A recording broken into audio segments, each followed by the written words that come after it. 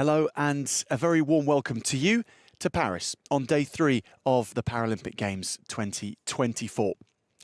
Paris's first ever hosting of the Paralympics sees Para-Taekwondo take place at the Grand Palais, at the very heart of this wonderful city. We're right between the Champs-Élysées and the River Seine here. This is what's coming up today on day 3, and there's just one classification class in Para-Taekwondo in Paris. It's the K44 class for athletes with a disability in one or both of their upper limbs or the absence of part of their arms. Now, today, there's 3 weight categories that we're keeping our attentions across. It's the plus 65 kilograms on the women's side of things, and on the men's side, it's the under 80 kilogram category and the over 80 kilogram category as well. Double champion des Jeux africains en 1999 et en 2003. We're starting at the round of 32 on the under 80 kilogram category on the men's side of things. And Grand Palais warming itself up ahead of the action to come. Merci d'accueillir. Please welcome Margaret Elizabeth Binga. And what a way to do that than by borrowing a tradition from French theatre, the coup de bâton. Margaret Elizabeth Binga will make 3 knocks to draw the attention.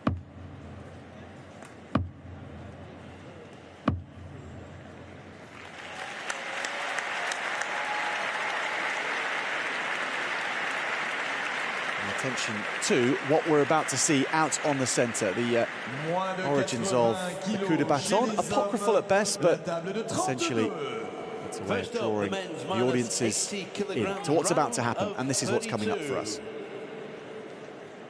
So Alain Ganapin of the Philippines in action against Hadi Hassanzadeh this morning.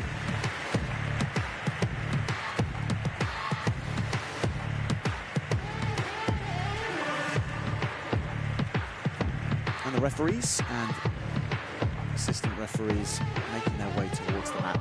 The match referee for this one, without his jacket on, and a white shirt.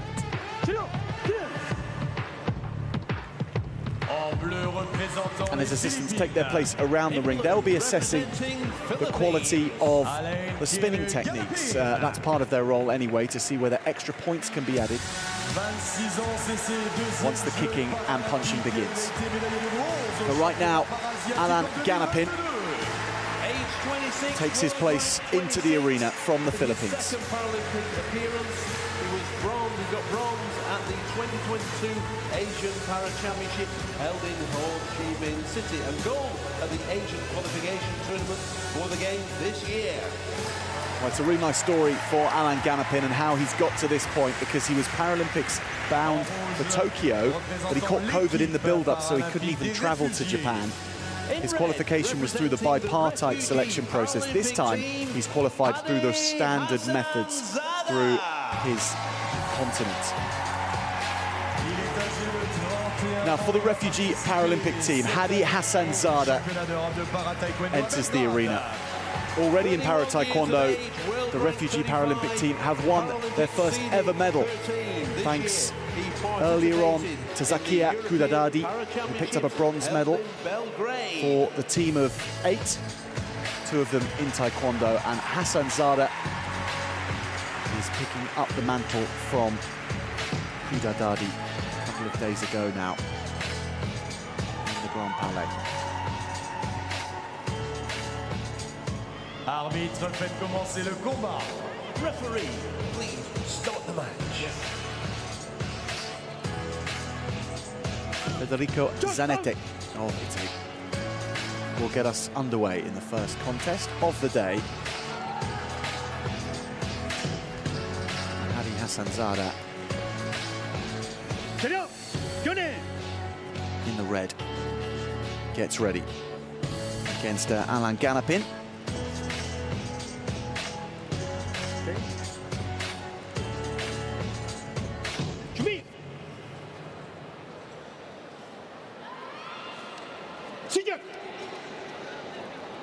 So here we go, the first contest on day 3 in Para Taekwondo.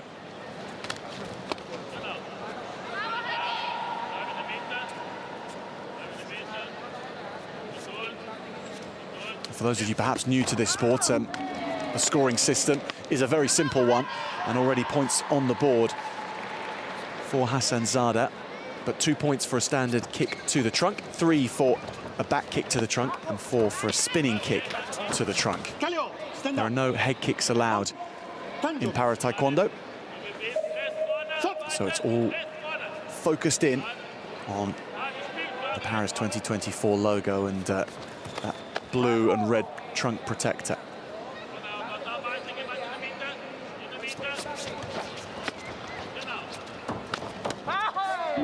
Now Ganapin gets his first points via the feet with that shot to the trunk.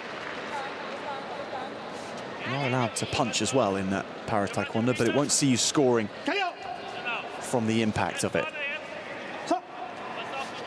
Used as part of a strategy, part of a distraction technique to set yourself up for a kick attack, and that's exactly what Hassanzadeh goes for here.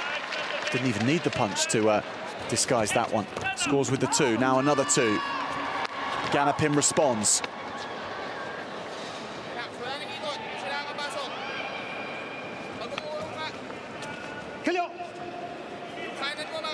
Explosive first 90 seconds of the contest, and no one waiting on ceremony after Kallio.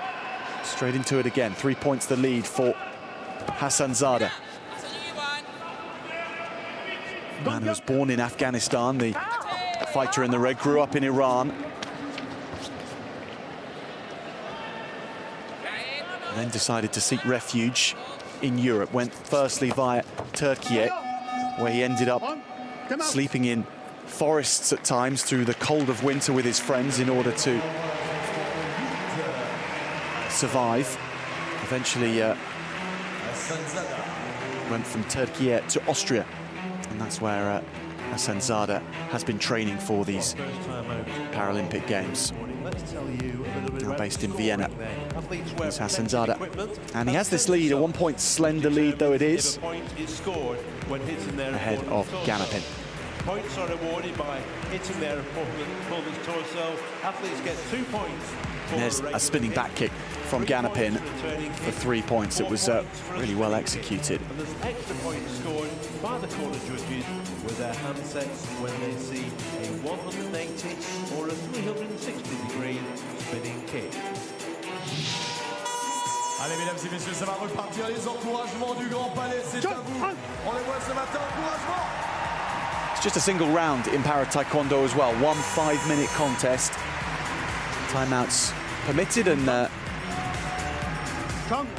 why we've just had a break in play. 3 minutes left to run in this round of 32 match.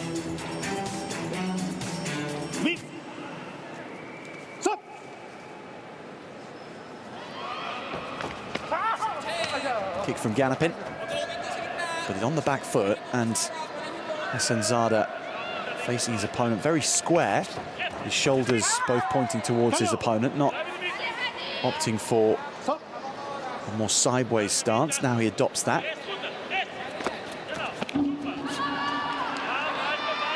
Scores another 2. The fighter in the red, the refugee Paralympic team. Switch of stance now, and that prompts a switch from Hassanzadeh as well.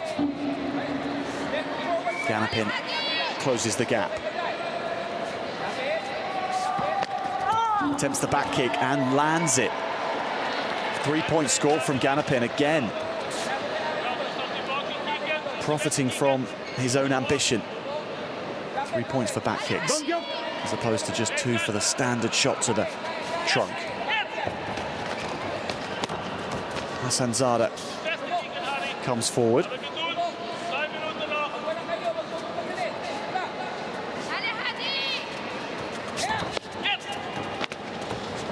Both looking to score from in close to each other, not looking to block or cover their opponent's shots. More about taking the most out of the exchanges when the kicks are starting to fly from both sides. It's an open fight, this one. Comes forward again, Hassanzadeh, but gets caught as he does so.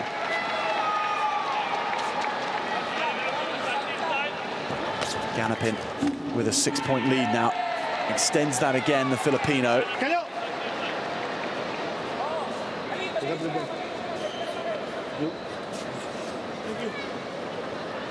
Asserting himself on Hassanzadeh now.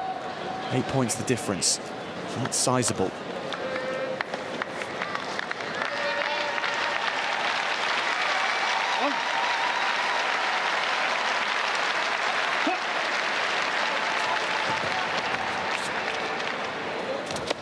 Straightforward with the front kick.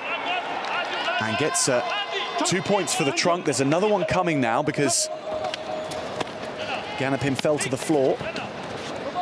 So the gap down to 5. Plenty of signs that Hassanzadeh has the fitness, has the conditioning to keep this pressure on, but it's Ganapin who takes another couple of points out of things and then goes again. 22-13 with 30 seconds remaining. It's a strong position for the Filipino.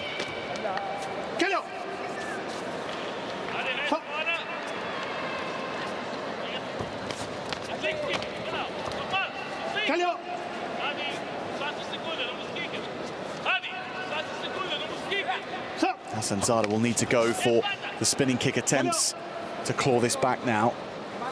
9 points in 20 seconds required. Needs to maximise every scoring opportunity. But as the time ticks down and the attacks don't come, it's going to be Ganapin who goes through from this initial encounter into the last 16. Excellent fight on both sides, but it is Ganapin of the Philippines who beats Hadi Hassanzadeh in the opening contest at under 80 kilograms. 22-13, much to admire from Hassanzadeh and Ganapin. And Hassanzadeh representing the refugee Paralympic team. Might have been able to do that again in the next round if things had gone his way as the time ticked down, but Ganapin had what it took.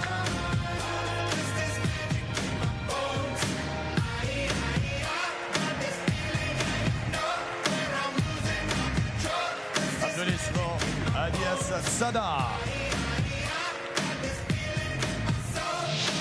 Plus de 65 kilos chez les dames, tableau de 32. Papua New Guinea's Manega Tapari now against Louisa Etta Flora Rene Kimoto Martha of the Central African Republic. Please welcome your referees.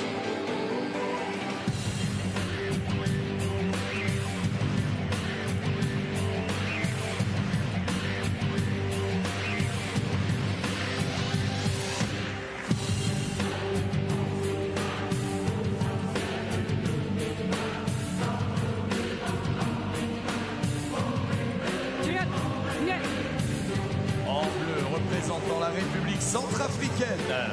In blue, representing Central African Republic.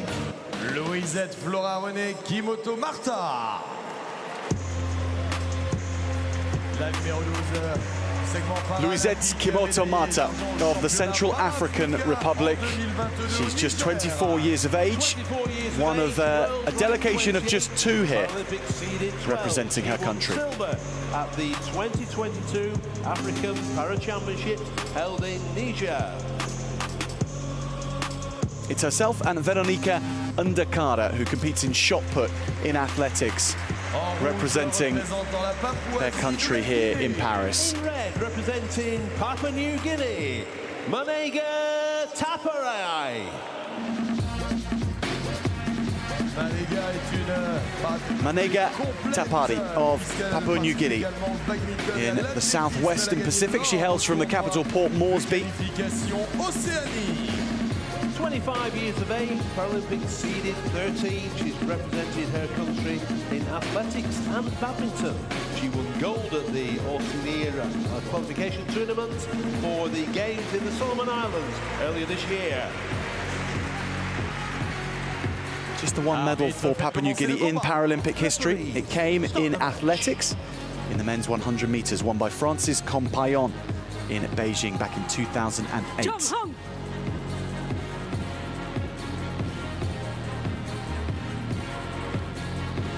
Georgieta Matai of Romania is the referee.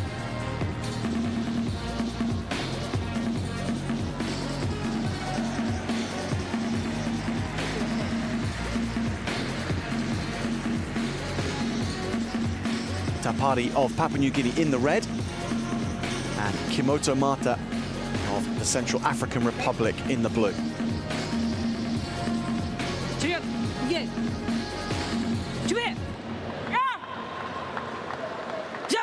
Kimoto Marta and Tapari go to it then. The fight is on for both. Tapari with the opening score.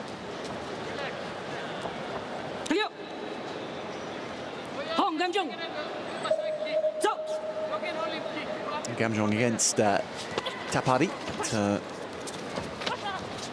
give the first point in the competition to Kimoto Marta. It's getting in close, Kimoto Marta, breaking the distance between the pair and then looking for scores from close in. And that's one of her safe distances, or at least it can be, because she is the smaller of the two. That height difference can be used to her own advantage by getting in close, scoring from a tighter exchange. But as her opponent has the longer legs, she's got to be wary to stay out of harm's way by keeping longer distance as well. So short distance is good, further away is good as well. If she gets caught in the middle, well, that is going to be the scoring distance for her opponent. And so far, Tapari has managed to affect that quite well. Little fake to come in, draws her opponent onto her.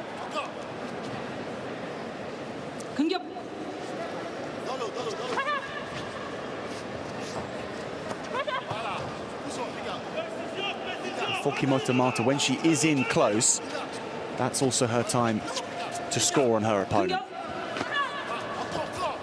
At the moment, she's just not affecting enough power in her kicks to activate the sensors in the trunk protectors, the sensors in the socks and the trunk protectors. When they connect, they measure whether there's enough power behind the shots to score. And that time there is, brilliantly timed from Kimoto Marta.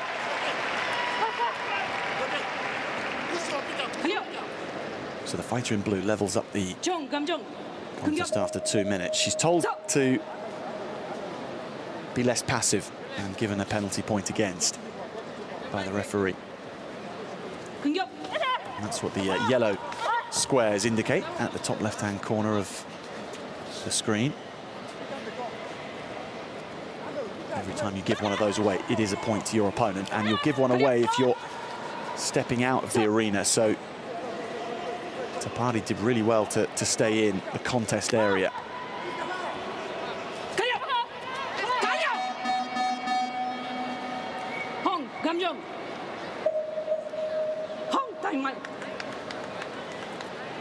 Timeout called at exactly the halfway point. 2.5 minutes of action conducted.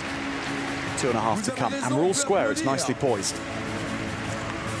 Et oui, ça, mesdames et messieurs, tout au long de cette matinée, on vous demandera de participer aussi, d'applaudir, de taper des mains, des pieds, de faire du bruit par moment. Bah oui, on est actif sur ces Paralympiques Paris 2024. Et mesdames et messieurs, vous le voyez, il y a des temps morts. Il y en a un lors de chaque combat disponible. Donc pour chacun des camps, également on dispose d'un carton avec la vidéo. Également on peut demander une vidéo si la vidéo est acceptée, vous conservez le bénéfice. Si jamais vous perdez, vous n'aurez plus de vidéo à votre disposition. Allez, mesdames et messieurs, on va faire du bruit maintenant. Retour dans l'air de combat dans un instant. À vous, Paris! A minute to talk things through with the coaching corner for both fighters and plan the best way forward, whether tactics need to change or whether it's technical points that need to be sharpened up. But an important chance to go again and also suck in some much needed oxygen to recharge the batteries too. So blocking of the knee there by Kimoto Marta, penalty point against her, as Tapari has the lead again.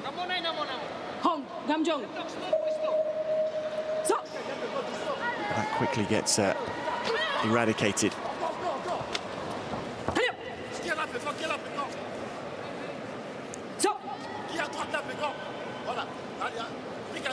Change of stance from Kimoto Marta. Comes in again off her back foot. Just not turning that foot in with enough power. That's a powerful shot which will score. Tapari to go 8-6 up. Came in quickly and there was intent and, just as importantly, the right technique to turn that foot into the trunk protector. Kimoto Marta's shot was good, but she was blocked as well. And the defensive side of things will come right into play in these 2 minutes that remain. She's using her hands to block and cover the guard as well to reduce the impact of those kicks from Kimoto Marta.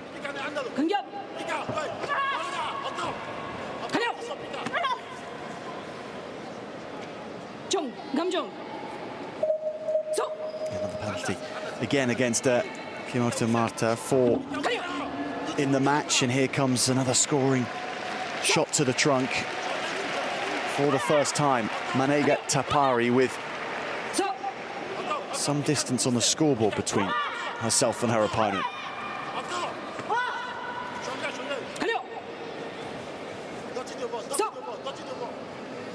The defensive side of both these fighters' brains is right on it today. They're making it really hard for each other to score.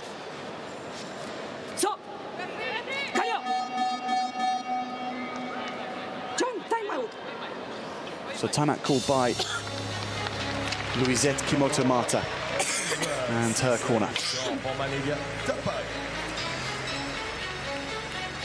Well, I mentioned about the scoring earlier on. Not every kick to the body protection will count as 2 points because it has to be above a level of impact. Athletes can win a contest in several ways, having a 30-point lead, their opponents getting 10 gamjums, that's penalty points against them, or having, of course, the most points at the end of the match. By the way, that point gap of 30 points does not apply when we go through the bronze and gold medal contests.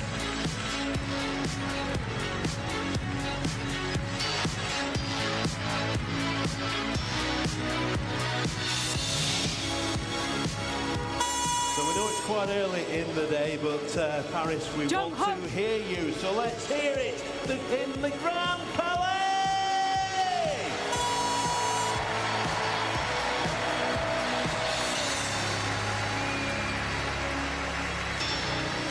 1 minute left to fight and 5 points the difference. Kimoto Marta, the one needing to make the moves now.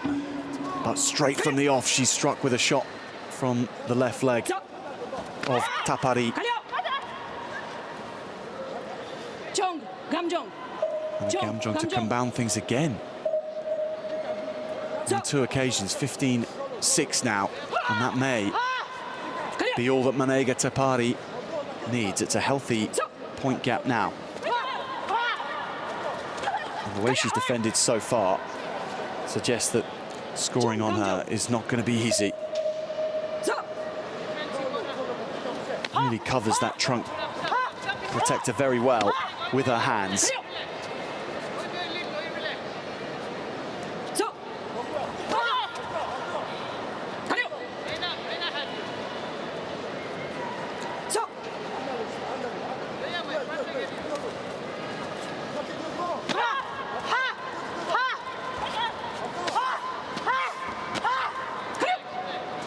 Retaliation swift after Kimoto Mata put together some nice attacks, and from in close was in exactly the right position to score off her opponent, but not managing it, and then the counter came.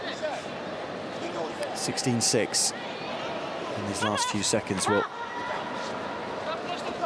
be comfortable enough for Manega Tapari of Papua New Guinea. She's going to be through to the last 16 now.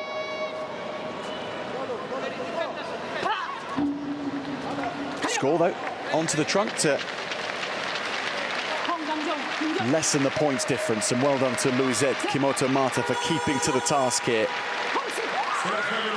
So well done Manega Tapari. Papua New Guinea with a victory in Para Taekwondo. She goes through to the last 16. She'll face Dalia Santiago Moreno of Spain.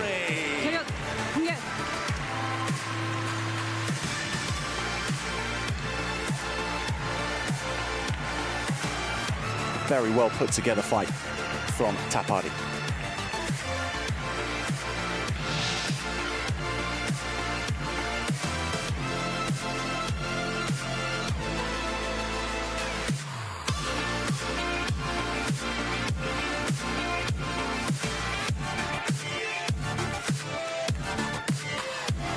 Moins de 80 kilos chez les hommes, tableau de 16. Next up is the men's minus 80 kilograms, round of 16. Veuillez accueillir vos arbitres. Claudio Lopez of Brazil now in action against Serbia's Nikola Spajic.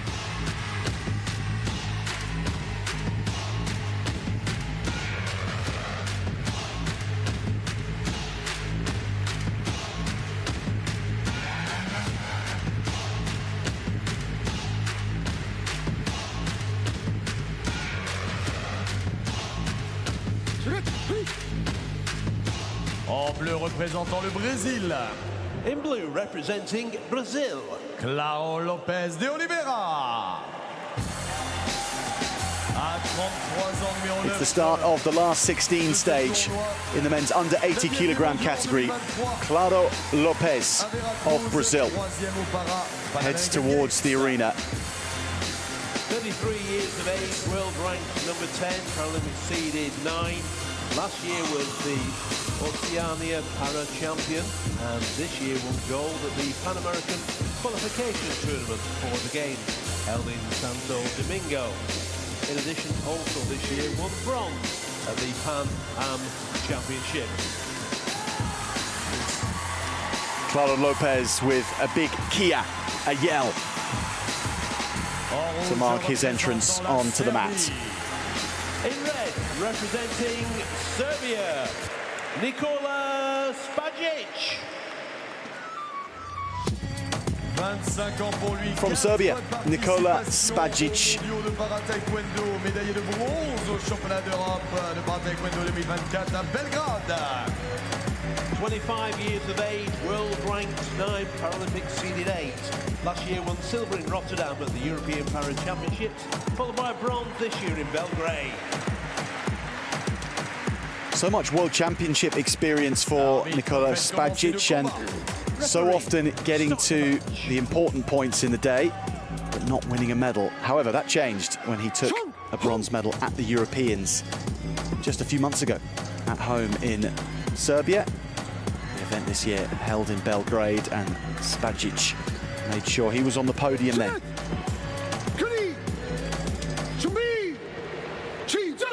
The Serbian Spajic is in the red, and the Brazilian Lopez is in the blue.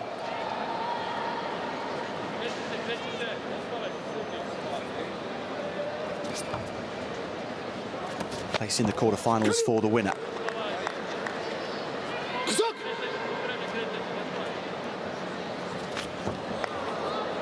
Spinning back kick attempt. Nice form to the shot, but it doesn't score. So Spajic scores with the next shot afterwards. There is Carolina Silva de Maura, gold medalist yesterday in Para Taekwondo, supporting Lopez. It's Nikola Spajic who has started with the intent and the speed. Racing to the 6-0 lead. Lopez needing to post his reply.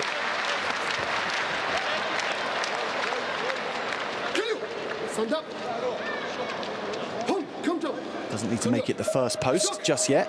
There's plenty of time left to run in this encounter.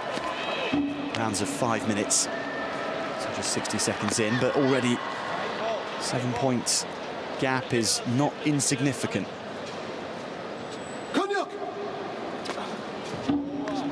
Now Lopez on the board. Good attack though by Spajic again. There's real speed to his turning kicks. Not just speed, but the requisite power as well to activate the sensors in the trunk. Trunk protectors have a power threshold set, and it's different for each weight class, but they have to be exceeded in order for scores to be made.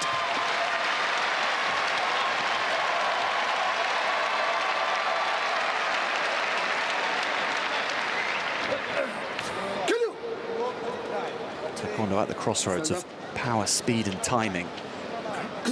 And those three elements come together correctly on the instep of your foot or right into the trunk of your opponent. That's when you start to bring the good times onto the scoreboard. And there's good times out there for the Serbian Nikola Spajic right now.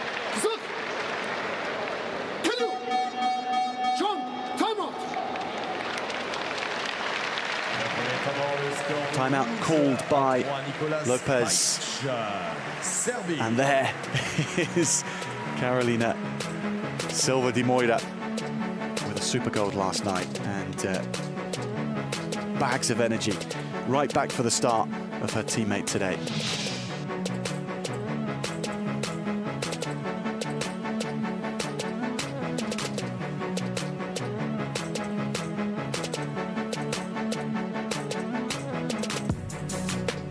Allez, on ressent bien cette ambiance ce matin. Vous avez l'air en pleine forme et ça, c'est déjà très bien. Alors regardez, on va lever les bras le plus haut possible. Everybody put your hands in the air. Tout le monde, attention. Et ça fait clap, clap, clap. Jump, jump.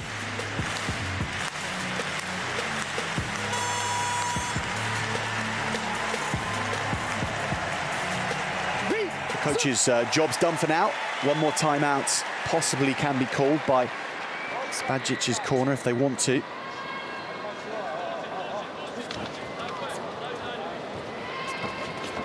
Back kick was just a little out of reach on that occasion. From in close, Lopez can't take the points.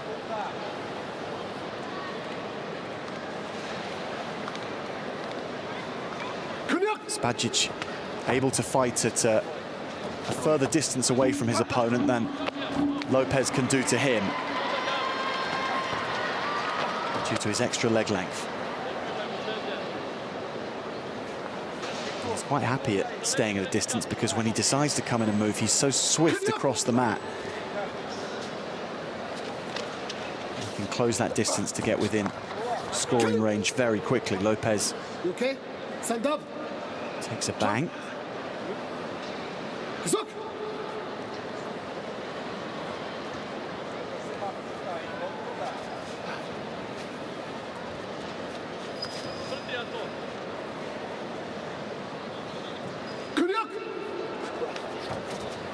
Spinning right through, but no kick on the end of it.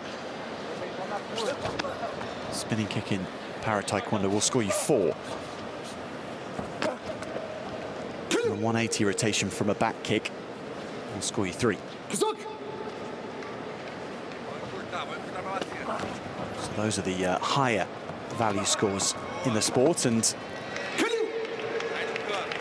they have their time and their place. And for Nikola Spajic, he's wanted to use them frequently. And they look to unfurl those moves in this last 60 seconds with the bank balance extremely healthy. 11 points the difference.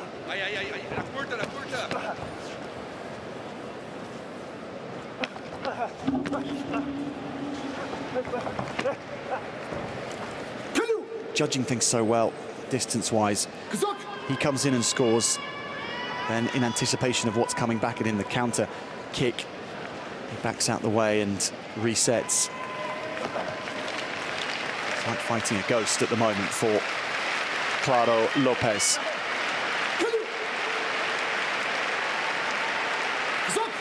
Kicking into thin air quite frequently.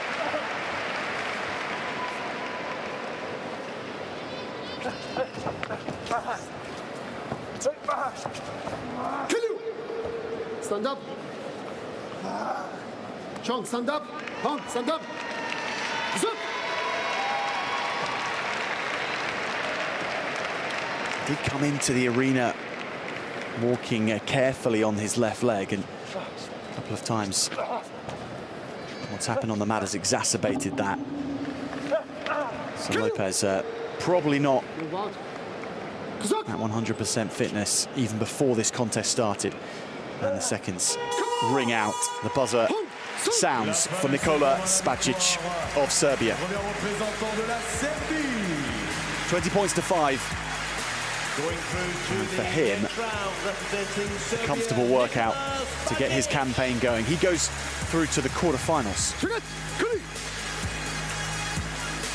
Claro Lopez, not to be his day in the Grand Palais. Nonetheless, he was on target as much as was possible given his fitness and his knee and leg, not able to allow him to bounce around as much as normal because some of what we saw on the mat was difficult for him to then get going after further knocks and bangs to that leg. Next up, it's the plus 65 kilogram categories for the women. And Ghana against Greece in action. Patricia Kerema of Ghana and Eleni Papastamopoulos.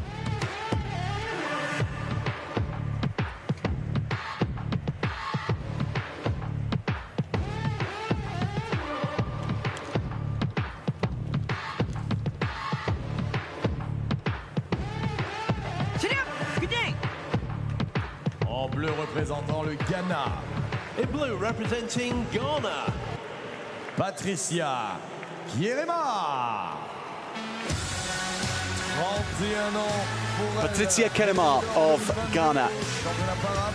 The 31-year-old, a member of the Ghanaian team here, which consists of 4 athletes across athletics, cycling, powerlifting, and para-taekwondo. 2022 African Para Championship in Niger, and this year's silver at the African Qualification Tournament for the games held in Dakar.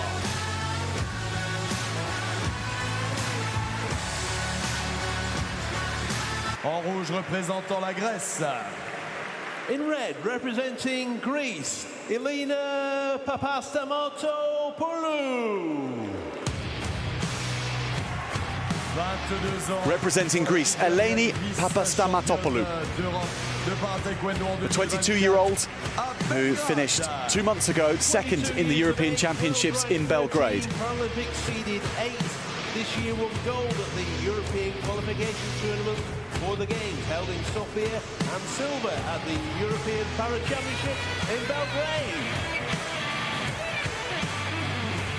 Away from the mats, Papastamopoulos is a studying medic at the University of Ioannina in Greece. Referee, stop the match. She also cites her hero as the Romanian gymnast Nadia Comaneci. As we see Puerto Rico's Nedes Tavares. For Papastamopoulos, will it be a perfect 10? And then will she have more points on top of it after that? We'll have to see. What it's worth bearing in mind that for both these athletes, they will never have experienced anything like this arena in their para-taekwondo careers so far.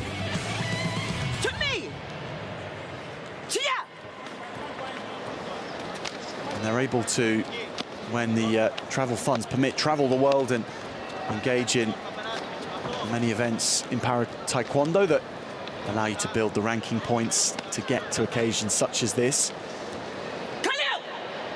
But nothing as grand or as illustrious or as historic or famous. It's quite the quartet of qualities that the Grand Palais has.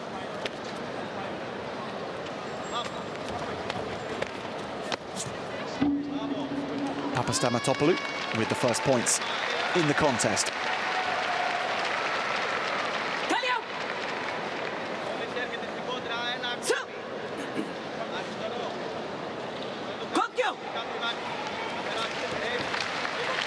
Moves in and moves away. Papastamatopoulos goes for a left leg attack, right leg, combining both sides.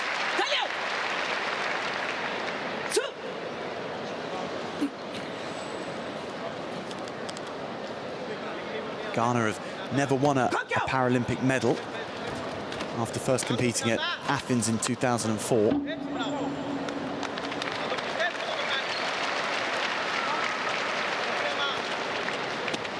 Just last night in the para taekwondo, Greece won a bronze medal with Christina Gensu,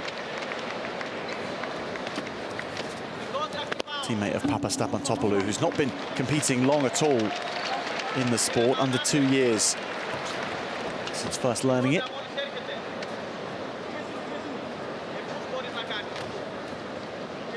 So it's a small but really talented Greek team here in Paris in the taekwondo, and Papastamatopoulos pouring on more points now.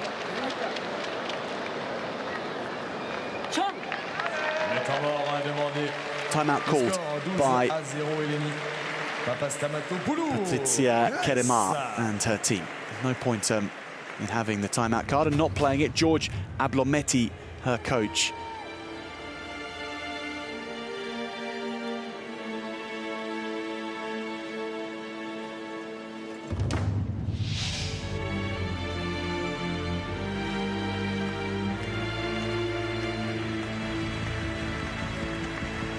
Allez, vous avez raison, vous avez raison. On tape, on tape, on tape, on tape.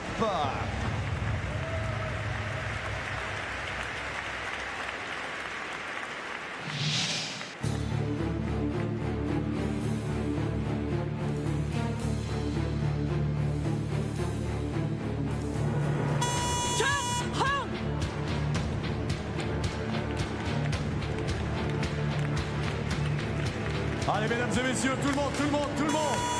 On fait du bruit, on encourage. The objective for Keremar, self-evident in many ways, that she needs to change something to get back into the contest. But for Papastamatopoulos, that decision of whether to just carry on in the style that she's fighting in and scoring points in the manner that she has, or whether she needs to be wary at all to consolidate for a period, whilst presumably Keremar ups the ante for the first 30 seconds after a timeout. And she's done that, certainly, the Ghanaian, but that hasn't stopped Papastamatopoulos from pinching points off the trunk. There's the first of the contest for Patricia Keremar, and she adds two more, then another two. And she's letting those feet fly, and the power behind her turning kicks, the rotation she's giving it, now really connecting and causing damage.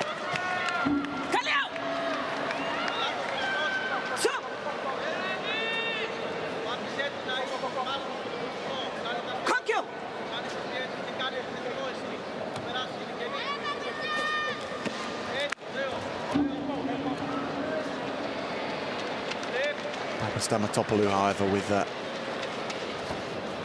way round these attacks, and she steps aside for one of those.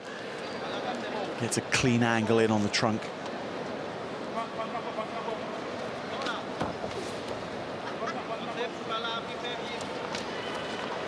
Good block from the Greek.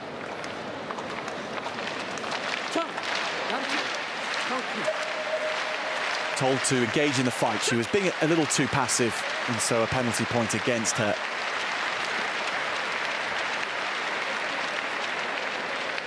whether it's a passivity out of choice or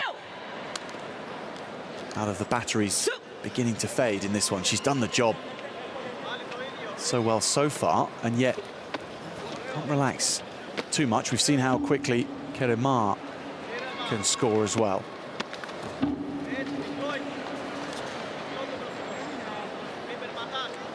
Another burst of points from the Greek, bringing her into not just comfortable area, but one where she can really relax and enjoy the next 60 seconds.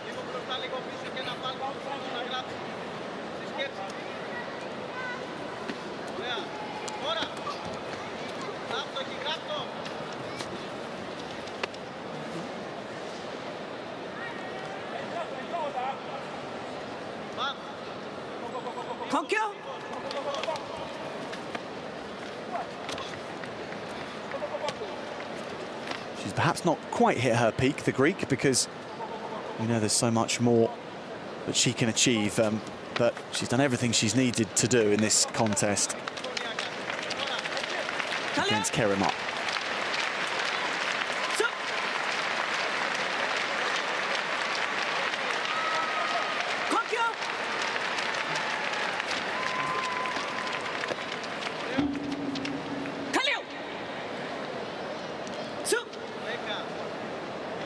Last 10 seconds for Papastamatopoulos and for Patricia Keremar.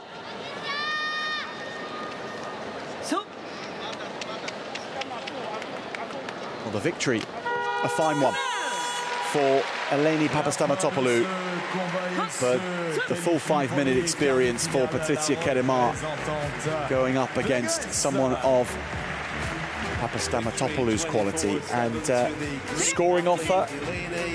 Papastamatopoulos, and she got through to the next round. So Keremar of Ghana takes her leave after a thorough workout against this woman. She was brilliant.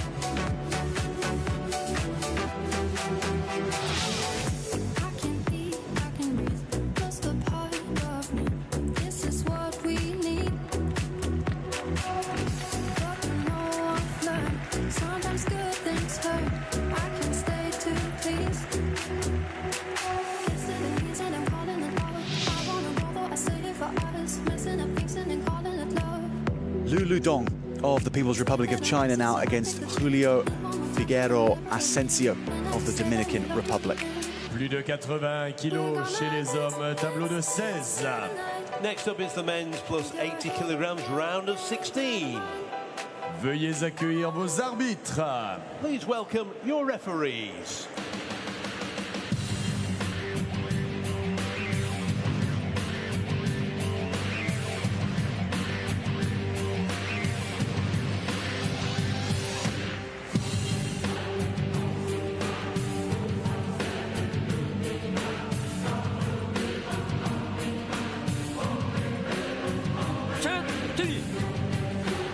En bleu représentant la République populaire de Chine. In blue representing People's Republic of China. Liu Ludong. À 29 ans, numéro 9 dans ce tournoi. Liu Ludong, the 29-year-old from the Shandong province in the People's Republic of China. À Veracruz en 2023.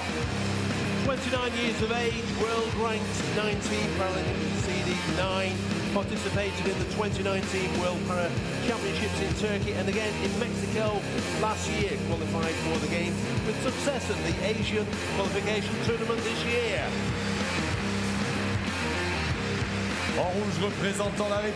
World Championship experience in Mexico last year. Didn't make it to the quarterfinals at the Worlds. Can he do so here at the Paralympic Games? Julio Figueroa, I think, got his head guard caught just in the curtain that is around the gateway to the arena. So from that ever so slightly sticky start, he makes it onto the mats, and he's here to fight. the man from the Dominican Republic. Arbitre, faites commencer le combat. Referees, start the match. Maxime Gauss of Moldova as the referee. He's actually represented the Dominican Republic in athletics before, in shot put and javelin. That was back at the 2019 Pan American Games in Lima. He's aiming to be on target in a different sport now.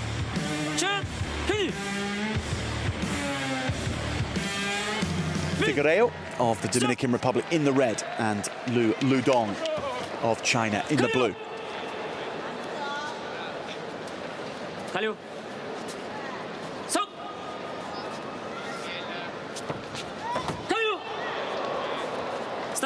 Both coming in together, attacking at the same time.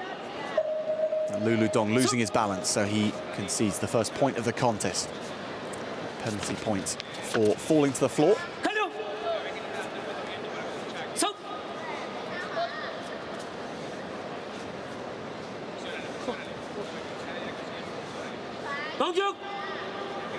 Two trying to force each other to move without having to commit themselves to a specific attack. Feinting designed to provoke a reaction in your opponent, which you can then try and profit from yourself.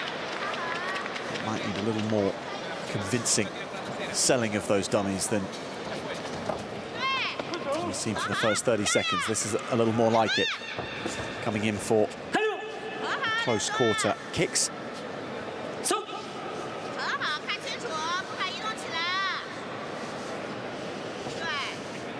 Lu Dong squatting low, then looking to come in and score on the trunk, but he had his pathway to the trunk blocked by the knee of Figueiredo, and that's not allowed.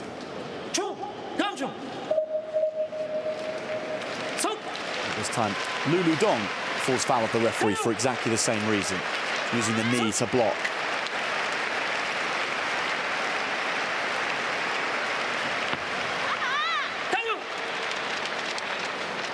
So the Gamjong's the story of the fight so far.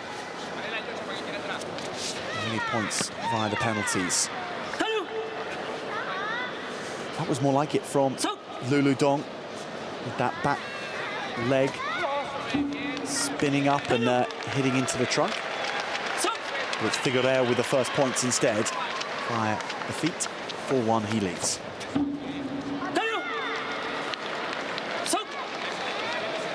Swift comeback from Lu. And Lu again from in close. There are sensors in the trunk protectors of each competitor, sensors in the socks as well, and when they connect, they register whether a kick has been forceful enough for this weight category to score. We are in the over 80 kilogram weight category right now. So it's the big boppers in Para Taekwondo.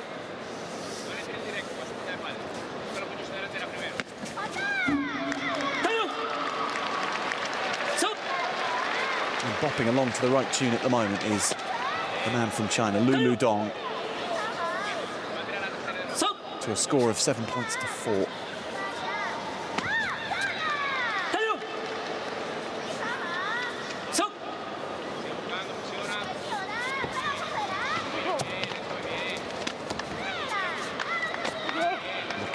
Having to recover after only hitting air with that big back leg turning kick. It really put him off balance after that.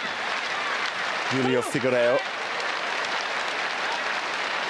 But he survived. Didn't concede any points from that last exchange, and that was important for him. Le premier temps mort, 7-4. République populaire de Chine, Lu Dong. Timeout called.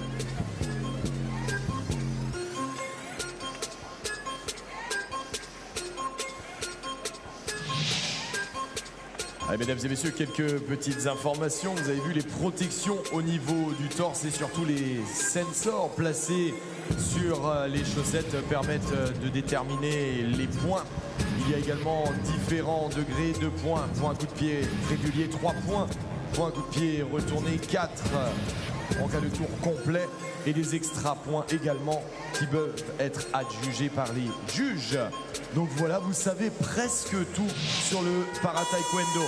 Et c'est maintenant qu'on en revient à nos mains, nos pieds, tout ce que vous voulez. Mais faites-moi du bruit, Paris!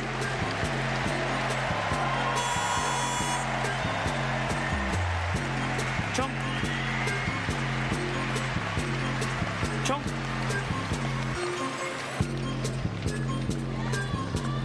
Chinese flags flying in the stands here.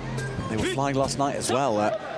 Li Yuji of the People's Republic of China with a gold medal in the women's under 57 kilograms.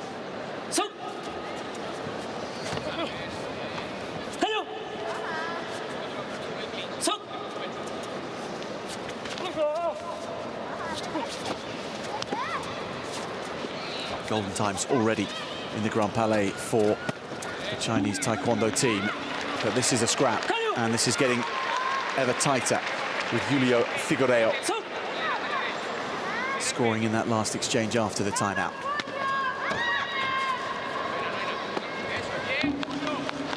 Now he takes the lead as well. Crafty work. He pushed his opponent away to create the space to then strike into the gap which followed.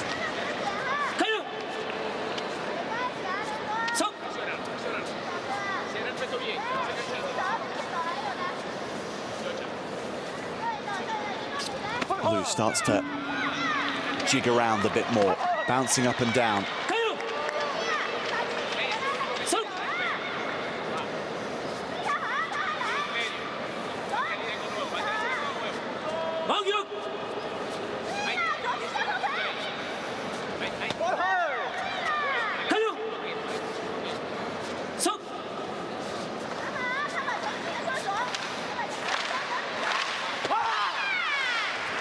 Attack from Lu, but he's caught there just from inside.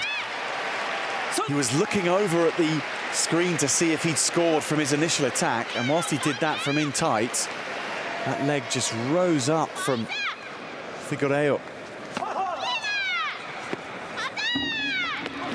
Now from a bit more distance, Lu scores twice. Makes it 3 times, in fact. Flurry of scores from the Chinese.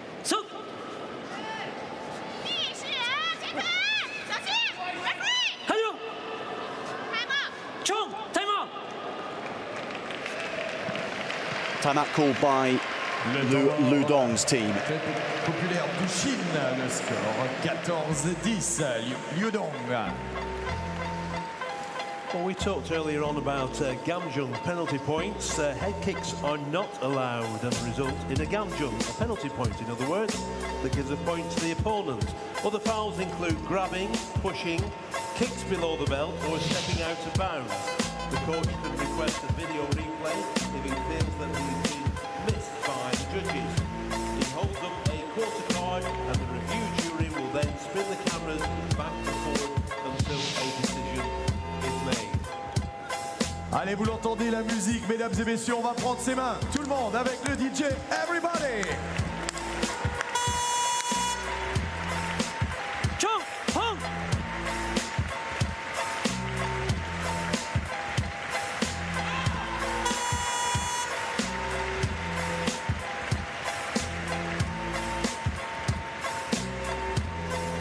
Fans in the stands for Les Friges, the Olympic and Paralympic mascots that we see quite often positioned on people's heads as hats, and their legs hanging down either side of your ears.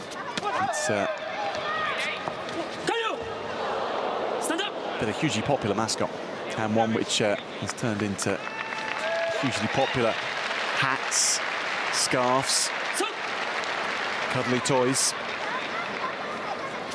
The Friege has been a hit across the Olympic and Paralympic Games, no doubt about that. But the hits in the Taekwondo arena coming in from both sides now. last 30 seconds with Lulu Dong. A 4-point lead for the man in blue. Now Figueiredo strikes back again. He's going to get another point closer after that penalty point. 1-point game now. This is going to be challenged.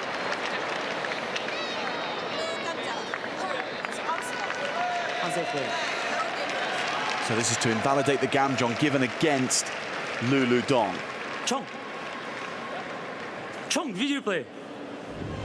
Chong coach request invalidation of gamjong for dangerous plays. And request gamjong for opponent for unsafe play. Chong coach request invalidation of gamjong for dangerous play and ask gamjong for hog player.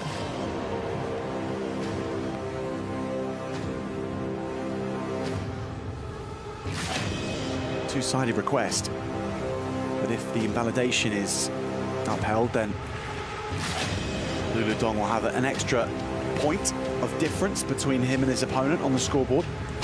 He'll be back to 14-12. Then he might gain another if the fighter in the red is penalised. But we can't see on our screens how the referees are looking at this, what particular part they're assessing. Those in the arena can. The big screens at the Grand Palais. And we can only guess, thanks to the music to accompany it. It's held up. So an excellent request made.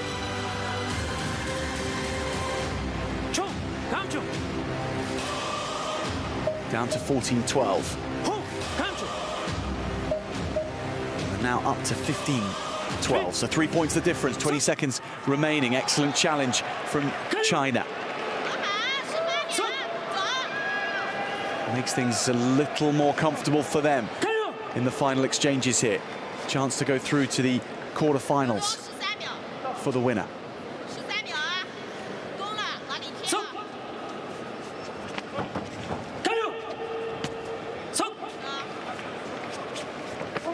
Final few seconds for Figueiredo. One more chance perhaps from in tight, but he's 3 away, so he needs a spinning element in order to score here. Back kick might do it, if he can launch into that in the final moments. Lulu Dong scores instead to seal the victory.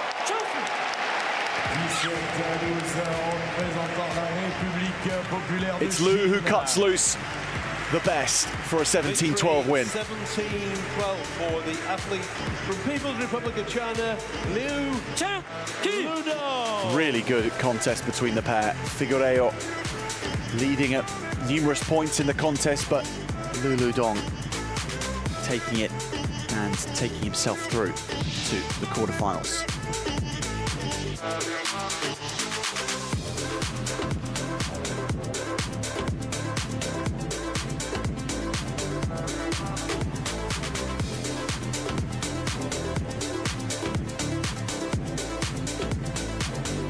Plus de 65 kilos chez les dames, le tableau de 16.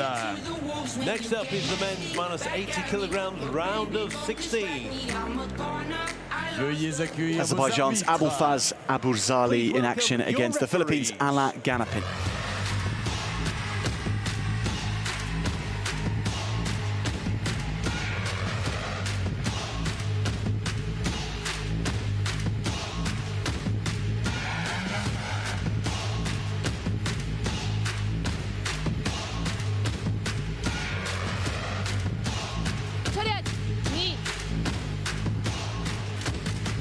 En bleu représentant l'Azerbaïdjan.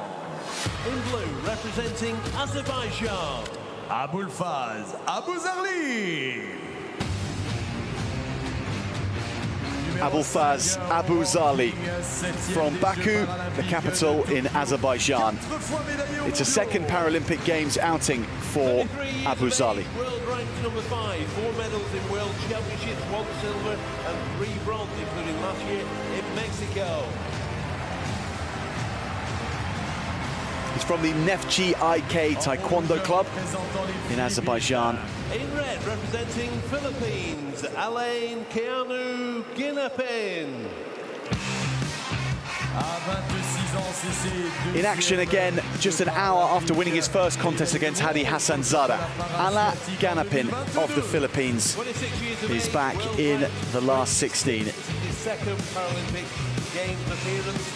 In the last round, the round of 32, he beat Hadi Hassanzada. He says that Taekwondo is a sport which has helped him with his shyness. He says no longer does he feel shy. He wants people instead to see that he can fight for the Philippines. Egypt's Noran Ezat Hosni is in the middle.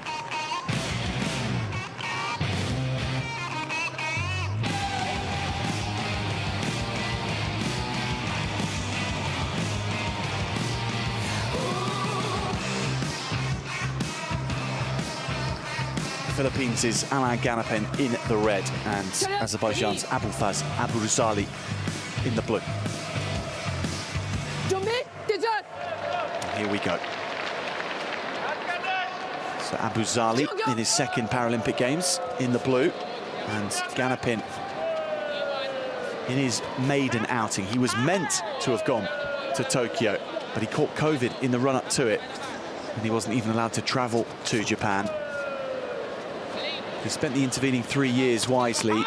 He's been able to accrue the right qualification points to get to the tournament, where he was then able to win through the standard methods of qualification. He won the Asian qualifying tournament in China, did the Filipino. Whereas when he first was accepted to go to the Paralympics, it was through a bipartite commission selection process. But he earned it outright for 2024. But Aburzali up here for the 2-point lead.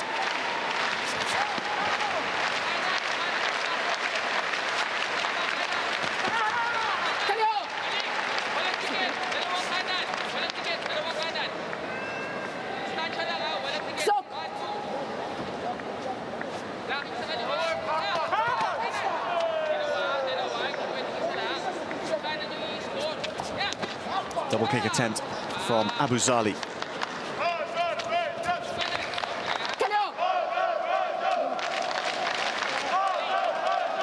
The arm guard just slips up from the Azerbaijani.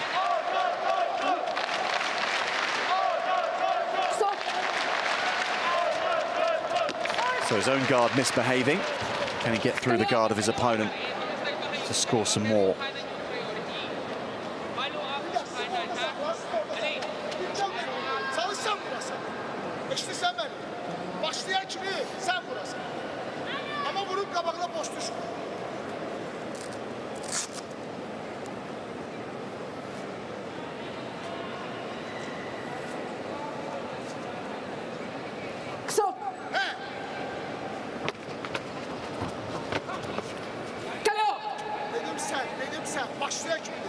Ganapin wary of the threats of Aburzali, and so closing the man opposite him down, rushing in to the clinch, and that can be a safe space for you. If you lean into the attacks that are coming your way, you can nullify them. Avoidance and evasion, not necessarily the only way to avoid the flying feet of an opponent. Ganapin is trying to come in to shut things down, and there he comes in and scores. So the ideal setup for the Filipino, and he does it again here, leveling up the contest after 2 minutes.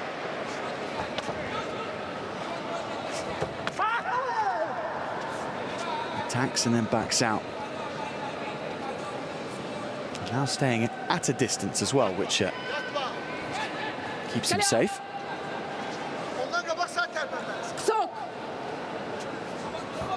If you're someone who is up against an opponent with more weapons than yourself, then distance away from them can be a safe place, and right in close. But it's the middle you don't want to be caught in. That's the zone where your opponent can pick you off. Got to be decisive and back your decisions, and again he backs himself here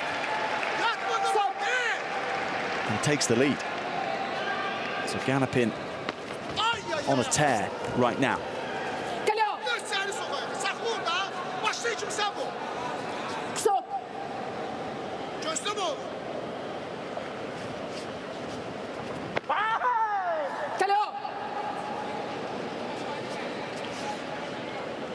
Stand up. Stop. Rahat ol, rahat ol. Rahat ol. Hissele sen bu.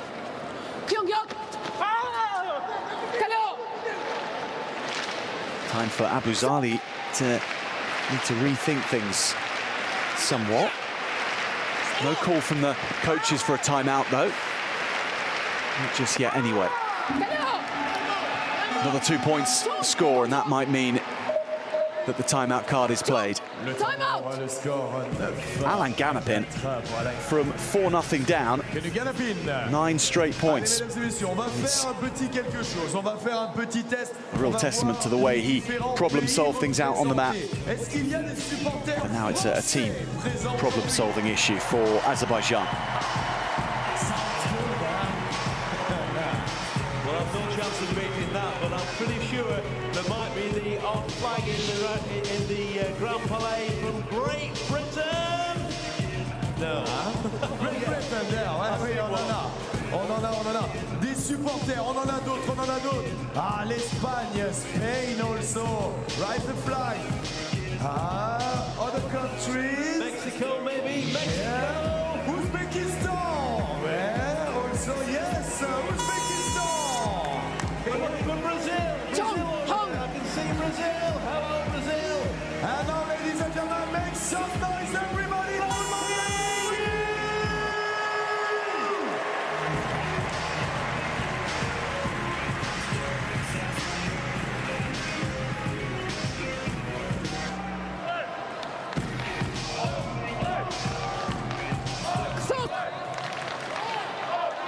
Abuzali dons his headgear again.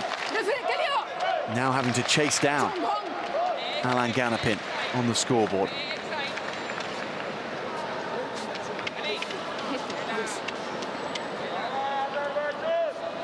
Video replay request from Azerbaijan. Sean coach asking for a dangerous play.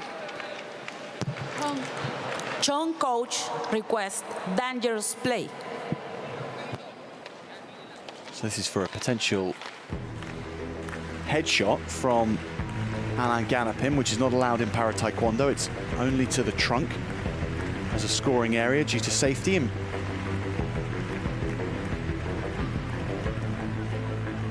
so anything that does slide up to the head, we'll see the penalty point against you. Let's see if this happens.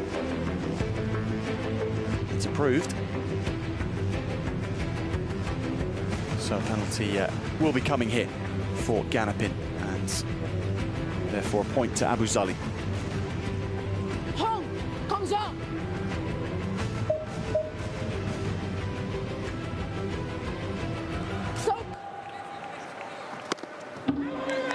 Straight after the renewal of hostilities, Abuzali scores another 2. Stepping through with the back kick. That doesn't score. Then the double kick, which does. Wow, brilliant combination from the Azerbaijani.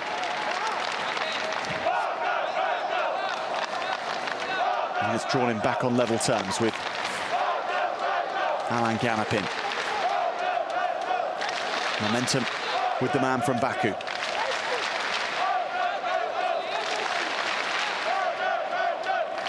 Change of stance, so we're in the closed stance right now.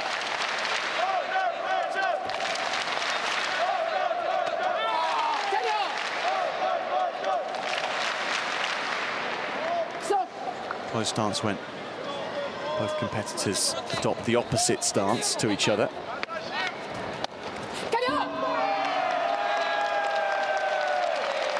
And from that stance, it's the 11 points accrued by Abuzali to take the lead.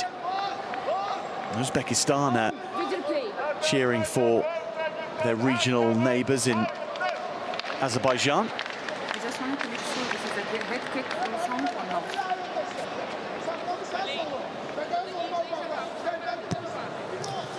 Referee asks for dangerous play.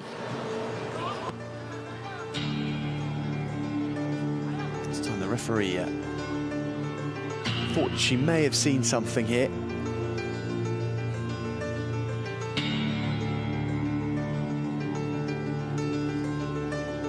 Wasn't quite sure, so wanted to check it, and in the end it's rejected, but safe to be sure. And now we are 11-9, and the fight renews. Abuzali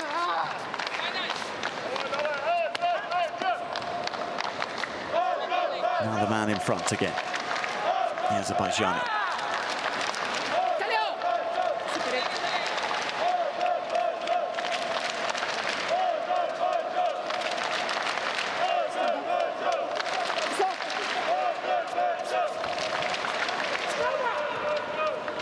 Into the last 30 seconds for Ganapin.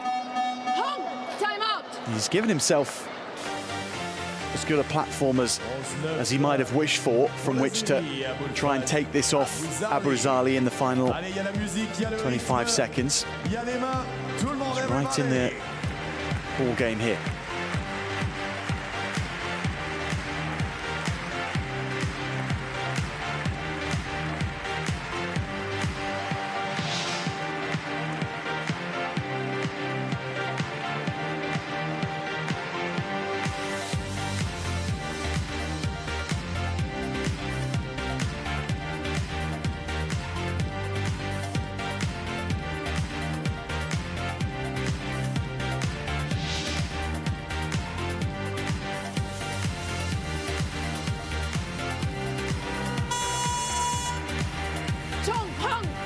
Allez, c'est tableau de 16, les encouragements du Grand Palais.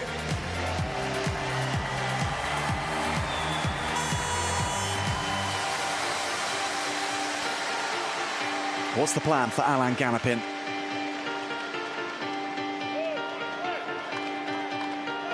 Needs the sweat cleared off his trunk protector first.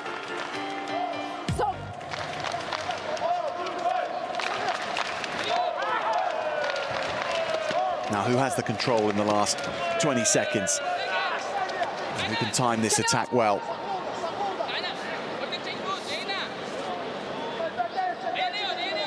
Abuzali looking to defend. Now gone to the floor has Ganapin. And that should be a penalty point against him. It will be. So now the difference is 3. This is much more secure for Abuzali. He can survive a standard kick to the trunk here and still come out on the right side of this. He whacks Ganapin in the side himself. Spinning kick attempt to try and get that 3-point score with a back kick. Here he comes again, but the backing away is good and fast enough. And Abuzali, who was up, he was then down, but he finished on a high. 12-9. Quarterfinals beckon for Abuzali.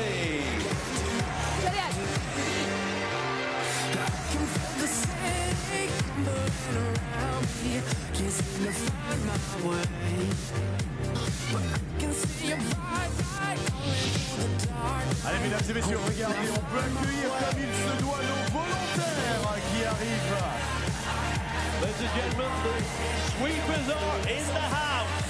Et regardez, on va faire quelque chose ensemble. On va faire ensemble. À chaque fois, ils vont faire l'aller, on va faire...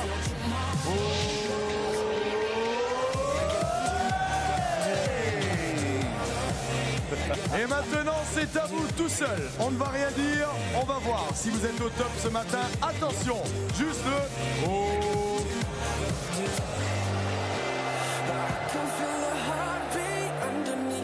Stand by, everybody, this time a little bit louder. Let's hear it this time. Are we ready? 3, 2, 1.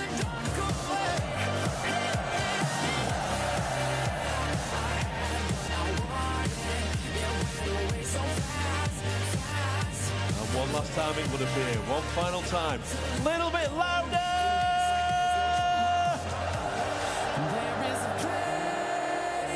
Et c'est parfait, applaudissements pour eux.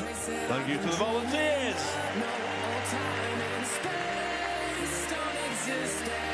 Plus de 65 kilos chez les dames, tableau de 16. Next up with the women's plus 65 kilograms, round of 16. Veuillez accueillir vos arbitres. Please welcome your referees.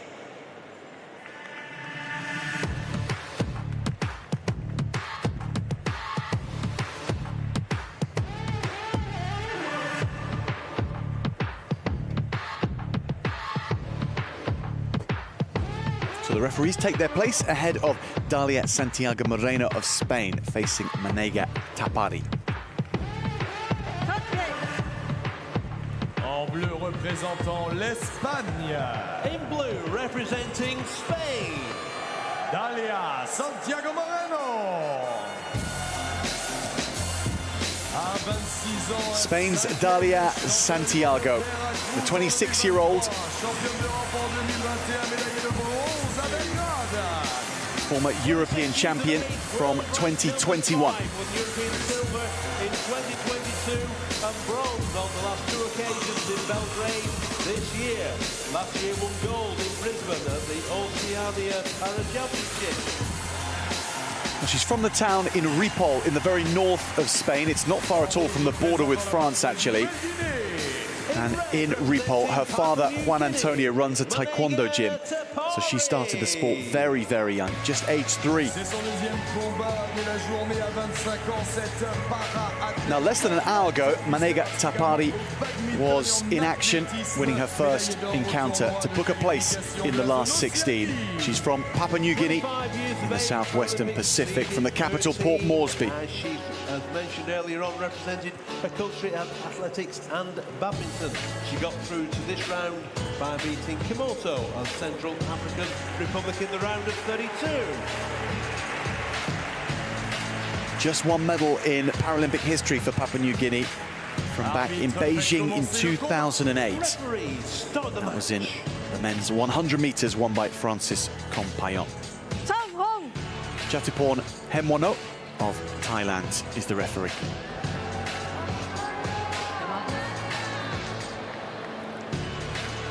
Well, Tapari has form in other sports as well. She's represented Papua New Guinea in para-badminton. She's also represented them in para-athletics as well. That was at the Pacific Games in the Solomon Islands as recently as last year. So whether she's out on the track, whether she's in the gymnasium with a badminton racket, or here at the Grand Palais with a trunk protector and a headgear on and getting ready to kick. She is a 3-time national athlete for Papua New Guinea. And she was in good form as well, really good form early on today in winning her first match. This will be a stiffer challenge against Santiago Moreno.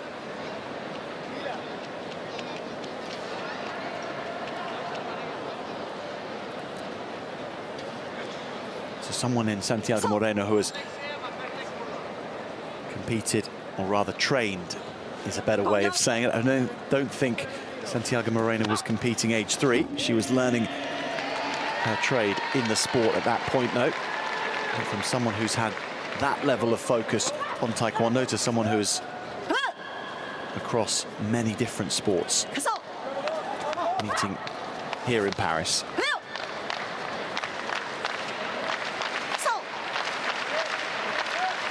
Five points to the good goes Santiago Moreno, however, in the first minute.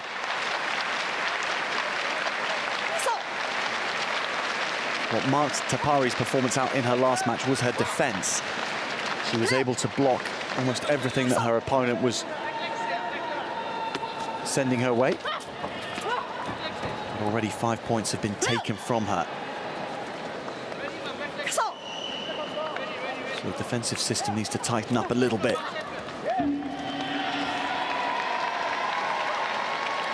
And Santiago Moreno taking more points.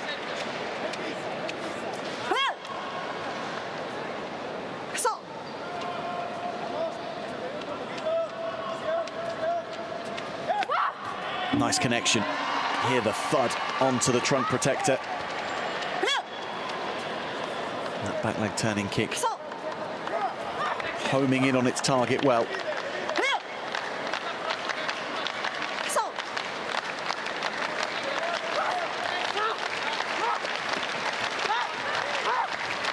And this is where she can be really dangerous, Tapari, on the counter-attack. Once she's diffused her opponent's attempts, she can really come for you.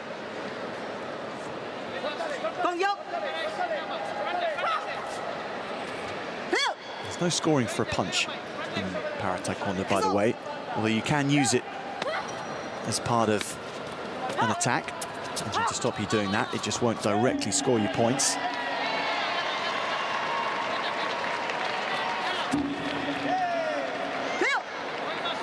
Right now, the points pile up for Santiago Moreno.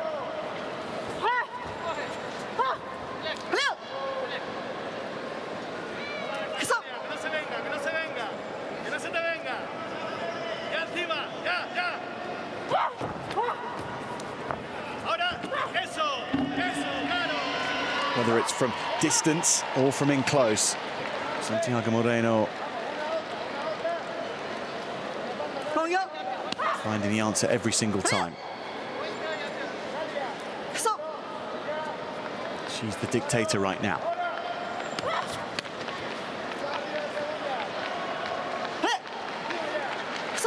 It's hard to see how Tapari can force her way back into recognition now. 15 points, so half the way to a point gap scenario. In para-taekwondo, you have to have a 30-point gap before the contest is stopped. It's not something we've seen yet in para-taekwondo at these games.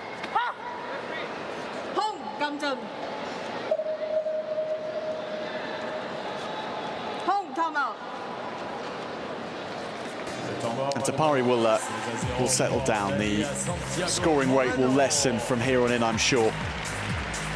But a blistering beginning from Santiago Moreno. Le head kick ou le coup à la tête ne sont pas autorisés. Il en résulte un gamjon. Un gamjon, c'est une pénalité de points qui est donnée à l'adversaire.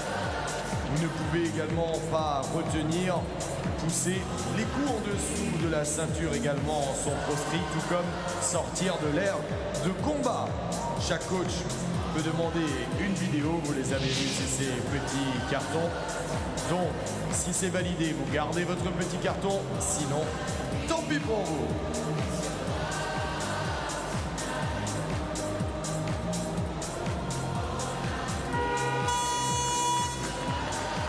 Allez, les encouragements du Grand Palais maintenant, c'est à vous Paris.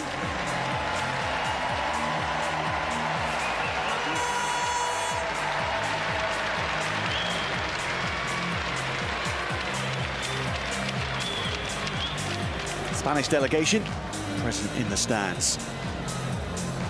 Enjoying this from Santiago Moreno, no doubt. And enjoying it without the nerves right now. Because there's no reason to be nervous for Dalia Santiago Moreno. She's hit the cruise control button. And able to keep scoring more points as well, and in different ways she's able to get round the defensive system from Tapari, which was so effective in her first match. But if she sees the blocks and the covers of the arms of her opponent in a certain area, she is able just to switch the angle of her attack and then launch a fresh fusillade of kicks. Another gamjon. Tapari looking for her first points in this contest.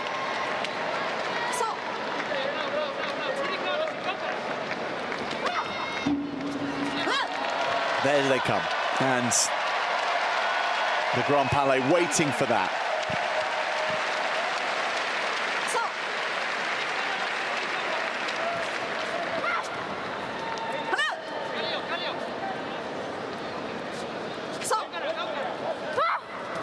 Front kick which does score. So too, though, does Tapari. She's now found the keys to the trunk protector of her opponent.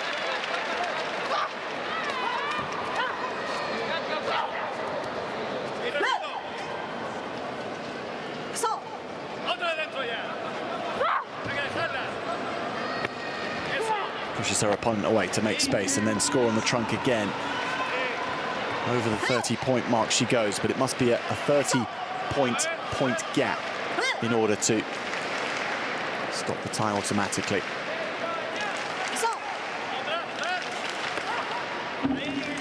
So Tapari desperate to ensure that doesn't happen, to keep this contest running for the full amount.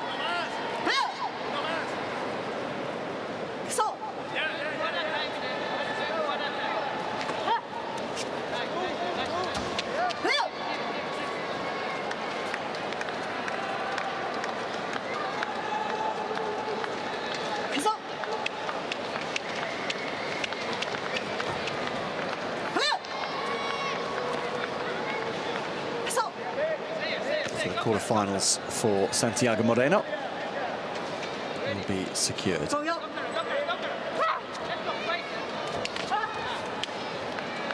But she's as happy as her opponent right now to take things slow to get to the end.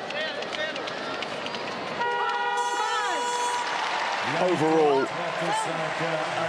highly impressive from Dalia Santiago Moreno.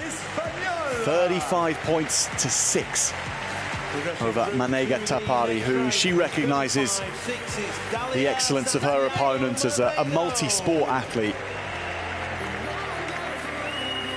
against very much a Taekwondo specialist, born and bred into this sport through her father Juan Antonio, who runs his own Taekwondo gym.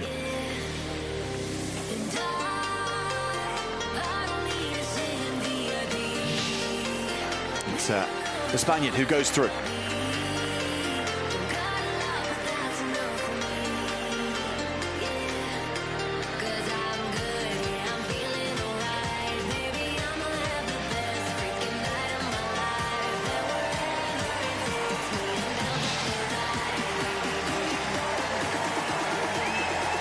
Turkey's Mehmet Saric now in action against Senegal's Idrissa Keita.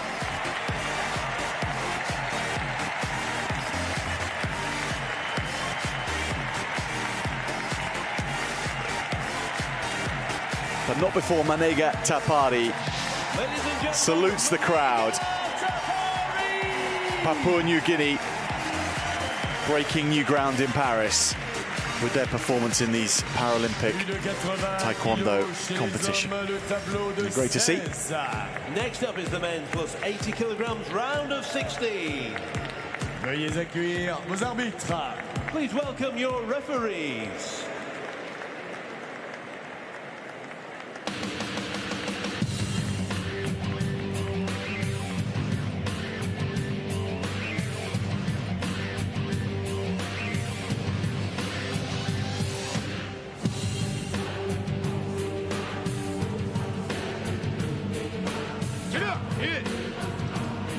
En bleu représentant la Turquie. In blue representing Turkey, Mehmet Sami Sarak. So Mehmet Sarak of Turkey, a three-time world champion at 3 different weight classes, and the first of those over a decade ago. World rank number 5, 3-time world champion, 7 medals in world championships, 3 gold, 1 silver, 3 bronze, including Mexico last year, 5 times European champion. When he won his first world title, it was at under 58 kilograms, and we are now at over 80 kilograms, so he's managed to climb the weight classes and keep the success rolling. Idrissa Keita of Senegal, the 21-year-old who won the African qualifier to make it to Paris. Seeded 12, won gold in Dakar at the African qualification tournament for the Games. And what a journey this man has had to make it to Paris today. Taekwondo came into his life at exactly the right time for him. It was all thanks to his coach, Abdoulaye Ndiaye. He brought him into the sport. He trained him from a rookie into an elite Taekwondoist. Hector Guzman of Guatemala is the referee.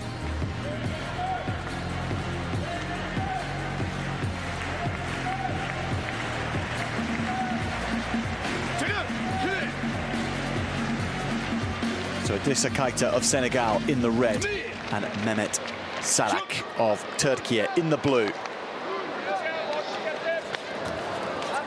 So Keita with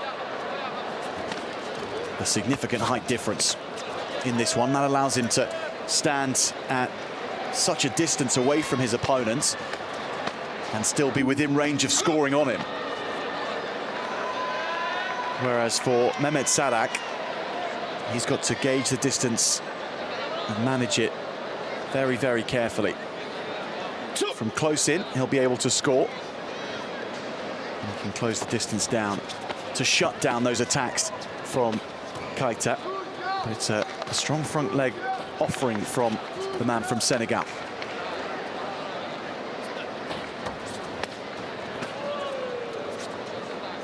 You can't change your own leg length in Taekwondo, but you can change the distance that you fight at. And so these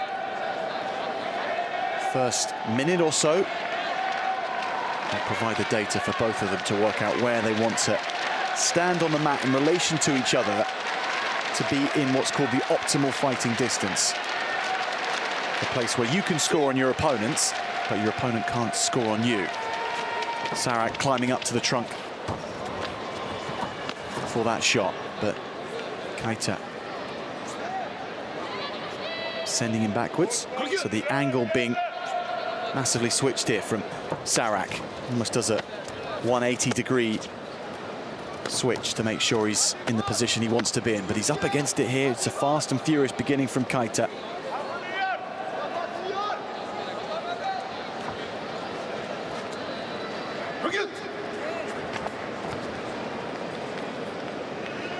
We are at the over 80-kilogram category, so this is where we see the biggest differences in weight and therefore in stature as well.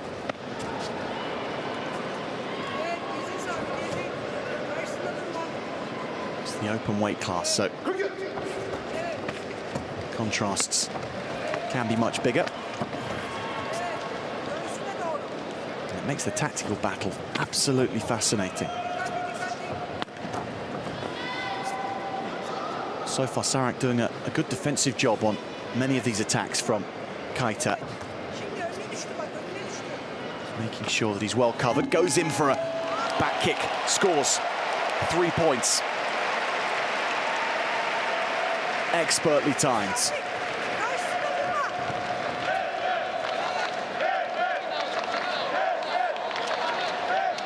A minute and a half of blocking and covering from the man from Turkey, and then that single well-timed attack gives him the lead. The guard just needs to be adjusted by Keita, or by Salak rather.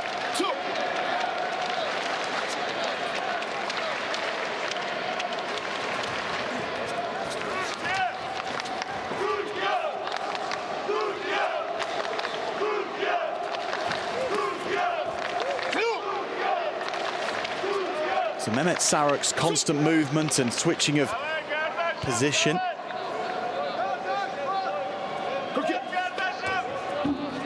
is the reason behind why he's trying to tire out Keita, keeping himself a moving target.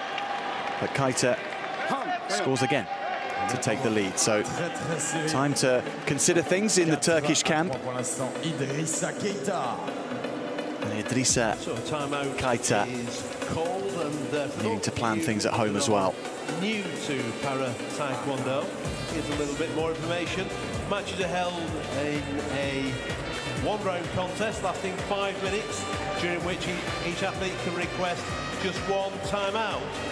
If there is a tie, athletes enter the golden round with the first fighter to score 2 points winning. If there's still a tie, then the judges will decide the winner. And again, a reminder, 2 points. That's the scoring kick from 3 points returning kick. Sarak, which was for a spinning kick. the lead for a moment before the reply. Denise Tumé. She was applauding that one, but now, having had a chance herself to offer insights to her charge over the next 2 minutes.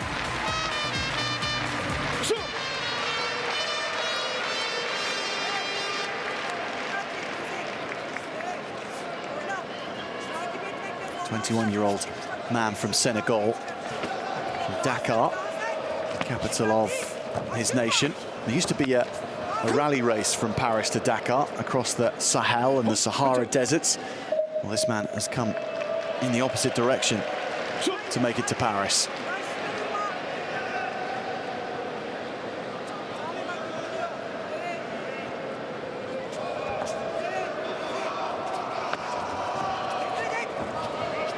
And what's more, he's making his time out here count. He is right in the mix of this one against a 3-time world champion.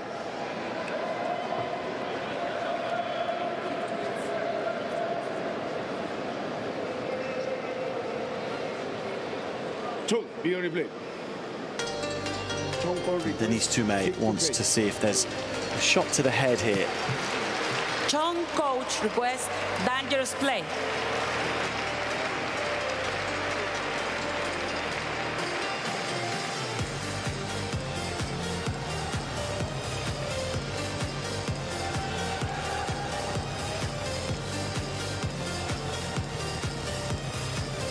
With the height difference that we see, it raises the possibility of Idrissa Keita accidentally hitting the head of Mehmet Sarak, but he didn't then. The judges rule. So back to it we go, 4 points each. 90 seconds left to run on this one.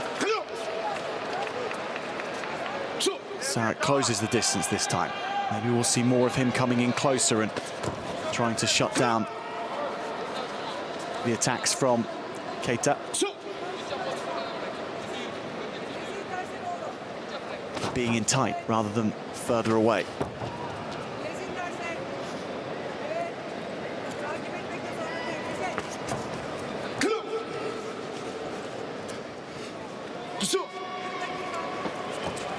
Back kick again. This time it's well blocked by Keita. He's learnt the lesson from last time.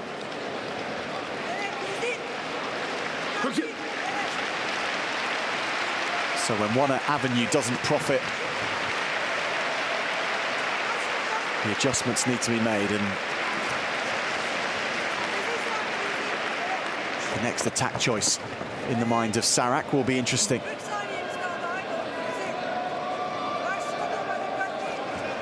Idrissa Keita needing to score as well, of course. Or we'll go into a golden round situation. Quarterfinals at the Paralympic Games at stake.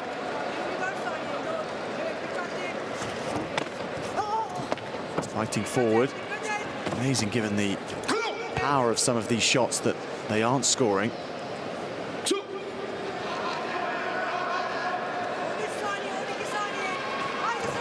Back kick attempt again, then the counter, and neither scoring into the last 10 seconds we are. Keita comes forward, he's caught, but it doesn't score again, and then he'll lash out for one final chance. The hooter sounds. We're into a golden round.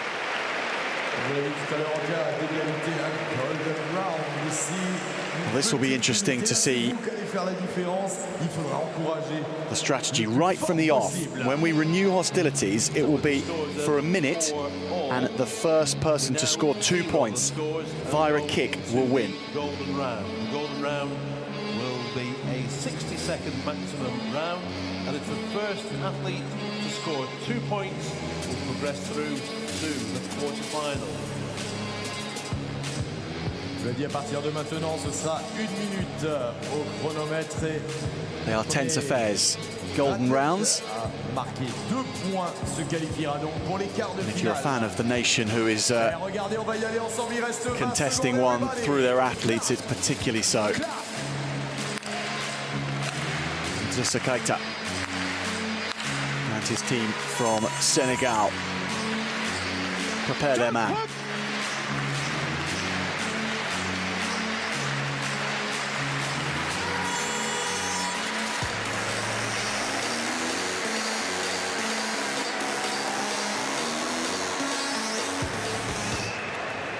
Will it be caution? Or will it be boldness that defines this next 60 seconds? Initially, Sarak circuits the man from Senegal. Then he comes in. Keita was waiting. Now he feints forward. Then he comes forward. Flying back kick. No score. Gamjom for stepping out. But that won't be a score which sees victory assured. Has to be won by a kick, or it'll be a decision from the referees on superiority as to who they think has been the most aggressive and successful. It's scored. It's there. Idrissa Keita in the golden round secures the victory against a three-time world champion. This 21-year-old from Senegal has taken out Mehmet Sarak of Turkey. And Sarak over to congratulate his opponent. A classy touch. But Keita with a really classy performance. And he turned his height difference into a height advantage, particularly in that golden round. The reach of his front leg in order to score that. There it is. Just catches Sarak. He's had 5 minutes to gauge the distance and he's been doing it so well, but the left leg shot out and scored the points. 80 kilograms, round of 16. We go down to under 80 kilograms now, and Rashid Ismaili of Morocco in action against Kazakhstan's Nurlan Dombayev.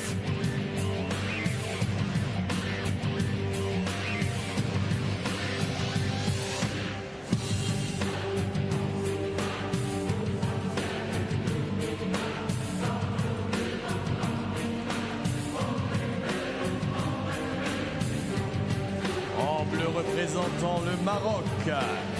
In blue, representing Morocco, Rachid Ismail Alaoui. Rashid Ismaili of Morocco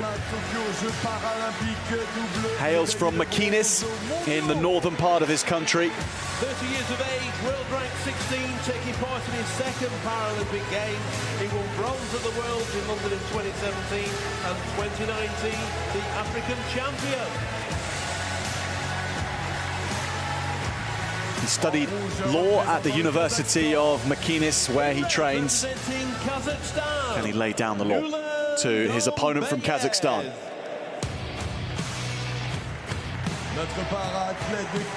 Nurlan Dombayev has achieved so much in this sport. At 43 years of age, he's been a world champion on 2 previous occasions. He's been to the Paralympic Games in Tokyo 3 years ago. He won bronze in the 2021 World Para Championships in Istanbul, previously having won gold in London 2017. He won bronze last year at the Asian Championships in Beirut. He even fought for bronze 3 years ago in Tokyo, but in the end finishing 5th. But he's back for a second crack at the sports showpiece event. Katarzyna Aleszczyk of Poland is the referee.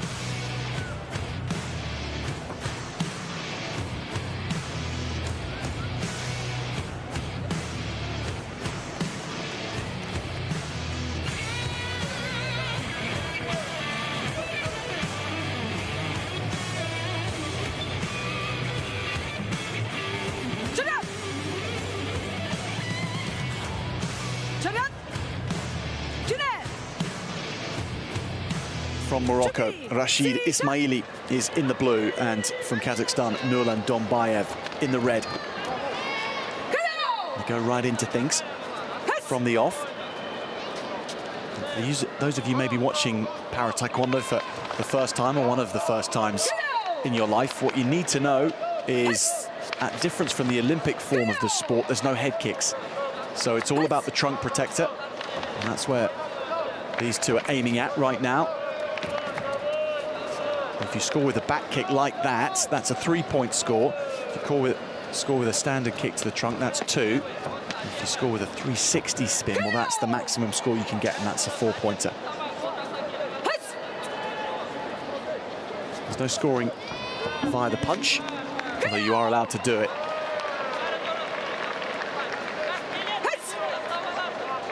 And those rules do create a very open style of Taekwondo, because there's no danger of your opponent aiming to go to your head, so you don't need to worry about protecting the head shot. You can go all out for scoring into the trunk.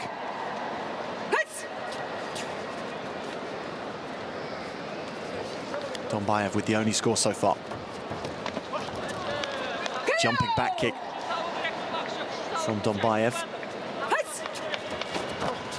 The block from the Moroccan Ismaili.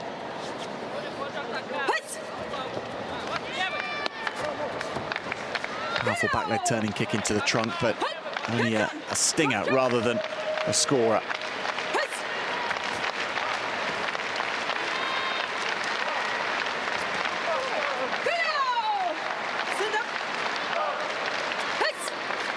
Yep, no resting during the fight in Taekwondo.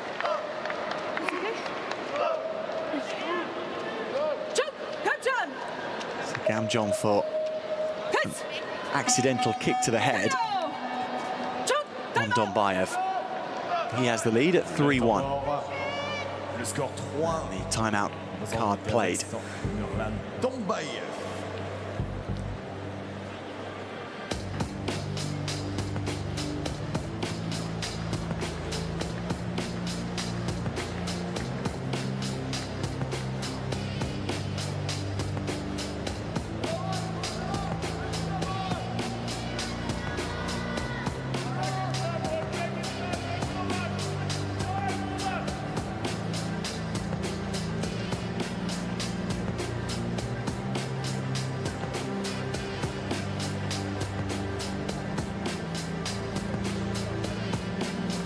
Allez, ça va repartir dans 15 secondes, les encouragements du Grand Palais. Le Grand Palais, à vous de faire du bruit!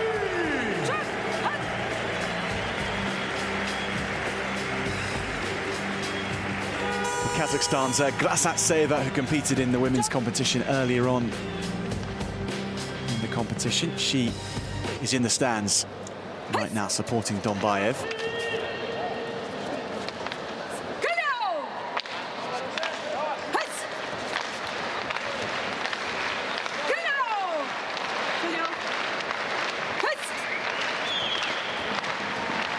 After the timeout, the Moroccan coming out with extra vim and vigour. Only very, very good evasion from Dombayev stops him scoring there. Now the back kick attempt, but it's too low. Jabbing off that front foot, not necessarily to score, but to create the opportunity to then go in and score, which he does. Ismaili using that front foot as a jab to force a retreat from his opponent. Dombayev doesn't want to stay on parity for very long, so he comes in, and that with that twist kick into the trunk, where that front foot twists up at the last second and heads towards the scoring zone. 7-4.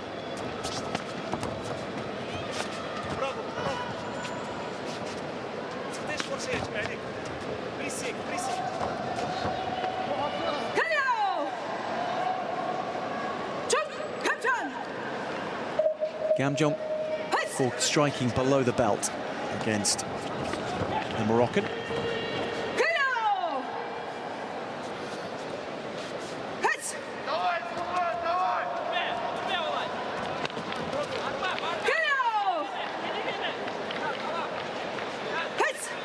A lot of bruises being notched up in this encounter.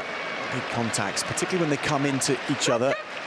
And if they don't score, of course, they have an effect. It is a fight. While scoring is the way of assessing that fight for us, out there in the middle, it'll feel very different. Every blow and knock changing the way each fighter feels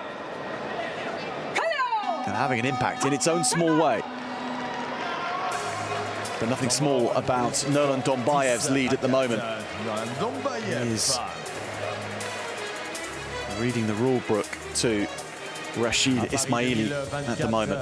La classe de para Taekwondo et la classe K44 pour les athlètes.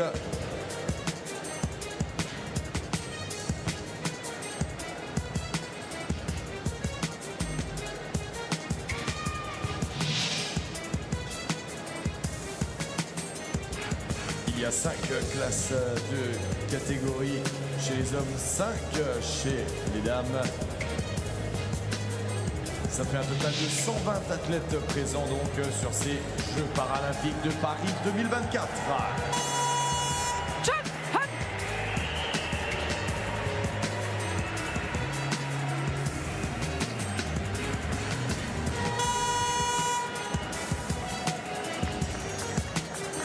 Moroccan Taekwondo really going places in recent times.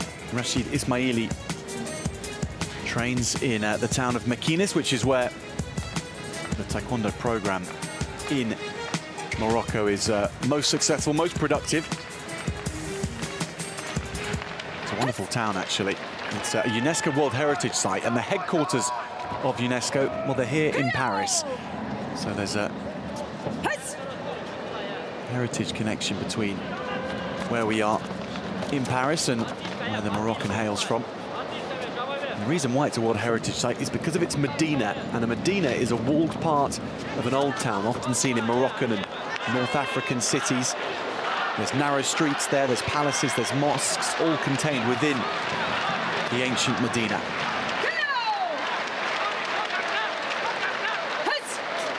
The surroundings that we have at the Grand Palais are illustrious in a very different way. Not as old, 124 years that the Grand Palais has been in existence.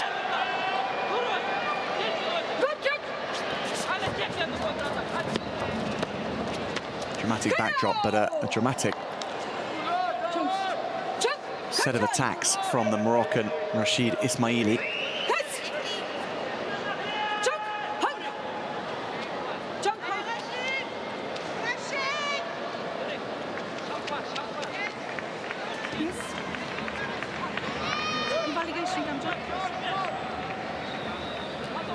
So potentially the Gamjon just given against Ismaili. Could be scratched off. Let's see. Blue coach requests the invalidation of the Gamjon penalty.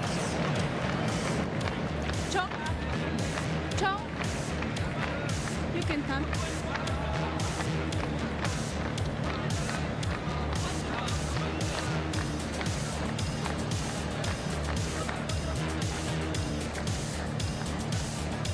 So this will change the deficit from what is currently 5 points down to 4. This decision is validated by the video review team.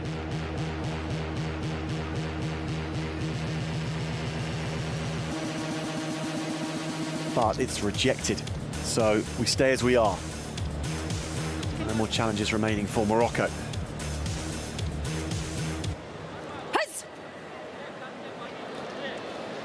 11-6 the difference. Kazakhstan's Dombayev in the red.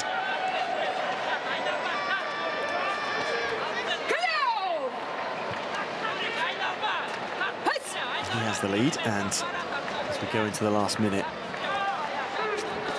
it's a lead which gets ever better looking.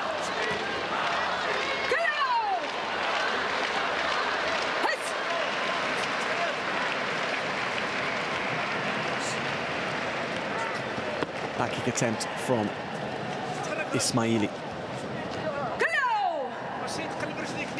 Just about time enough to claw this back.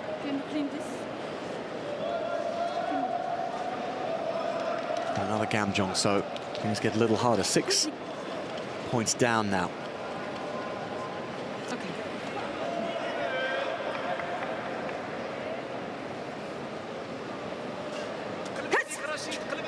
He's going to have to go. The legs are going to have to start flying from the Moroccan.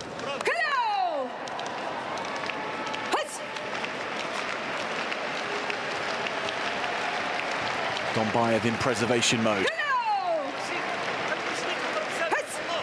So he'll look to shut things down, although that kick attempt was the opposite of that. Very happy to try and score from this position in the match. Okay, thank you.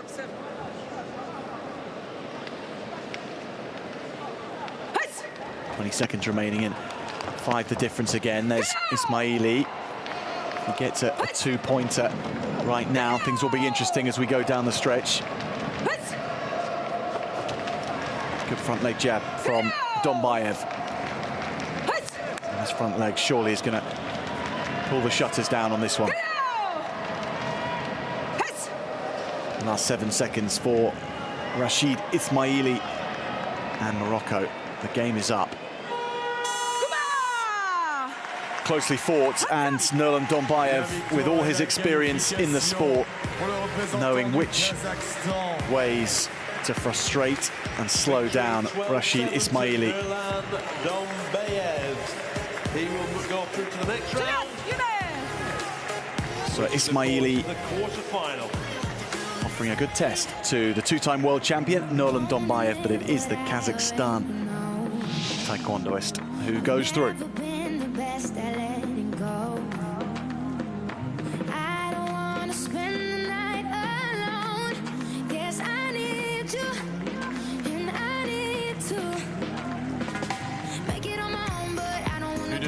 Plus de 65 kilos chez les dames, tableau de 16.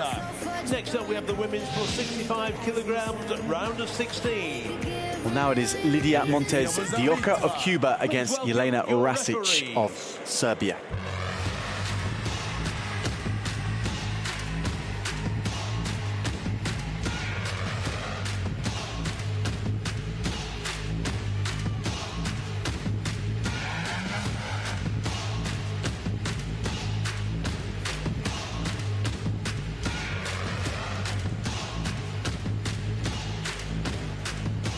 En bleu représentant Cuba. In blue representing Cuba, Lidia Montes de Oca. 36 ans, la troisième des championnats. Lidia Montes de Oca of Cuba. 36 years of age now. 36 years of age, world ranked 24, Paralympic seeded 11. She won gold at the Pan Am qualification tournament for the Games earlier this year. There's 21 Cuban athletes competing here in Paris, 3 in Taekwondo, and they're all trying to win Cuba's first medal at a Paralympic Games. In red, representing Serbia, Jelena Rasic. Jelena Rasic of Serbia, a bronze medalist at the World Championships last year and showing good form as well in 2024, here to fight for gold in Paris. Her campaign begins right now. From last year's World Championships in Mexico, she won gold at the Europeans in Rotterdam.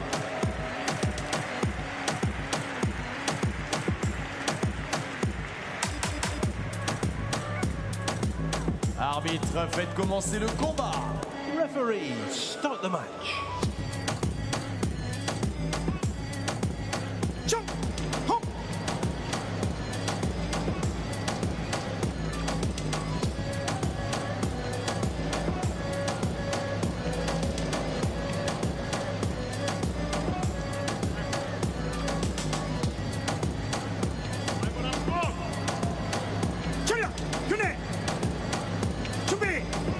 So Serbia's Jelena Rasic in the red, and Cuba's Lidia Montes de Oca is in the blue.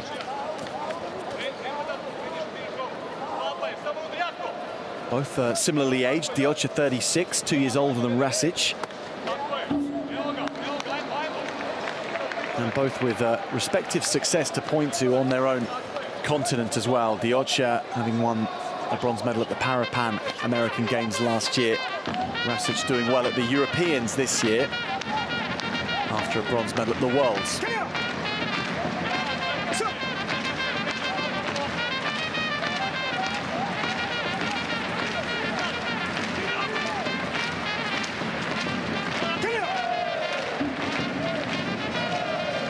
Good start for Serbia and Rasic.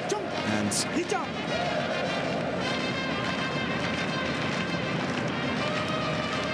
points being wiped off though.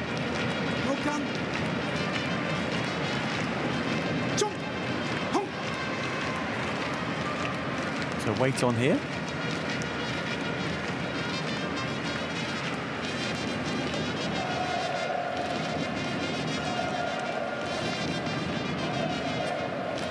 No points.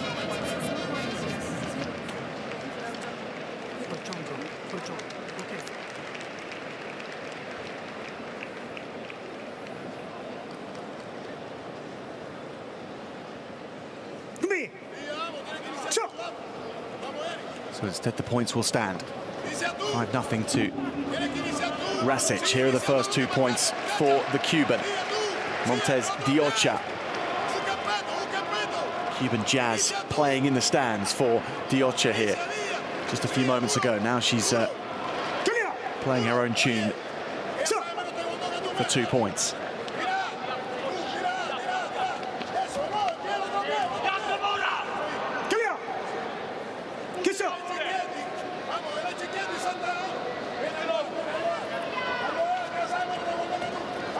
Montes Dioccia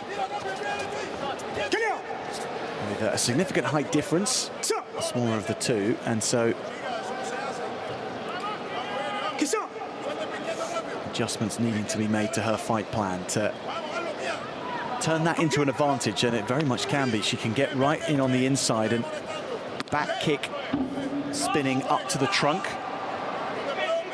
but she's also got to be wary of being caught, and at the moment Rasic is using her reach more effectively. Rasic can fight and stand at a further distance and then come in and score more easily than her opponent can. The Cuban needs to either be out of harm's way or in close enough to shut everything down and stop attacks starting in the first place.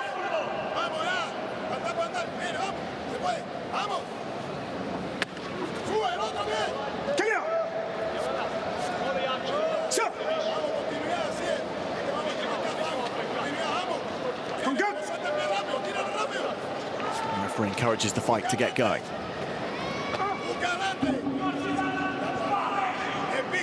Score for Serbia. For Rasic. She's someone who says that her hero in sport is Zlatan Ibrahimovic, the Swedish footballer, and also a black belt taekwondoist. He loves the sport, does Zlatan.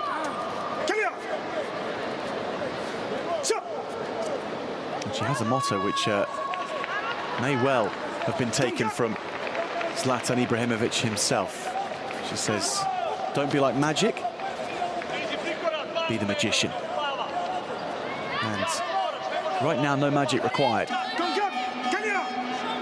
from the Serbian. She's just edging her way into a healthy lead. So much so a timeout called by Lydia Montes Dioccia's corner.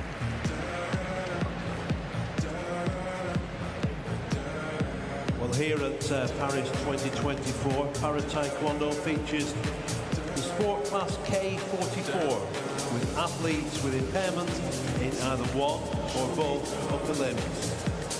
Athletes are competing against other competitors in the same sport class and weight category. There are 5 weight categories for men and 5 for women. Each medal event have 12 athletes that have qualified for the Games. In total here in Paris, 120 para-taekwondo athletes. I want the world to hear you. Come on, we're at the Paralympic Games. Let's hear the Grand Palais.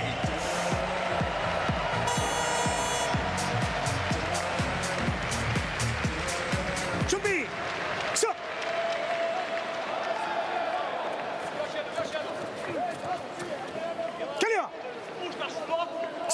Back from the timeouts with either a new plan or a tweak to the old plan.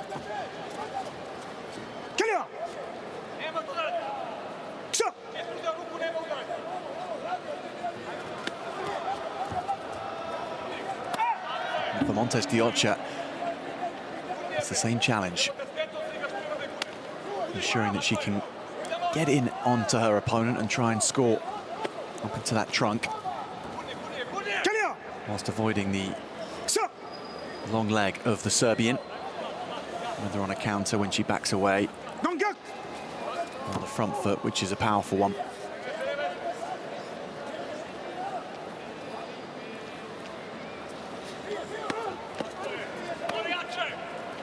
Both evading well. Evading being the backing away from an attack to reduce the impact when the foot lands. It might still hit the trunk, but if you've managed to move your body weight away from where it's coming from at the right time, even if it connects, it won't score. Scoring here is Razic again, because Montes de Oca strikes below the belt. 6 points now, up to 8 points the difference. So strong position this from Jelena Razic.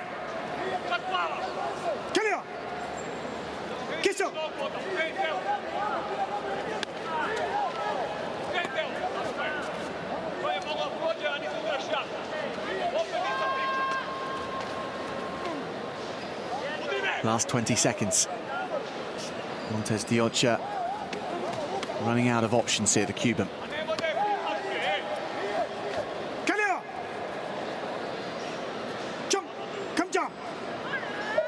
Again, striking below the belt. It's been hard for her. The height difference has meant that just getting up to that trunk hasn't been easy, and a couple of times she's fallen just low of that, and that's not helped her cause. But Razic has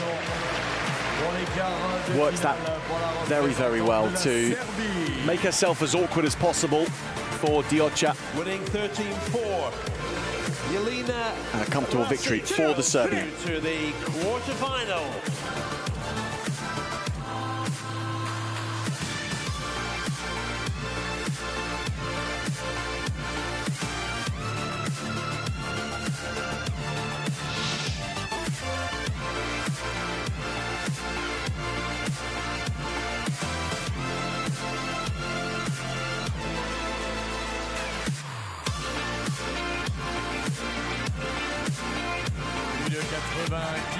Chez les hommes, tableau de 16. Next up, the men's plus 80 kilograms, round of 16. Veuillez accueillir aux arbitres. Please welcome your referees. Iraq's Ahmed Jabbar Sheka in action against Kazakhstan's Nishan Omirali.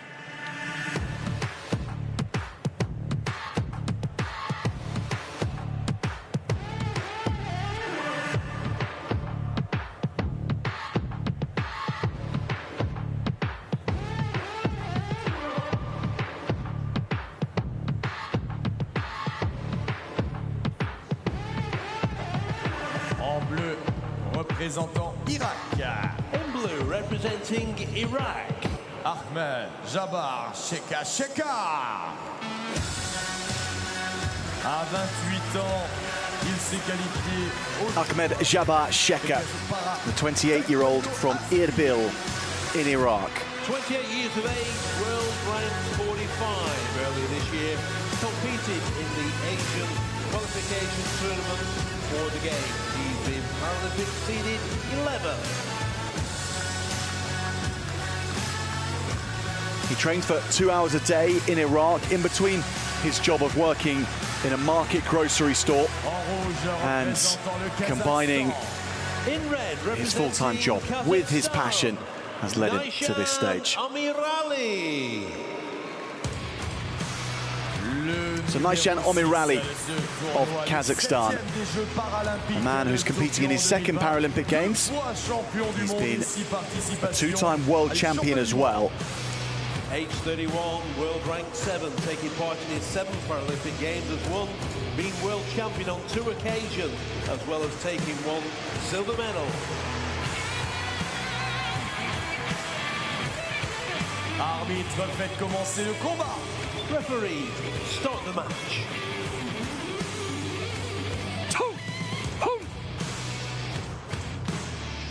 Konstantinos Kaloudis of Greece is the referee.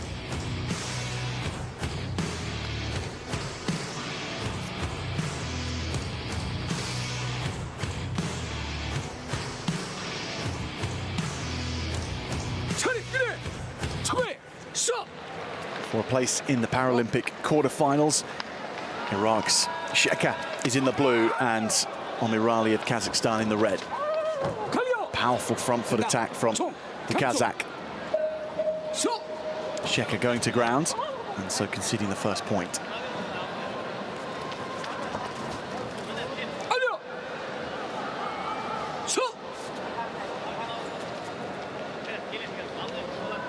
Happy to stand at a close distance to each other, to be within the fighting distance, which is where both of you can score on your opponent. So an unconscious agreement, or at least an unspoken agreement, to conduct this fight in the initial stages, close to each other. Good block from Sheka. Using that left hand of his to deflect and reduce the impact of the big kicking Omirali.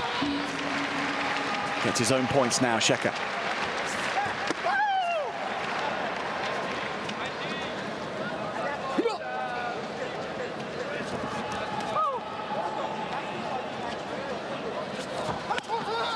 Back leg turning kick right into the Paris 2024 logo area of the trunk, but no score.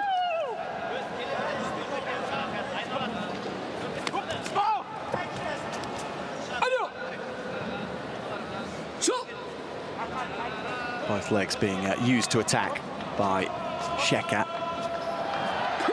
Changes his stance again, back kick from the Kazakh, but it was misdirected and the score instead from Sheka.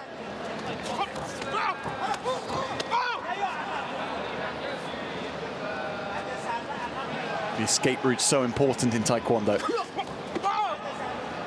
And with both staying in the middle of the mat, then there's plenty of room to back out from an attack. If you're up against the edge of the contest area, much harder to get away after coming in for an attack. Risking the gamjon away or having to run sideways and get caught.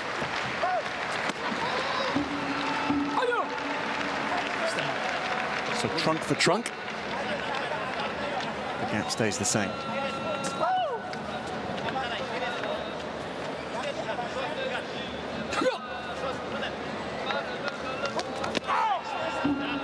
That was well done. Really well done from Omirali.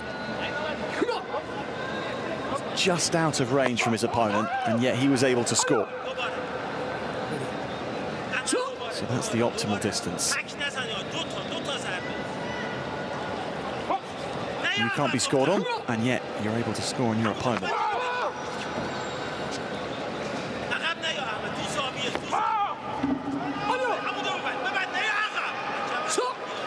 Sheka, however, in the lead again. Big, powerful back leg turning kick, tries to get one around the back. It's not allowed to do that in Taekwondo anymore. To score from so close into the clinch by climbing that leg up onto the back of your opponent. Timeout called by Nishan Omirali.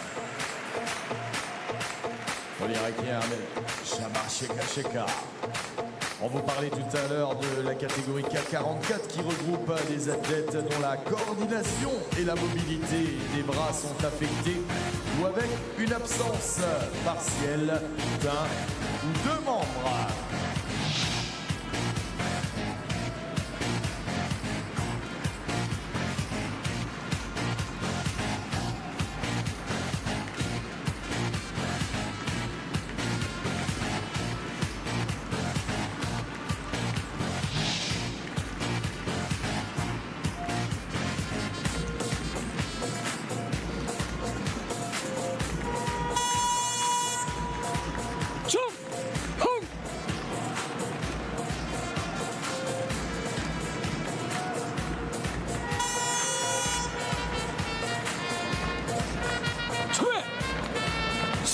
This is the last 16 action in the over 80 kilogram category. So that's where we have the heaviest fighters in the whole competition at these Paralympic Games, and they can hit with force. And these two have been hitting each other with force now for over 3 minutes. Not much to separate them.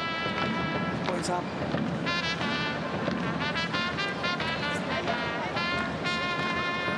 Omirali, the man who is down by 2 points. He's been a world champion on 2 occasions.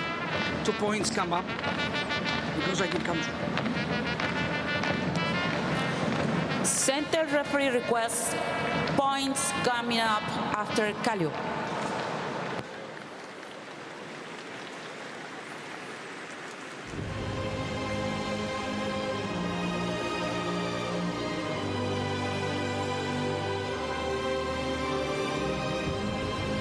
So the referee's taking a good long look at this.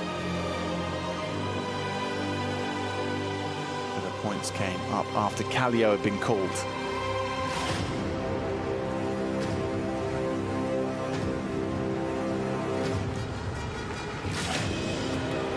But the request not put into action, or at least the review not put into action. Now that's a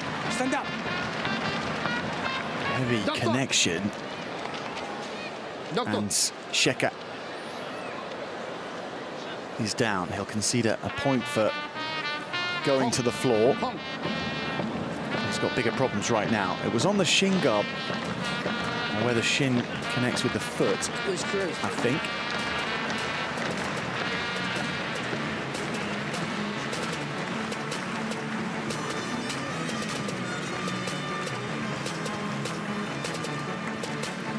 So whilst he gets checked out, it's a pause on for Omirali. He's got to keep his focus.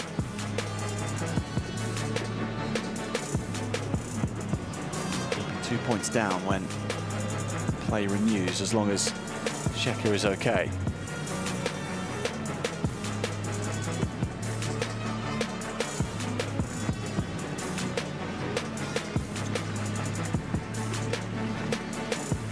Five.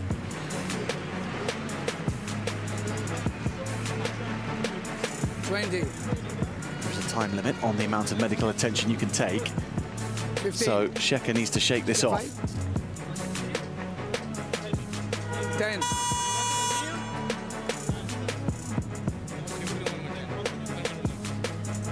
Second. Casey.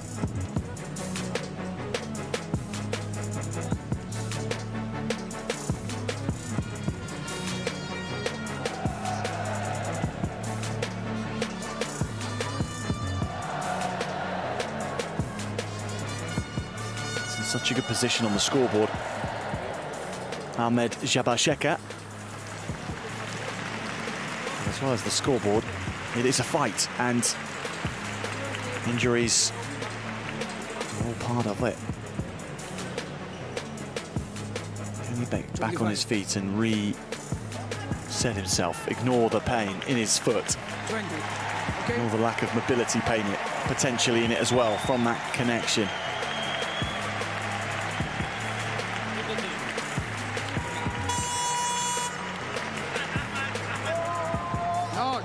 Doctor. That's not right, is it?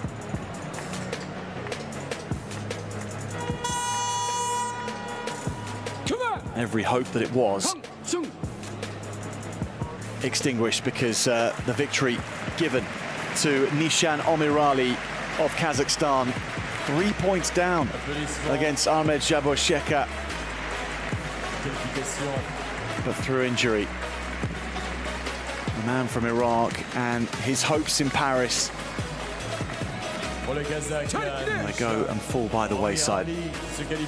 Really unfortunate for Ahmed Jabasheka. Nishan Omirali goes through though, and the two-time world champion is into another quarter-final at the Paralympic Games.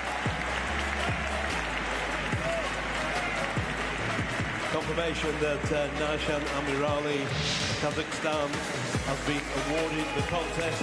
But so this was right here. Let's give a big round of applause. And it will seem to be on the shin. From Iraq.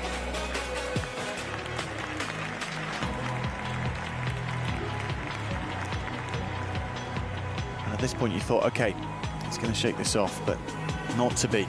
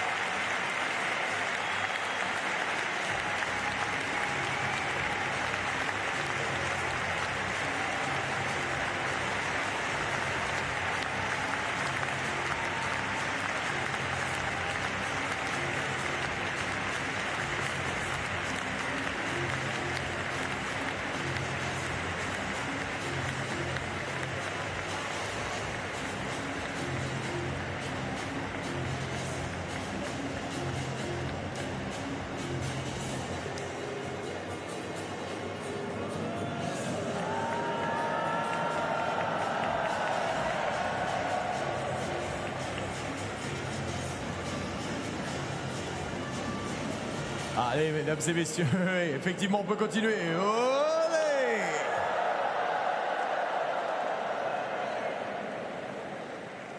On n'a pas entendu tout le monde. We need everybody. Tout le monde, tout le monde, tout le monde!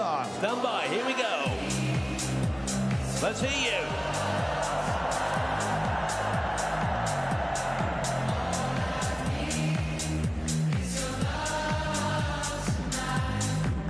Big thank you to the volunteers.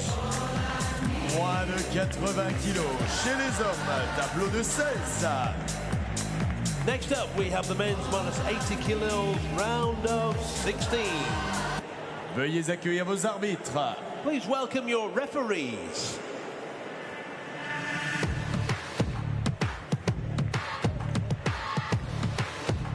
So coming up, Elliot Loonstra of Aruba against Andres Molina of Costa Rica.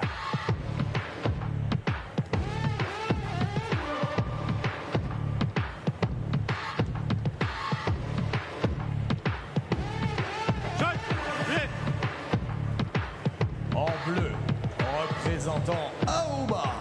In blue, representing Aruba, Elliot André Loonstra.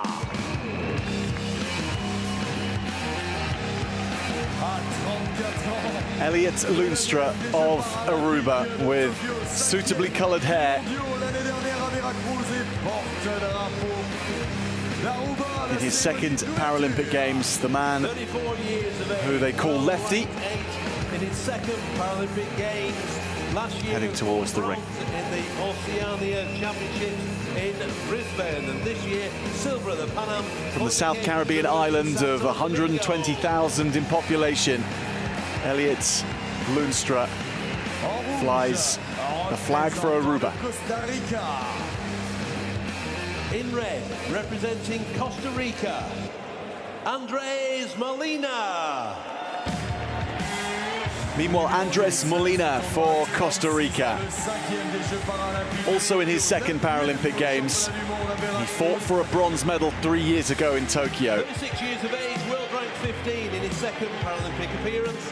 This year won bronze at the Pan Am qualification tournament for the Games and became the Pan Am Para champion in Rio. He runs his own academy in Taekwondo back in Costa Rica these days. Andres Molina here to show everyone how it's done.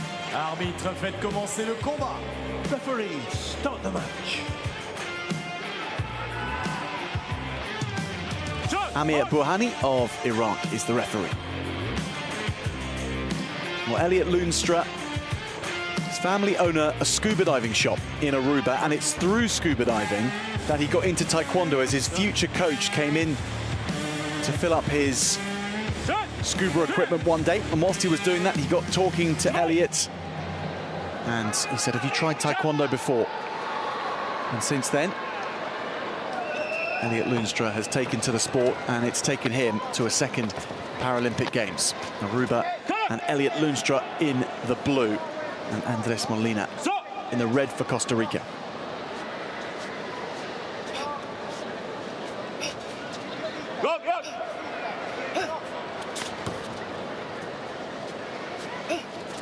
It's the faking and the provoking from Andres Molina begins. And by doing that, he's trying to force a reaction out of Elliot Loenstra, which he can then profit from, as he does just then. Managed to persuade Loenstra to have an attack at him. He made sure it didn't score on himself, and then he countered.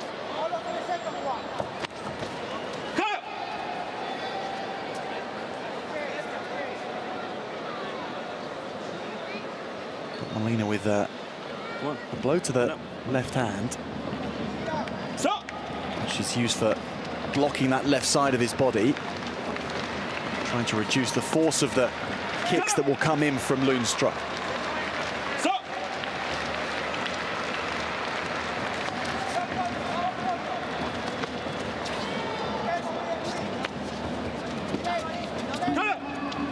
Points for Loenstra, notched from that last exchange.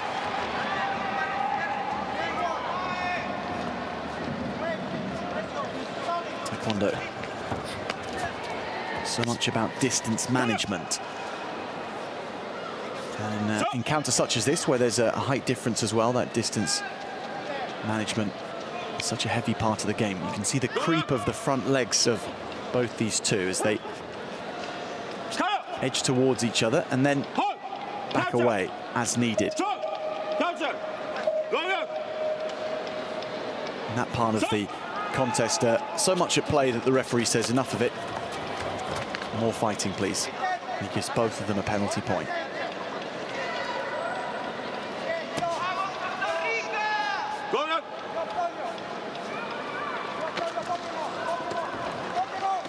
Loenstra waiting for the attack this time. Caught out by attacking himself a little too early than he would have wanted by the Costa Rican. And he's waiting for him. As soon as someone is slightly out of position, that's the time when the attacks will start to be launched. And so sometimes we see two practitioners happy to trade blows with each other from a close range, aiming to outscore the other one rather than defend everything that's coming at them.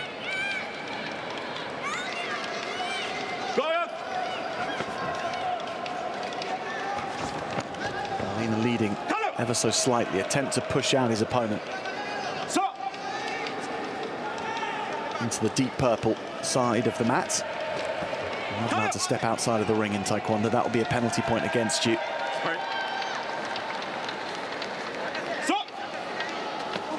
Punch attempt.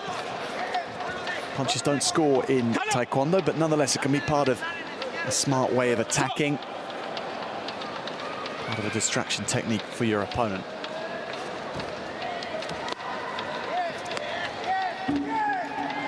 Pushed away. And 2 points to Loenstra.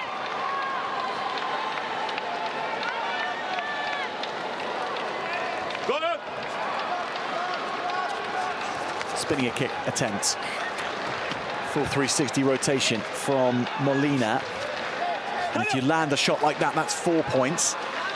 A back kick to the trunk is worth 3, and a standard kick to the trunk is worth 2. You can see how he's really covering his arm, Molina.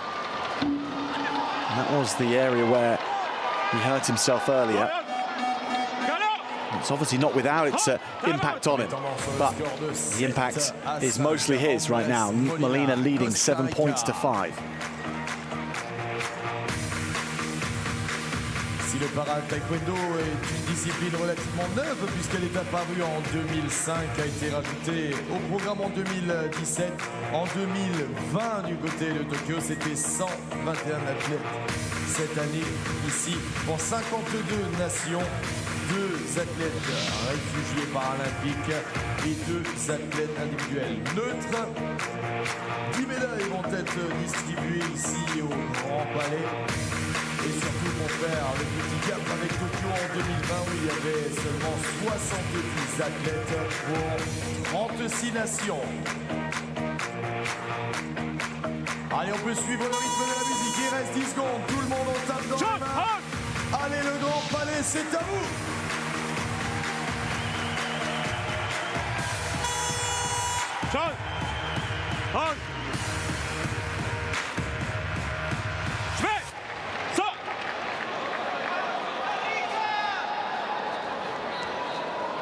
So back to it between Costa Rica and Aruba. Walking right into the body of Lundström.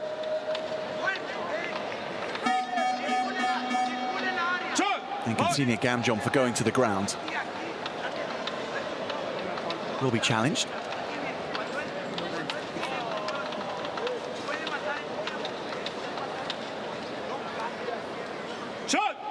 Play. Invalidation of Gamjon.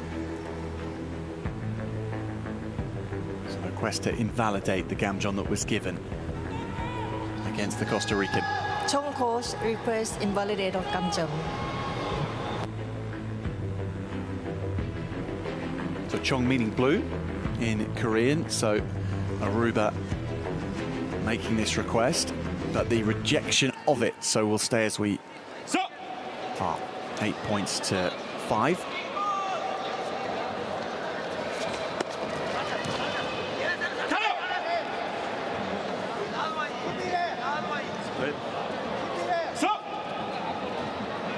Lundström with work to do. Another trunk shot from the Costa Rican makes things 5 points. The difference between the pair.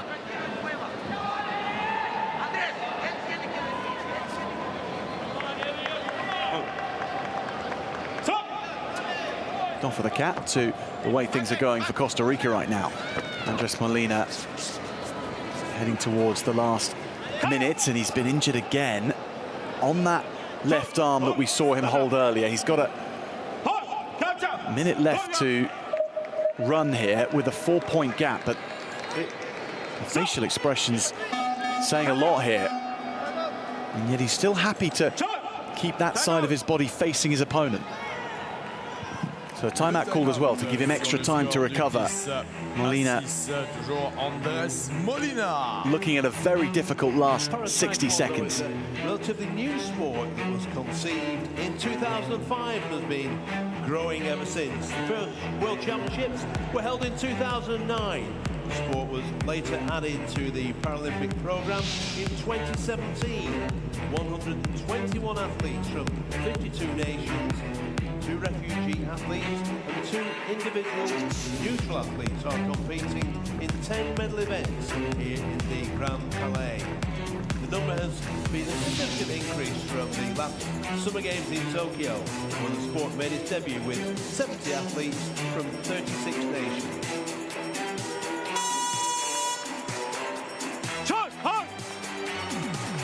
As the athletes make their way back onto the mat, come on, Grand Palais, Paris, the world is listening, let's make some noise!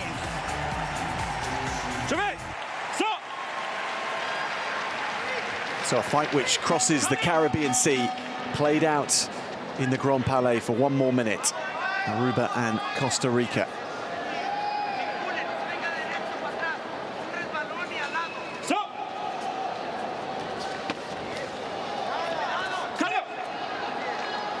Kicking into the trunk and then following that in to make sure he doesn't get countered. Andres Molina will be doing a bit more of that as he looks to play down this clock with that injury to his left hand.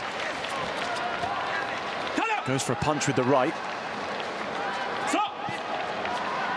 Great chance this for Lundstrøm. He will know his opponent's not at 100%.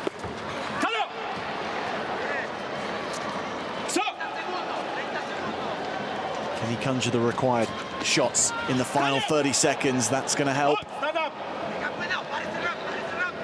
Another Gamjon for going to the deck.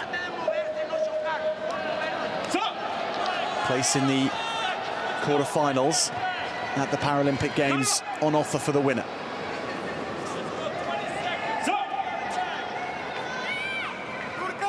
Lundstrøm from Aruba comes forward. Big punch from the Costa Rican Molina. Punch won't score, but it shakes things up. It allows him to come in, off an attack, and close the distance down. Your instincts when a punch comes towards you is to tense up, and he's playing on that right now. 3 points still between him and Lundstrøm. Down to 2. Can Lundstrøm score with a shot to the trunk to level things up? He has done. It's all square. The comeback was exceptional from Lundstrøm. He had to get within striking distance for a 2-point score, and he did just that. Golden round.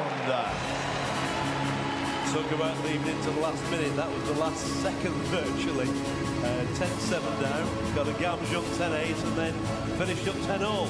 Well, this is where we zero the scores and go into the golden round. 1 minute round maximum. And the first athlete to get 2 points will go through to the quarterfinal.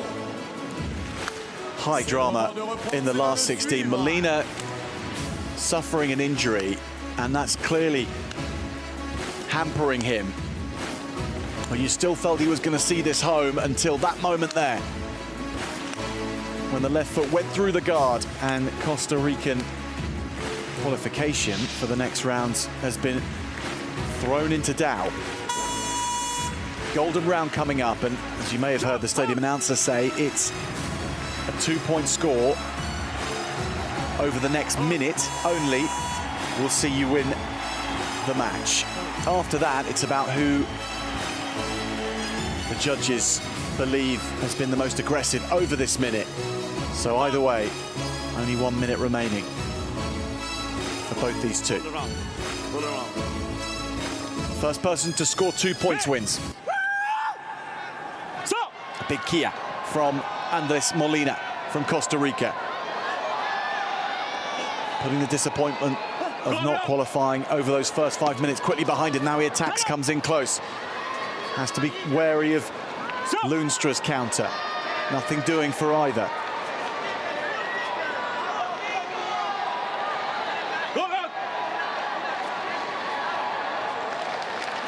Change of angle, then they come in. Lundstrøm. The one who's waiting for his opponent at the moment. He's not looking to go out and see himself. You can see the weight on the back foot, whereas Molina ploughing ahead, looking for the score and getting it. And Andrés Molina puts the disappointment from 55 seconds ago behind him to go through to the quarterfinals against Elliot Lundstrøm, whose efforts at tying this up were of a very sizable proportion.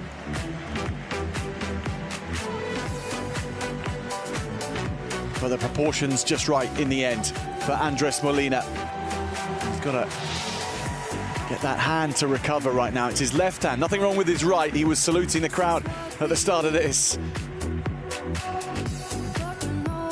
But really positive in the golden round. Made it his own.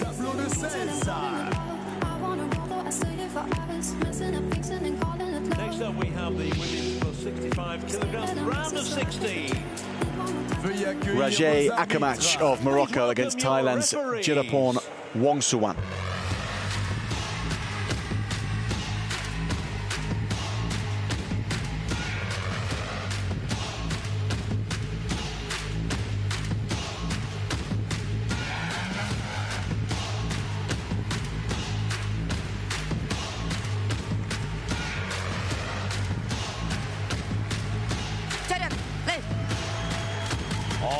représentant le Maroc. In blue, representing Morocco, Rajai Akamak. So Rajai Akamak from Morocco, but she lives in Germany, in Bonn. Will it be from Bonn in Germany to Trébon in France? 27 years of age, world ranked #9, competing in her second Paralympic Games, twice world silver medalist, and twice won the African Championship, won gold at the African qualification tournament for the Games in Dakar this year. Looks in very good form coming into the Games, a third in Belgrade 3 months ago at the European Championships. Part of her tune-up for the Paralympic Games. Jirapon Wongsuwan of Thailand, another multi-sport athlete. She's also someone who's represented her country in para-athletics. 35 years of age, world ranked 12, Paralympic seeded 10. Participated earlier this year in the Asian Para Championship held in Da Nang. Well, 14 years ago, she was competing in an Asian Para Games in Guangzhou in China in the 100 meters. And she won a bronze medal then as well. So you expect her to be speedy across the mat, as well as powerful with her attacks. Renata Petrikova of Czechia officiates.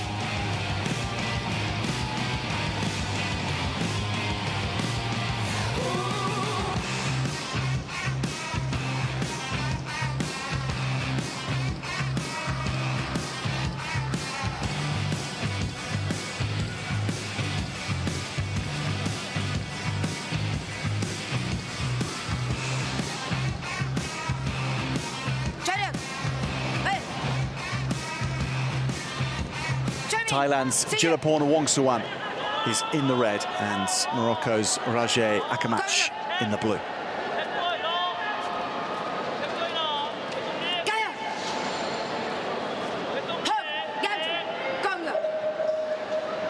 So already a Gamja along the board after 10 seconds for avoiding the fight.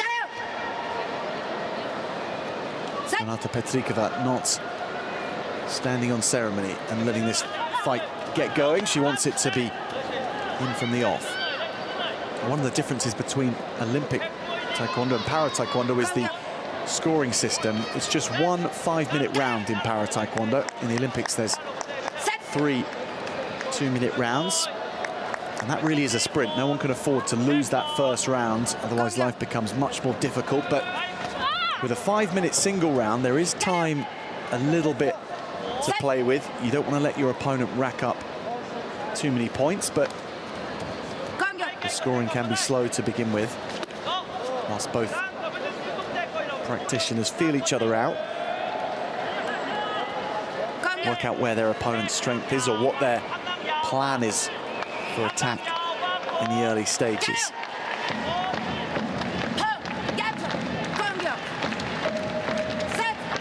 It's another Gamjon though against Thailand's Wongsuwan. Now the Moroccan scores the first points with the feet, and it's a good lead from Akamak.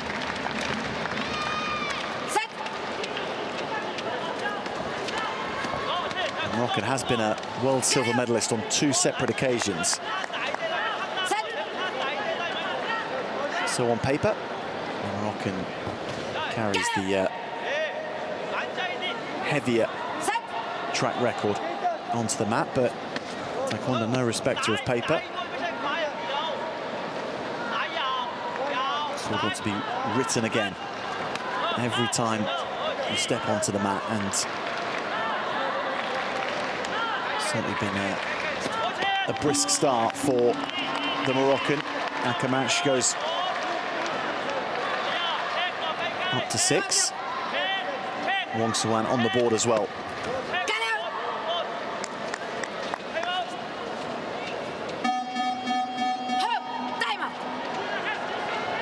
So timeout called before 2 minutes are up. Thailand needing to change things up, not wanting to let this rhythm settle in too much.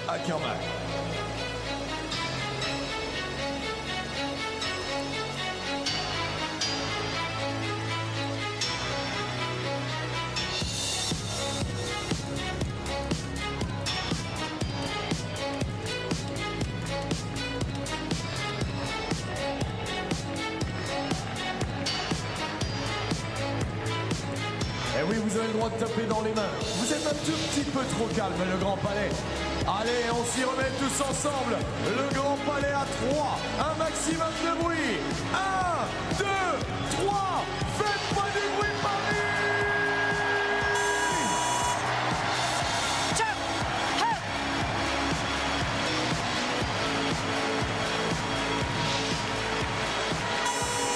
Well, hello to you in the crowd. Wonderful to have your company, young lady, and also to have your company wherever you're watching on from around the world in Paris for the Paralympic Games. Thailand and Morocco taking each other to task right now. Looking for passage through to the quarterfinals in the women's over 65 kilogram category. It's the heaviest weight class on the women's side of the draw.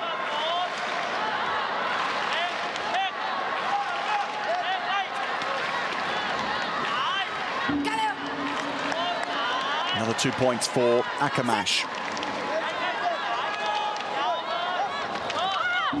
Back turning kick. She'll get 3 for that. Expertly executed just as Wong Suwan was running onto her. Another 2-point score. The connection with the trunk was a strong one.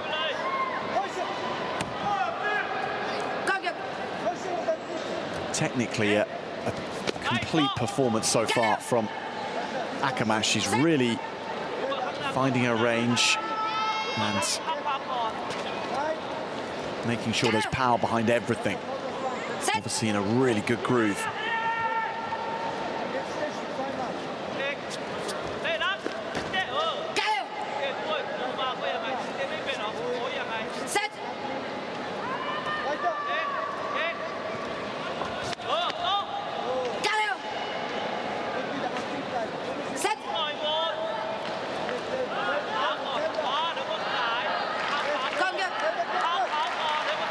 The fake's not being taken at all. Roger Akamash remains unmoved by most of the feints and attempts from Wong Suwan.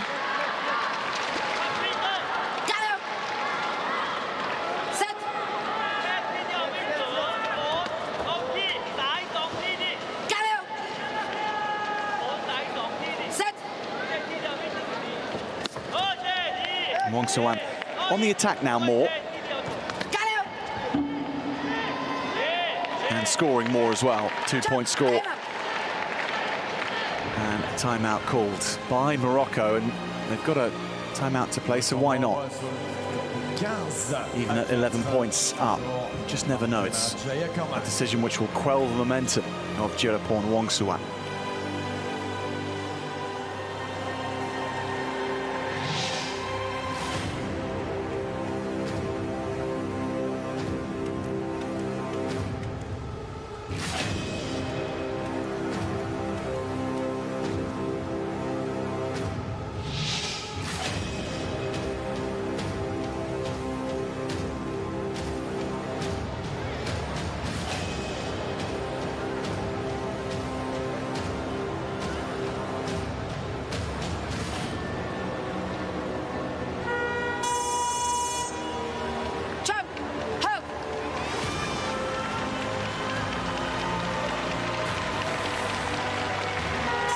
The natural light streaming through the glass ceiling at the Grand Palais.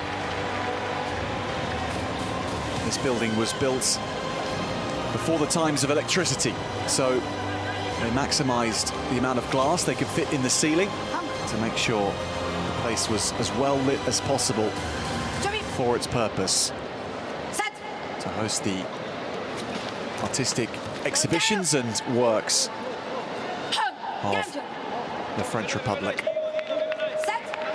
And that's what it's been doing for most of its 124 years. But in 2024, it is the art of kicking and punching, which is on full display right now. And it's being brilliantly displayed by Morocco's Roger Akamash.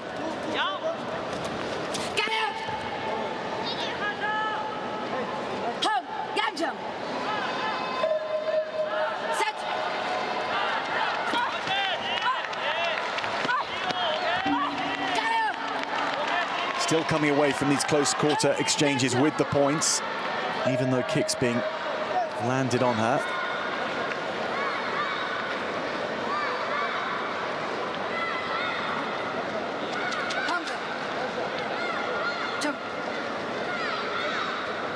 Wong Soo-wan being told she has to get back to it.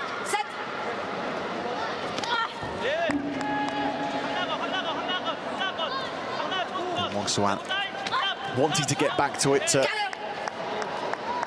add to her tally. 19 points the difference, so it won't change the effect right now, but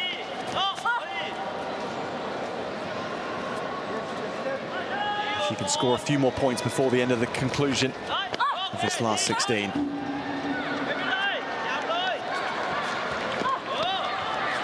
Well, that would be nice. The Moroccan, however, is defending admirably. Akamash is making sure that she's got her hands in front of her protector, that she reduces the impact of kicks that are coming towards her whenever she can. And instead it's points for Akamash again.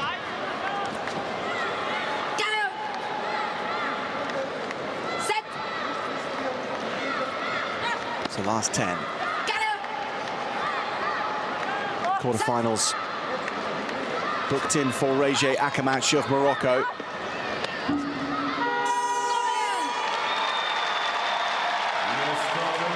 As complete a performance as we've seen today, actually. Régé Akamash of Morocco, 28 points to 4 over Jilapon Wong Soo-wan. Next round, the quarterfinals with the victory.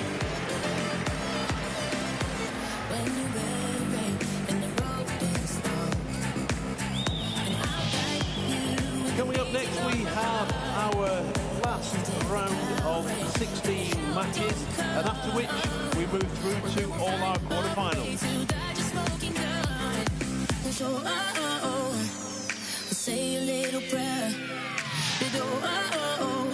Plus de 80 kilos chez les hommes, le tableau de 16.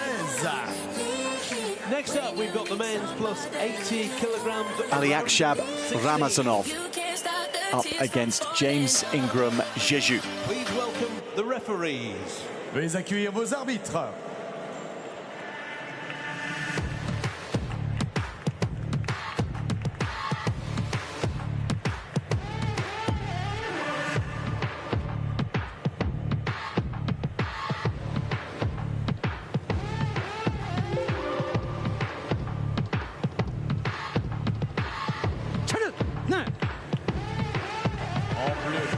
Athlète paralympique neutre. In blue, neutral Paralympic athlete. Aliakshab Ramazanov. Le numéro 7 à 31. Aliakshab Ramazanov of the neutral Paralympic athletes team. A man who chose to try Taekwondo initially because he played football and he knew he could kick well, so Taekwondo was a natural new sport to get into.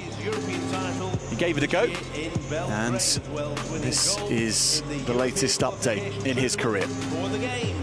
31-year-old competing at the Paralympic Games. En rouge représentant les îles Salomon. In red, representing Solomon Islands, James Ingram Jeju.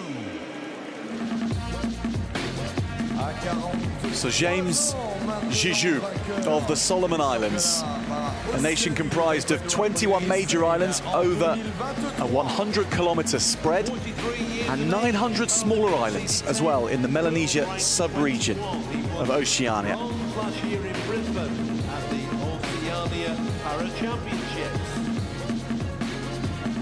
There's a delegation of 4 athletes from the Solomon Islands here, 2 of them competing in Taekwondo, and the 43-year-old is the first of those.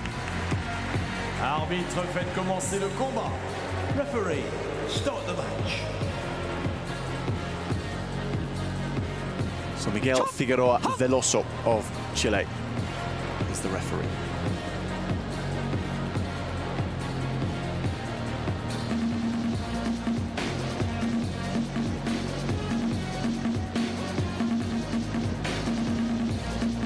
So James Jeju with his coach Junior Maitia helping him make sure the gum shield is in, the headgear is on before the kicking and screaming can begin.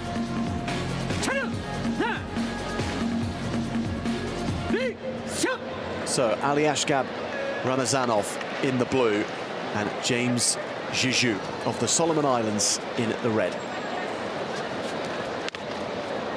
Powerful back leg turning kick from the fighter in the blue. Jiju dealing with a very powerful opponent. And someone who just, for him, taps that trunk protector, but it was strong enough still to activate the sensors in the socks and the head guard, rather the trunk guard, to score the points.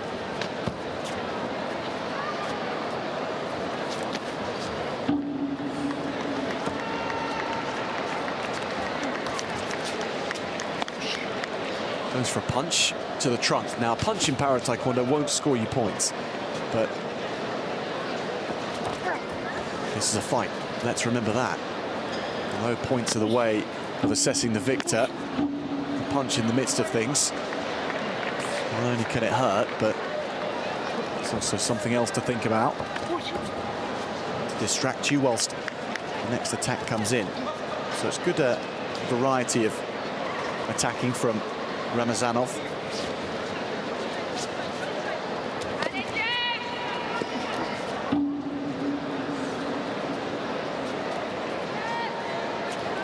Quick progress from Ramazanov.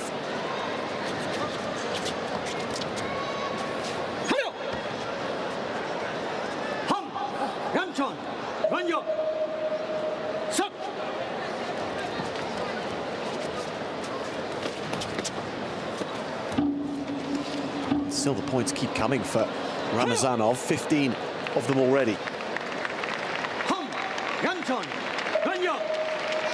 And James Jiju being penalised again for ignoring the fight. Finish. So the fight finished, and James Jiju was involved in that decision, was consulted by the referee and maybe even looking to his corner as well. Aliashgab Ramazanov was taking a number of shots at James Jiju. Decision made across all parties to end the contest there. So victory for Ramazanov. He's through to the quarterfinals. Our quarterfinals coming up very soon.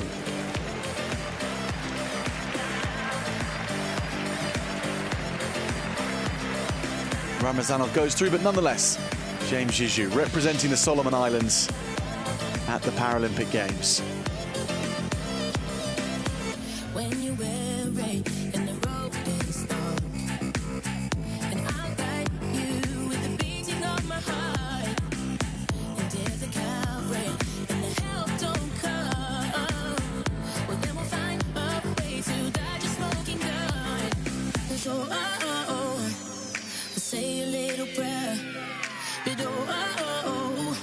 If the answer isn't fair, then call on me. When you need somebody, when you can't stop the tears from falling down. It's quarterfinals time now. In the under 80 kilogram category, Ju Jong-hyun, the #1 seed from the Republic of Korea, up against Nikola Spajic of Serbia. Clap, clap, clap, clap, clap, clap, clap, clap, clap. On vous expliquera tout ça dans quelques instants, mais chaque tribune aura quelque chose à faire. Il y aura un double clap dans la grande tribune principale, un triple clap dans la tribune en face de nous et un quadruple clap sur la tribune média. Tout ça, on vous l'explique dans quelques minutes. Moins de 80 kilos chez les hommes, le premier quart de finale. Next up, we have the men's minus 80 kilos quarterfinal. Veuillez accueillir nos arbitres. Please welcome your referees.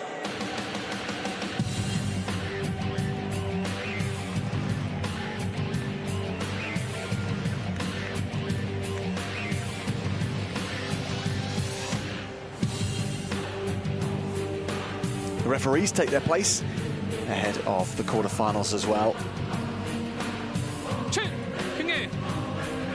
So Stefan Menard of Canada is the man who leads the officiating team. In blue, representing Republic of Korea,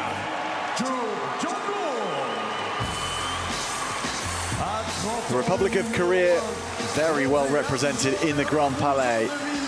And Ju Jong-hyun makes his Paralympic return after a bronze in Tokyo 3 years ago. Bronze medalist from Tokyo Paralympic Games. He won silver last year at the World Para Championships in Mexico. This year he won the European Para Championship in Belgrade and silver at the Asian Championships.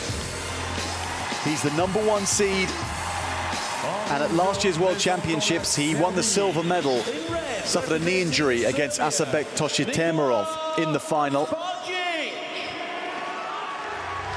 His Paralympic campaign gets underway now, but Nikola Spajic is already up and running. The Serbian won his first encounter today, looked in brilliant form.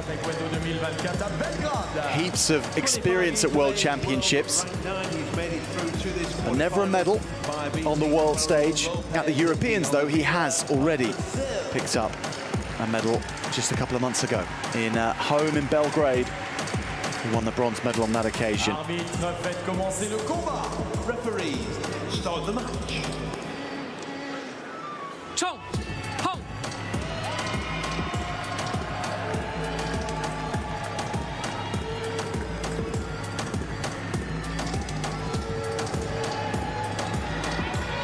So Nikola Spajic in the red and Ju Jong-hyun in the blue.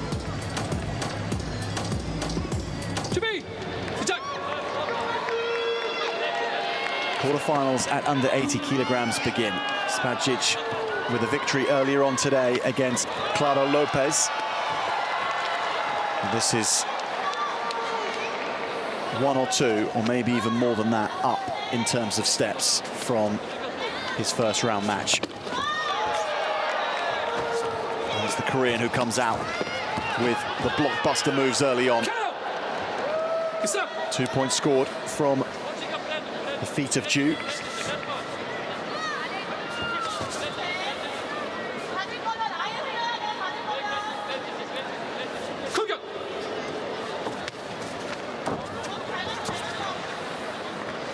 The speed of Spajic is going to become so important here, because he's got to be so mindful of the distance that he fights this contest at.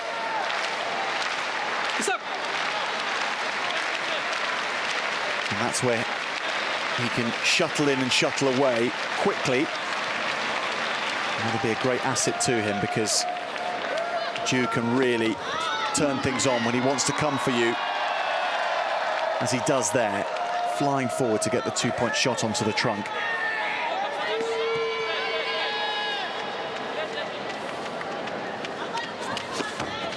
They are similar in stature, similar in leg length. So it's a match of fine margins in terms of the distance this is fought at. Keep an eye on both practitioners' front feet here, and how it slightly adjusts every now and again to get closer or to back away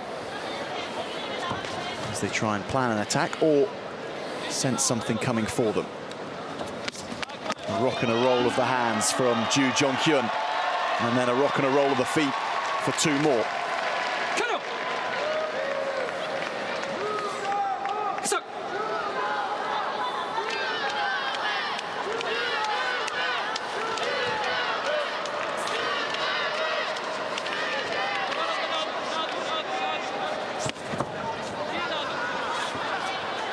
Spajic evades well. Still can't stop the scores from accruing. And what's more worrying is he hasn't scored any himself. It would be expected to have conceded against someone of the quality of Ju by this point, but without any shots fired of himself. That's the disappointing thing right now for the Serbian.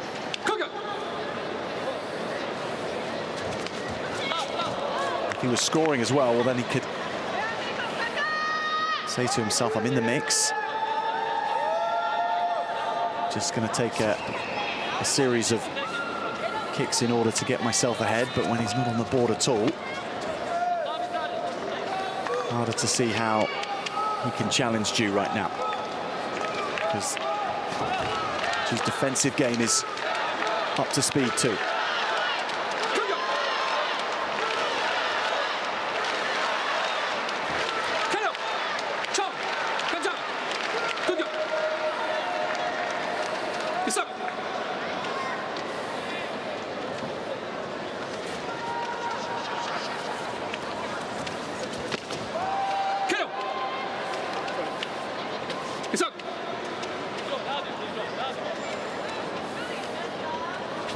Seconds remaining.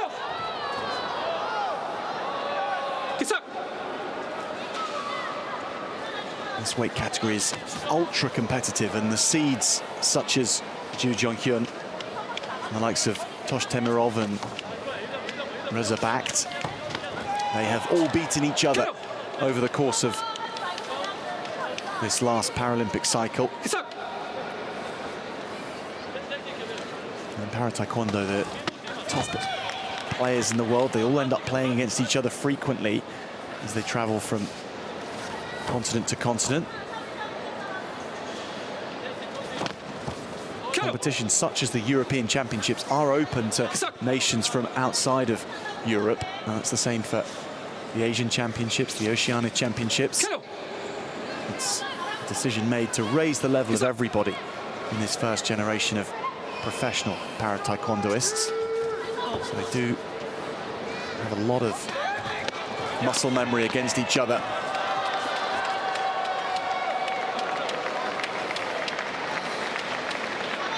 So far, not much to remember in this contest from Spacic, not yet on the board. Via his feet, the one solitary point is from a gam jump.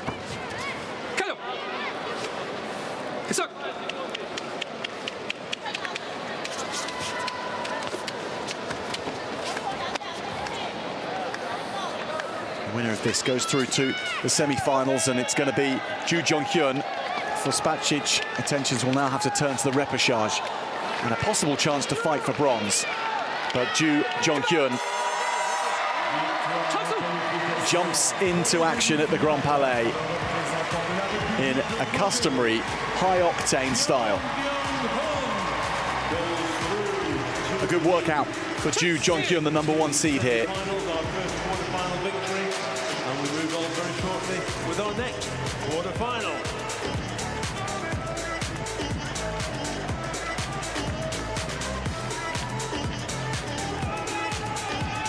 Prochain quart de finale dans un instant.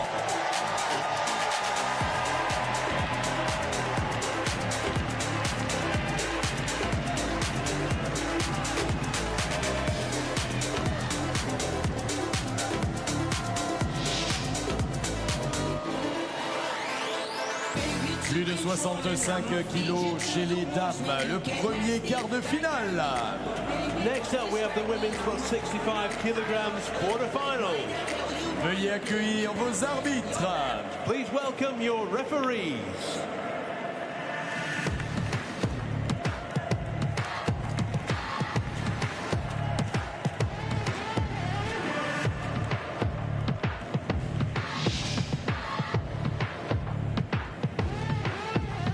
At over 65 kilograms now, Uzbekistan's Guljannoy Naimova begins her Paralympic campaign. 3 years on from winning the Paralympic title in Tokyo. She's up against Eleni Papastamatopoulos. Here she is, the champion from 3 years ago. She was also the world champion that same year. From Tashkent in Uzbekistan, Taekwondo's Guljannoy Naimova. In red, representing Greece, Elena Papastamatopoulos. Eleni Papastamatopoulos of Greece, who fought earlier today to get through to this stage. She beats Patricia Kerema and It was a complete lockout. She was in imperious form. She is 22 years of age and world ranked number 13. She won the silver medal at the European Championships just 3 months ago in the last global tune-up opportunity for many of the athletes here. That was much more like a World Championships than a European Championships. She came out all the way to the final and in the end winning the silver medal.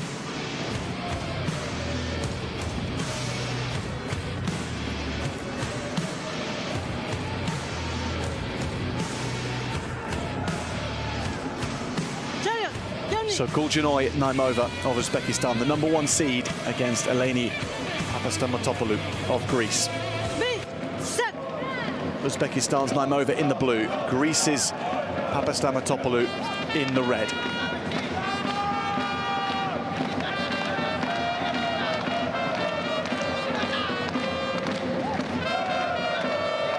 A lot of support in this arena for Naimova. The Uzbekistan fans, when it comes to combat sports, are an unstoppable force themselves. And what was also unstoppable was this beginning from Naimova, the casual back kick from the Uzbekistan fighter to go right through the guard of Papastamatopoulos.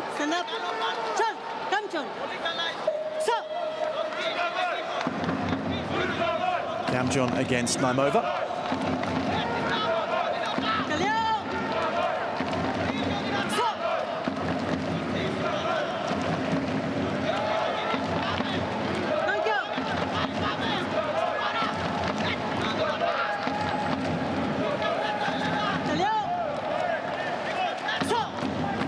Power is going to be at a premium for Papastamatopoulos.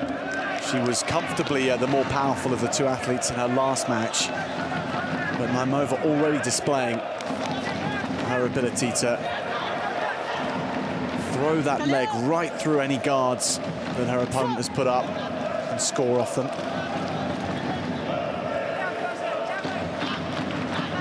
So she may have wonderful technique, the Greek, but can she have the power to go with it? She does there, gets a 2-point score for the first foot technique that she scored within the match. Naimova wanted to create space to then come in again. Papastamatopoulos saying, time out. And here we go for us at the back of the arena, Uzbekistan fans, the drums and the Uzbekistan flags, all for this woman here.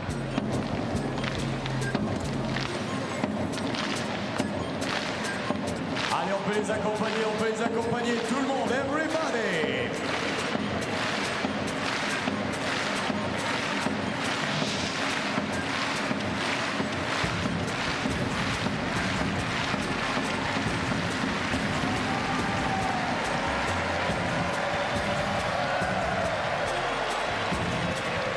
Ear defenders on in this kind of environment for anyone under one.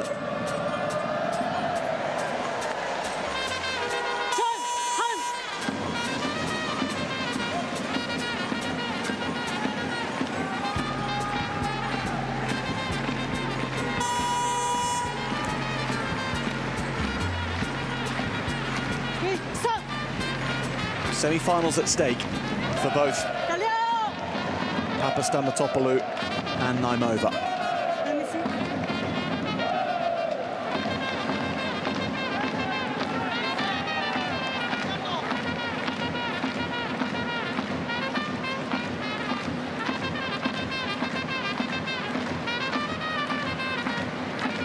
So a bit of redirection of the hair for Eleni Papastamatopoulos.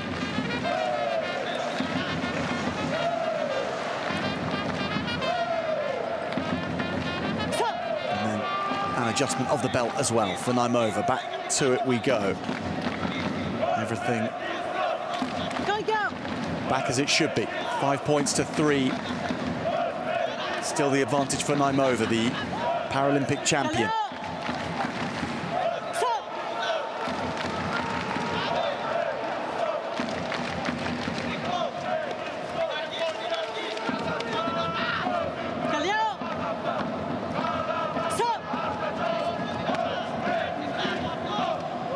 Matching her more for power now is Papastamantopoulou.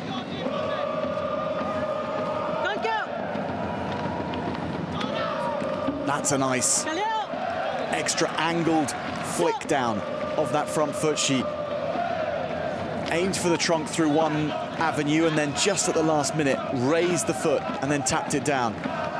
It's really dexterous work from Naimova. We are seeing a master at work, it feels like, in the Paralympic champion. Not that she's not beatable, not by any stretch. She could well be here by Papastamantopoulou. But the attacks we've seen, the intelligence that she's used, and the variety of attacks. That's what marks her out as a top performer. Another 2 points to the trunk. Guljanoi is at the moment the killjoy for Papastamantopoulou.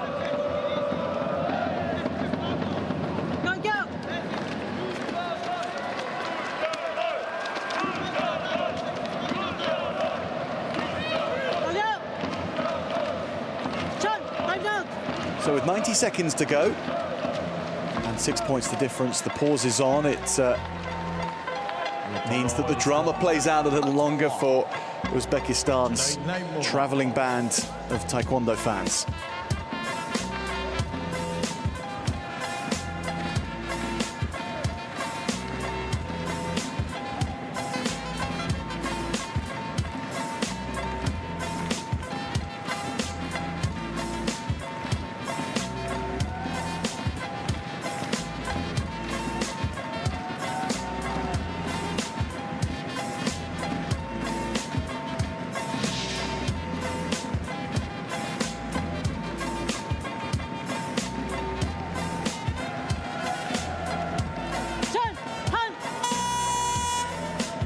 On peut faire comme nos ultras d'Ouzbékistan, on peut faire un maximum de bruit maintenant.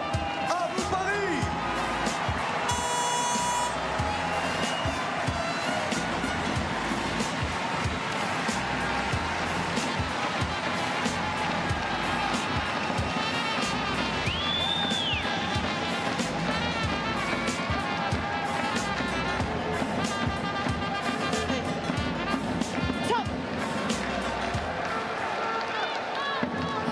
With a head full of new ideas, Papastamantopoulou goes back to it. Can she execute those ideas? Guljanoi Naimova has shut almost everything down now. She's someone who has even been awarded the Pride of Uzbekistan honorary title from her country's president for her success in Tokyo. She's looking to make them proud again. Everyone in the stands proud with Uzbekistan colours. And right now she is proudly shutting down these attacks from Papastamantopoulou. Aggressive attacks as well. She was blocking and covering well. And that might have been the last wave of attacking intent that Papastamantopoulou is able to really conjure here. It was a burst of energy right off the back of the timeout. There's still time here and only 4 points the difference, but what does Papastamantopoulou have? Attacks with a couple of turning kicks, but without really setting it up as she had been.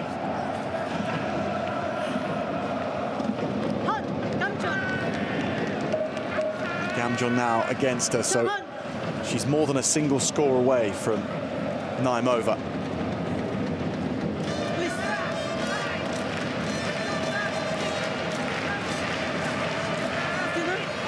Challenge from the Greek corner to see whether this Gamjon should have been given. On coach request, John after Khalil, attacking after Khalil. Was for attacking after Khalil. Come jump for attacking after Khalil. So Khalil being the halt to a match that we see when the referee puts her arm right through the middle of the pair. And if you attack after that, well, that is a gamjung, and that's what the penalty point was given for. The Greek corner saying, well, should it really have been? And it's important, it really is at this stage. If there is to be a chance for Papastapanotopoulos, then being 4 points away from your opponent is a much easier possibility, not that it's easy, than 5 points, because it's a single score away at 4, it's 2 scores away at 5. Whatever happens, here comes the spinning kick attempts that have to happen now. Kick to the head, maybe, accidentally. The gamjung comes again, so the difference goes to 6. Naimova just checks the ringing in her ears. It's not anything untoward, it's the sound of the Uzbekistan fans starting to bang the drum a little louder. Semi-finals, here we come for Uzbekistan. And she walks away with the victory. And a classy, varied, unpredictable, ultimately very solid performance from the Paralympic champion. Guljanoi Naimova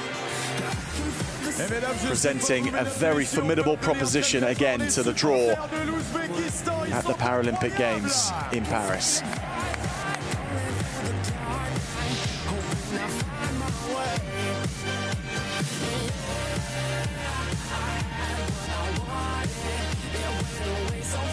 Allez, mesdames et messieurs, c'est à vous.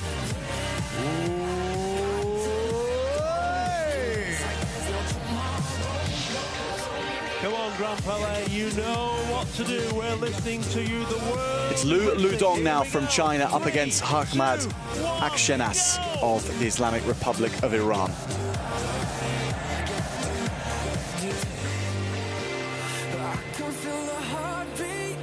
Final time. Tensions building. Here we go.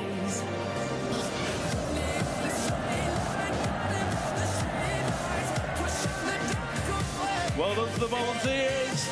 Applaudissements pour nos volontaires.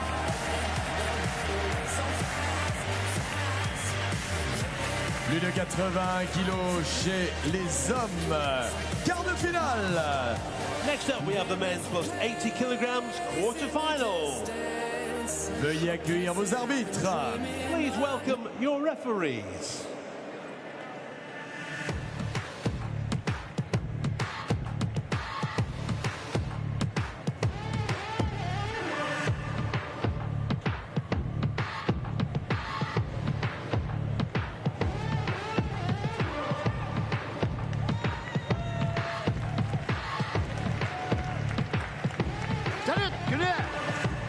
En bleu représentant la République islamique d'Iran. In blue representing Islamic Republic of Iran. Ahmed Akshenas. À 30 ans, le champion du monde de para-taekwondo en 2022. Ahmed Akshenas of the Islamic Republic of Iran. A man who's an engineer away from the mat. He's looking to build this campaign and for it to start gathering speed now. Championships in Ho Chi Minh City in 2022. Retained the title in Beirut last year and again champion in Da Nang this year. A world champion back in 2021 in Istanbul. The man from Isfahan in Iran. People's Republic of China, Lu Ludong. À 29 ans, il a terminé 9e. Lu Ludong of the People's Republic of China hails from the Shandong province. Second match of his Paralympic Games.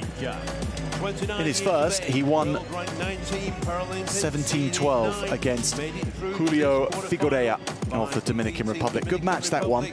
Figueroa Asensio, 17-12. Good warm-up for him ahead of quite a challenge against Akshenas. Arbitre, faites commencer le combat. Referee, start the match. So Ali Dincer Al-Arslan from Turkey.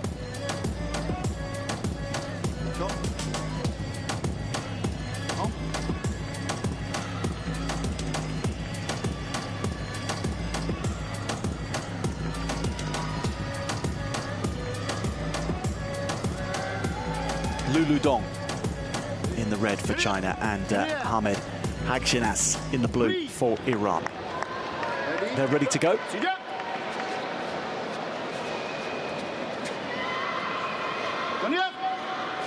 Since winning the World Championships a few years ago, he's won the Asian Para Games as well, Hagshinas. So big titles keep coming his way year on year. But this one, the biggest of the lot. And the venue, the most dramatic of the lot in para taekwondo, in anything we've seen in taekwondo before at a Paralympic Games. Sport's, of course, only been in the Paralympic Games since Tokyo, so it's a very short history to draw from, but it has had World Championships organised since 2009 in para taekwondo.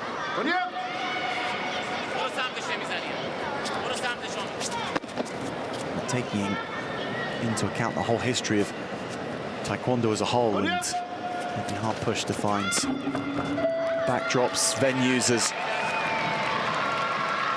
splendid as this. Not too much time to admire it whilst out on the mat, though, for Hagshinas and Lulu Dong.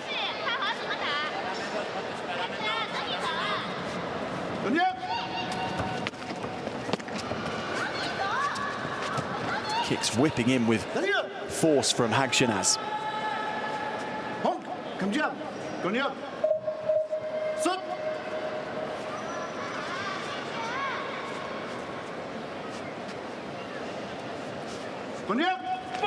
It's an imposing figure that he cuts out on the mat, because he's not jumping and jittering around like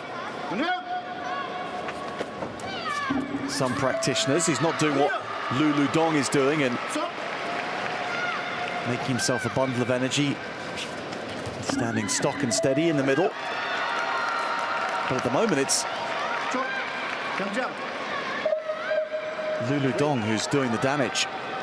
And his style is the one that is carrying the early 2 minutes, and a 7-point lead against the #1 seed.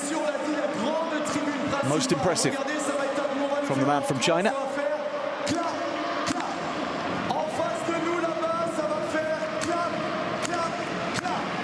Ici, clap, clap, clap, clap.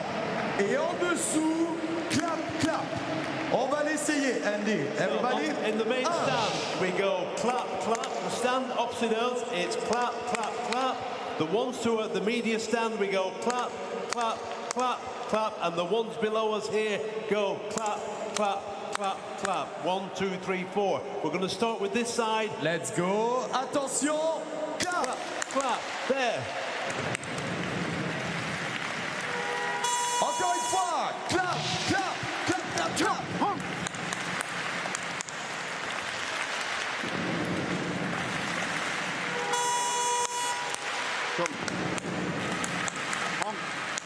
Vous êtes incroyable, Paris, merci. Thank you, everybody. Oui.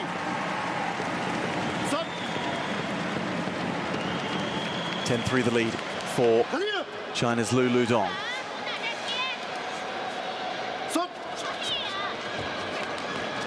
At the World Championships last year, the man in the red didn't make it to the quarterfinal stage even. Dropped out before that point, so Lulu Dong with 3 minutes to go 2 stages beyond that and cause an upset against the #1 seed. Hong, wait. Hong, wait.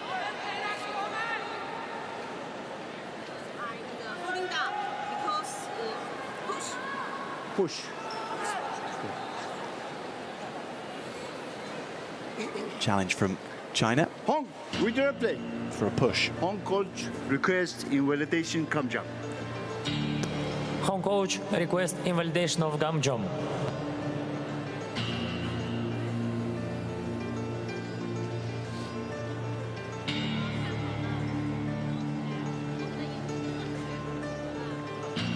So Hong means red, so indicator that it's the Chinese camp that are making the request, and of course we saw the coaches make that, but this is about whether a gam jump given against Lulu Dong will be taken away again. But it won't be. Scores will stay as they are. So still 10-6. Ready? And seeds of a comeback potentially from Hagshinas. Plenty of time for it. 3 minutes still left to run. Hagshinas with the kind of engine that can be at the same level at the end of a match as it is at the start. So he'll keep on plugging, keep on hitting. And Lulu Dong knows that. Can he match the levels that he's hit so far? Jumping up and out of the way. But that was decreed to be avoiding the fight, so penalty against Lulu Dong. Tries a spinning back kick into the trunk. But that doesn't land. No kicks to the head in para taekwondo, remember. That's only going to result in a penalty against you if you do that. It's a rule brought in for safety reasons to protect the athletes.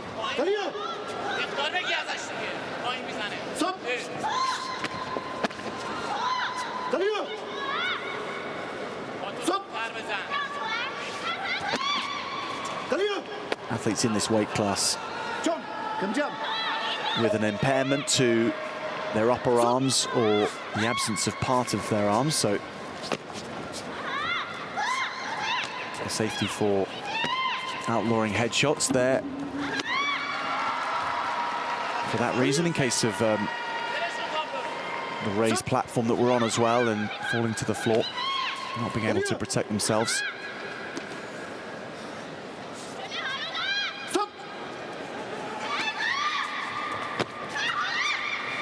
15-9, and China's Lulu Dong looking steady.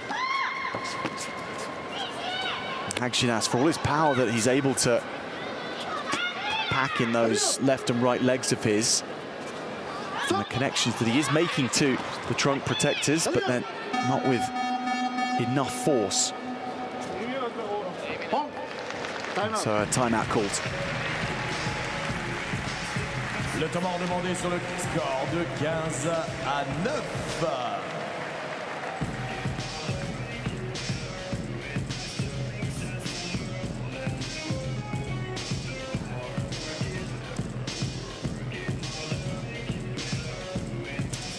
Mesdames et messieurs, est-ce que vous êtes encore là, Paris? Vous êtes là? Alors regardez, mon ami Andy, surnommé le Freddy de ce grand palais, va essayer quelque chose. Ça va être à vous de répondre. Andy.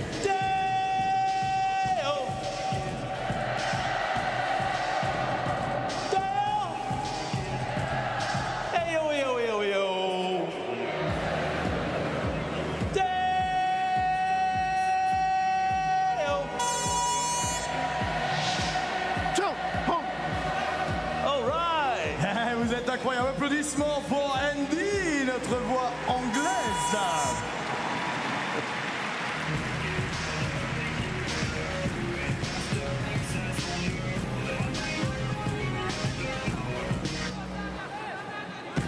The break for both to recharge and renew the fighting with 90 seconds to go in this quarterfinal.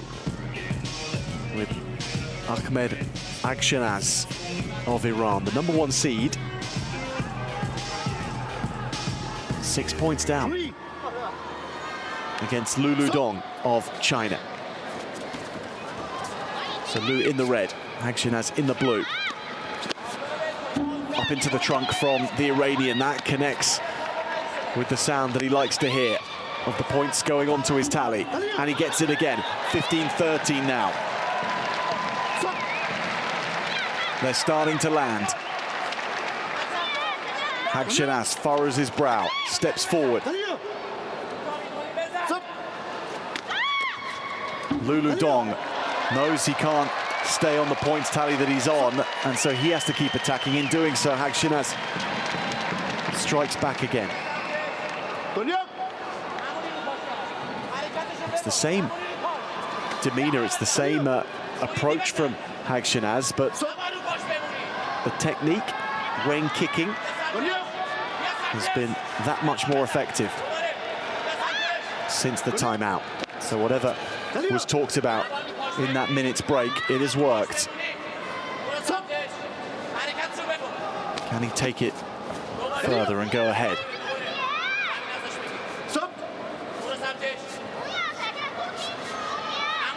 He creeps forward.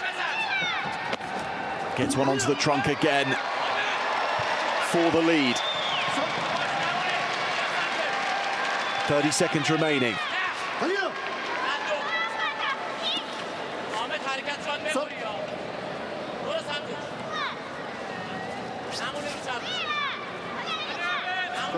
He's happy waiting, Hagshenas, for Lu to come forward. And then he replies, and again it's with force. This second half of the fight, the connections have been real.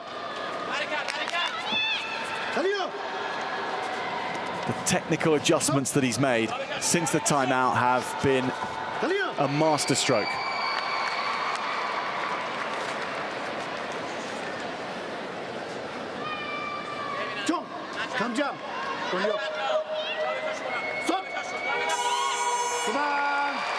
Hagshenas does break free from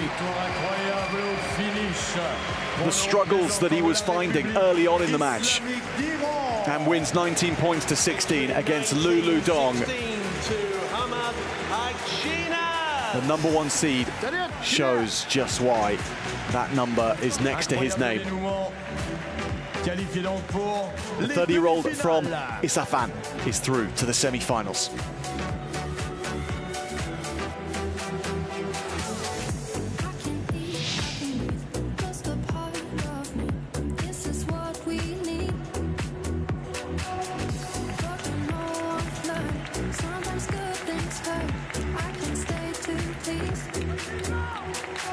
Moins de 80 kilos chez les hommes, le deuxième quart de finale.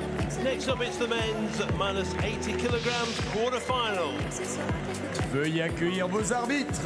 Abulfaz Abuzali of Azerbaijan up against Mexico's Luis Mario Najera.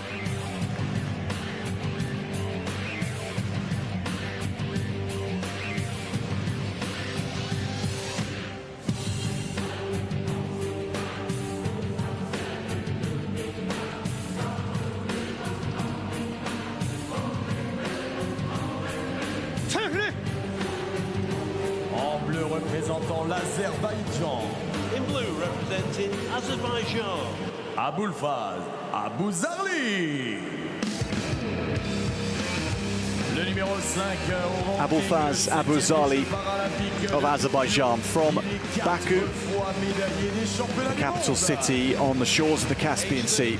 World rank #5, 4 medals in the World Championship. Paralympic Games #2 for Abuzali after finishing 7th in Tokyo. Last year and this year earned bronze in the Asian Para Championships in Da Nang. His second match of the day, he won his first.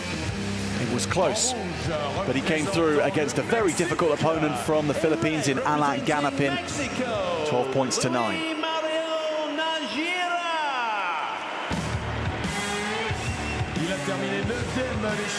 Luis Mario Najera of Mexico, from the capital city as well, of Mexico City.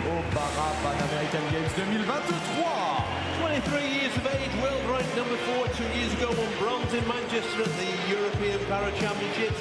Last year won silver at the Oceania Championships in Brisbane. This year added silver in the Pan Am Championships in Rio. A silver medal in Santiago last year when he competed on his own continental level at the Pan American Games in Chile. But that the landmark title in this career so far. He's had big wins as well against the best in this Division 2, the likes of Ju Jong-hyun of the Republic of Korea. He's taken him down before. So the Mexican in the red and the Azerbaijani in the blue. Abuzali against Najera. Quarterfinals in the men's under 80 kilogram competition.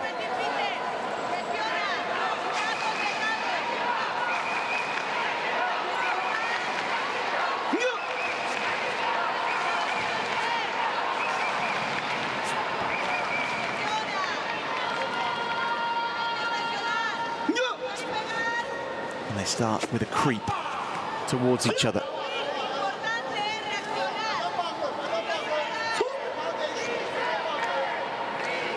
Neither interested in tearing into their opponent. Instead, they wait and watch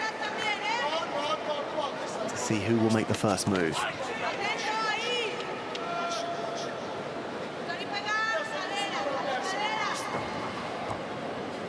To see who might offer up the first mistake in body movement, in stance or position. And then the other can then profit from it.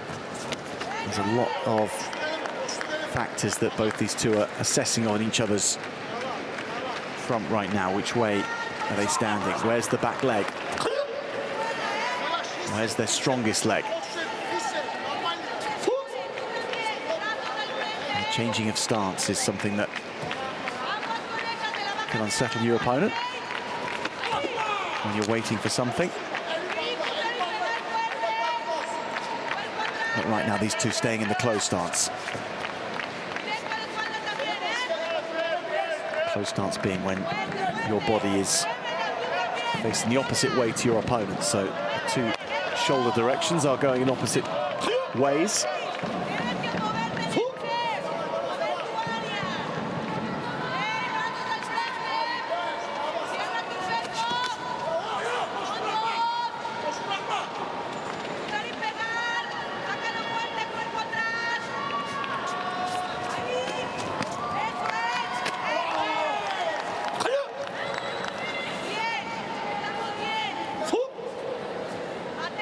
It's such a slow start that even after 2 minutes, no points on the board for either.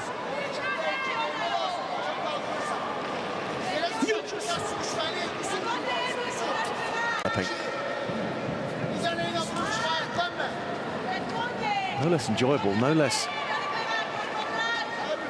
intriguing,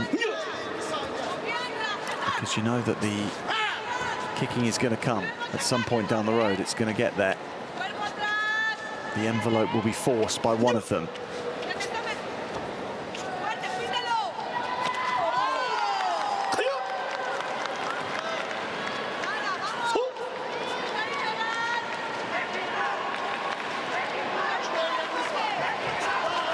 Interesting also that neither coach of Azerbaijan or of Mexico have yet wanted to play the timeout.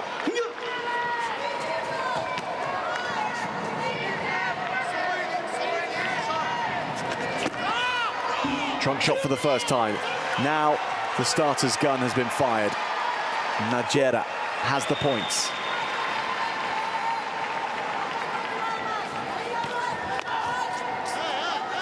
Flick of the trunk, but not scoring for Abuzali. Now the back kick. But that doesn't score either. 2 points for a standard kick to the trunk, as we've seen so far. 3 points for a back kick. 4 points for a spinning kick.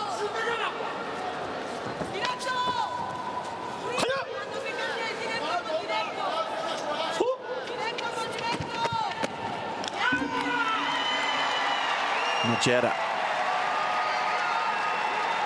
takes his tally to 4.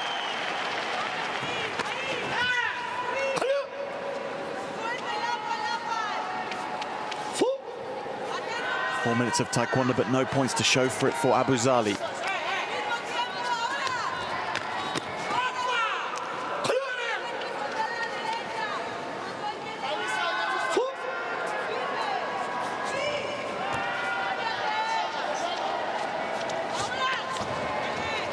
And does he dispense with caution and raise the wrist level? So, timeout called eventually after 4 minutes 20, the first break in play. Alors, mesdames et messieurs, tiens, on va faire quelque chose. Est-ce qu'il y a des supporters du Mexique? Yeah. Indeed, let's hear it. Both athletes out there, but we know there's a lot of people from Mexico. Let's hear it for Mexico!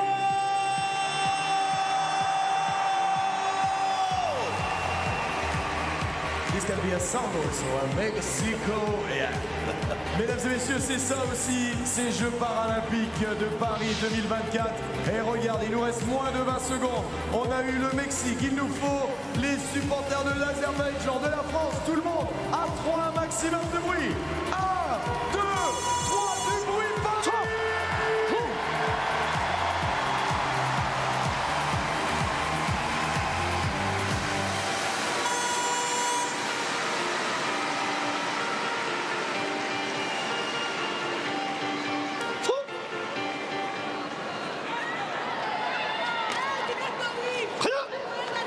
Down the stretch we go, with Azerbaijan trailing and Abuzali not yet on the board in this game of patience. Najera has been the one who's profited from the opportunities that have come, however. Gamjon against him there, but another 2 shots for the trunk. Now Abuzali really has to let the legs fly. There's no other option for him. He's got to flip the switch now and go right onto the attack. Back kicks and spinning kicks, it must be from here on in. It's going to be closed down by Najera.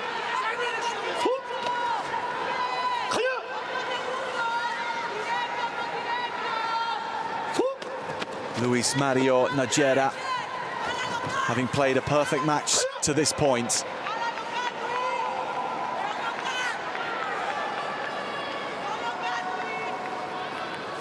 And the semi-finals for the Mexican beckon. Despite the score in the final seconds, it's not enough. Luis Mario Najera for Mexico. Tactically astute and well executed. Tricky quarterfinal negotiated by the Mexican.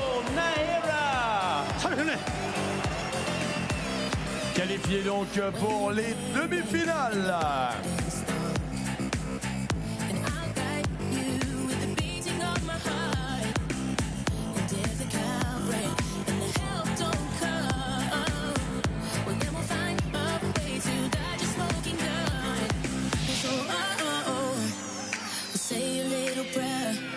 Plus de 65 kilos chez les dames, le deuxième quart de finale.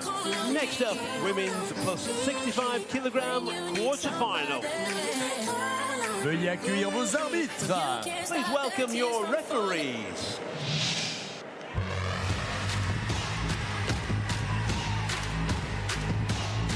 Five against 4 in the world, with Spain's Dalia Santiago Moreno against Deborah Menezes of Brazil.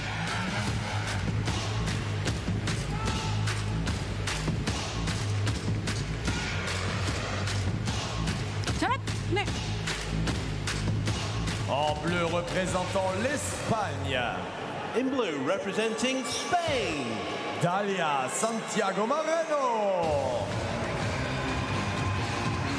À 26 ans, la numéro 5 de ce Don't dally with Dalia. Santiago Moreno has already issued up orders about just what type of form she's in today, winning her first round match convincingly. ranked number 5 last year, took now with a quarter-final opportunity here. The 26-year-old from Spain. At the Asian Para Championships in Da Nang. Made it through to this quarter-final by beating the athlete from Papua New Guinea.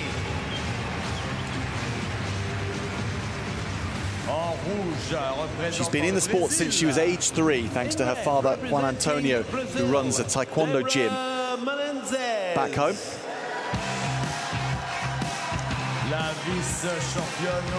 Deborah Menezes is also steeped in the sport. She's the silver medalist from Tokyo 3 years ago, and she's a world champion from back in 2019 as well. World ranked number 4, Paralympic silver medalist from Tokyo. She is double world bronze medalist from Turkey in 2021 and Mexico last year. This year she won silver at the Asian Championships and gold in Rio at the Pan Am Para Championships.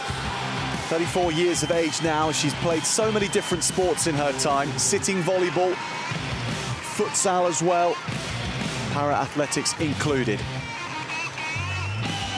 Arbitre, faites commencer le combat. Referee, stop the match. Martina Navratilova of Indonesia is the referee.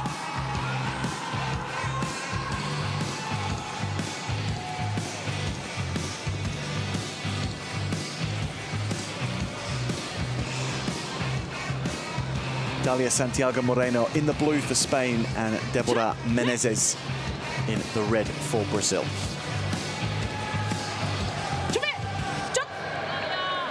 Quarterfinals in the women's plus 65 kilograms. Menezes' first match in Paris, 3 years after the silver medal in Tokyo. First couple of points to the Brazilian as well for the shot to the trunk. Gets a good angle in on the blue trunk protector there again, but not scoring.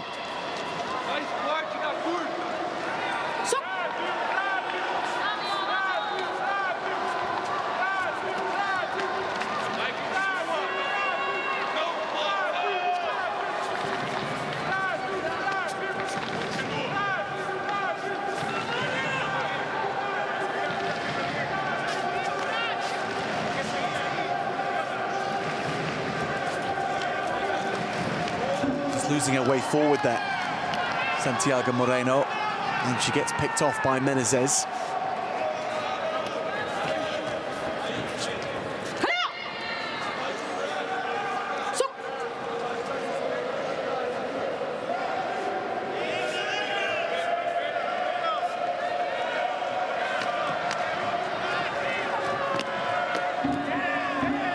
She's good at sucking opponents onto her, Deborah Menezes, and then retaliating once she's extinguished their attacks, and that's what Santiago Moreno's been hit with a couple of times now.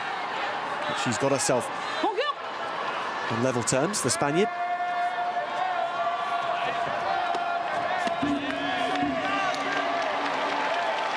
Two points each again. So important to take points out of an exchange if your opponent scores on you.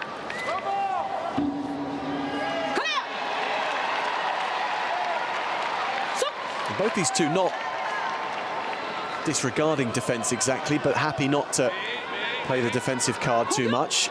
Looking to come in and score points off their opponent and accept that they might give away points as well. Brazilian levels things up that time.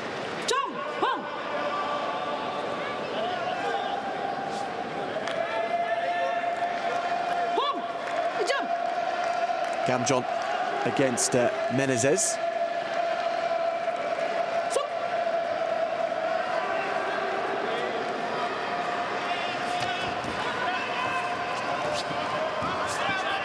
So Menezes in the lead.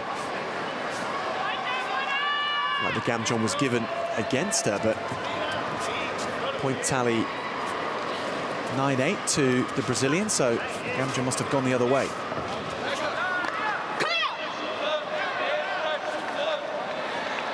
She won't be looking back too much. Don't worry about that. That's half the job in Taekwondo, to move on to the next moments after a score, after being scored on, setting aside that disappointment and then bouncing back. Also setting aside any success as well, to focus on the next moment.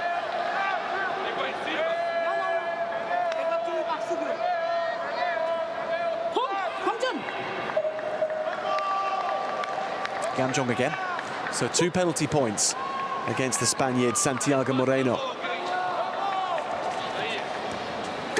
So the Spanish fans trying to work out what those were for.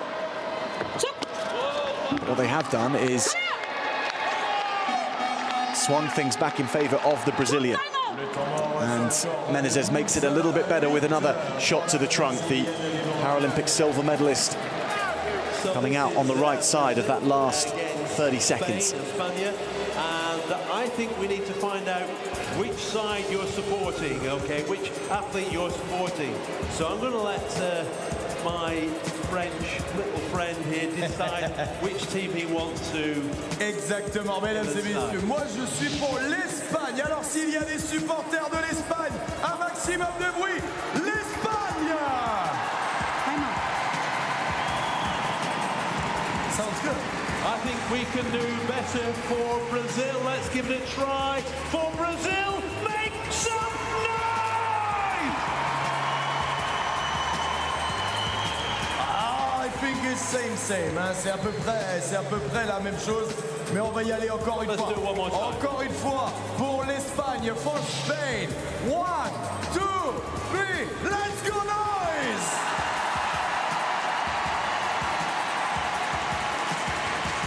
Brazil, we can beat that, Stand by, Brazil, to make some noise. 1, 2, 3!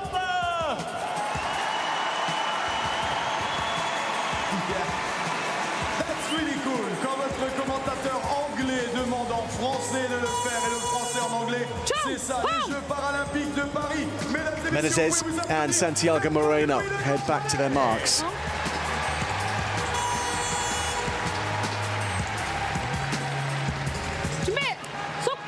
The Spaniard 4 points down with 2 minutes remaining against the Paralympic silver medalist from Brazil.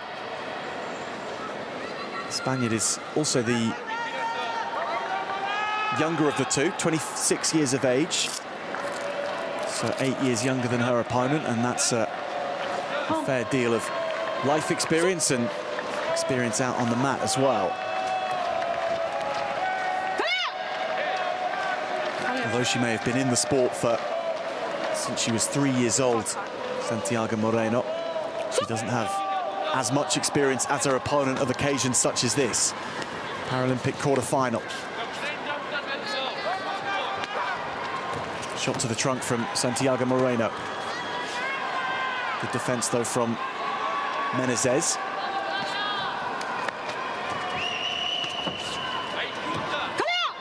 Takes things close to the close distance, and that makes it harder to score for the longer-legged Santiago Moreno. So this is the area she wants to be in right now, Menezes. Shutting down attacks by leaning into them, not by running away. Well, she does just that, but that was to create space to launch the spinning back kick. So she's got attack on the mind as well, but that's the shut-down shot that she wants to score with, or attempts to score with afterwards. She's coming in again, trunk shots landing. And try as she might, Santiago Moreno not hitting with the same power.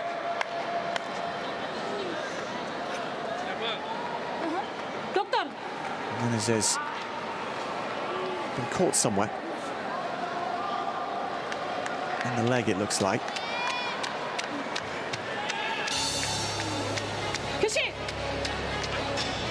1 minute still to run, and 8 points the difference. She's in a really strong position now.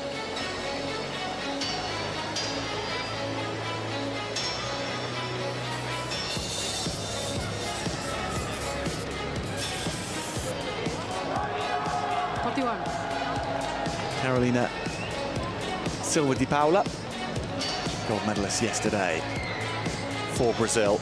She's been here throughout, supporting every Brazilian.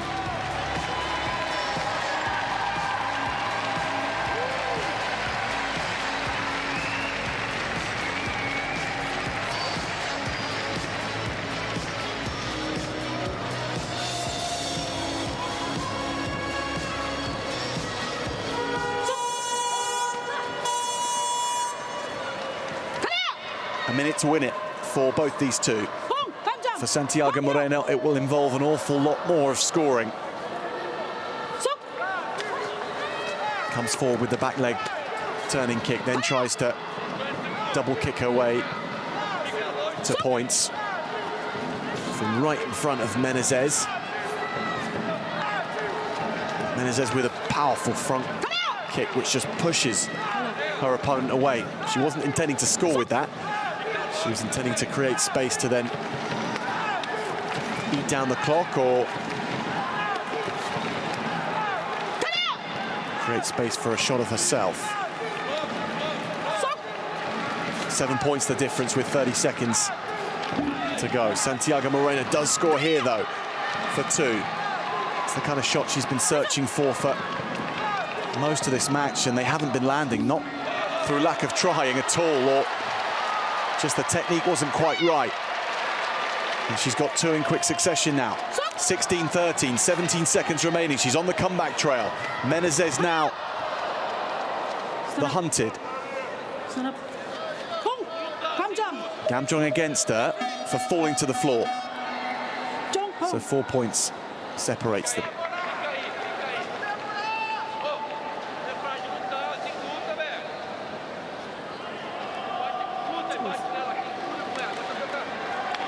Spanish request to see if they can invalidate this. Request invalidation Gamjong. Maybe there was a push. Sean Cost requests invalidation of Gamjong. And if there was, then this will get invalidated, but that's the only criteria.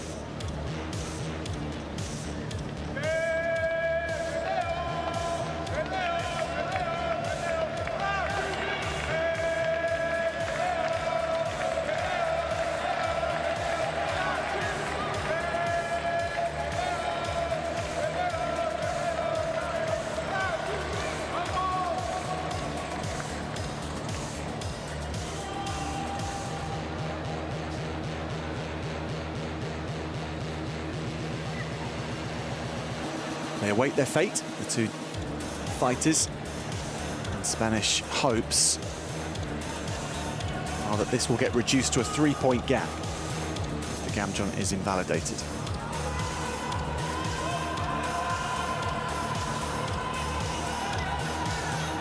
Decision incoming, but the technology not working.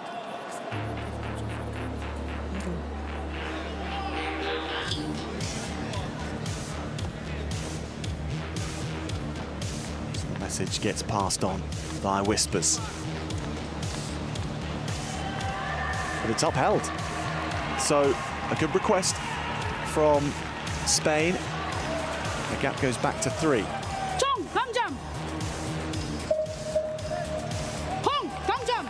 And even better than that, it gets reversed, so the gap goes down to 2. 13 seconds remaining. Santiago Moreno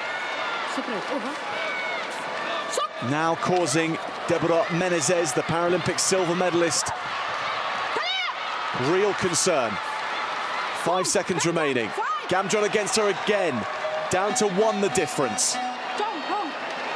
And now a break and a challenge. And this is tense.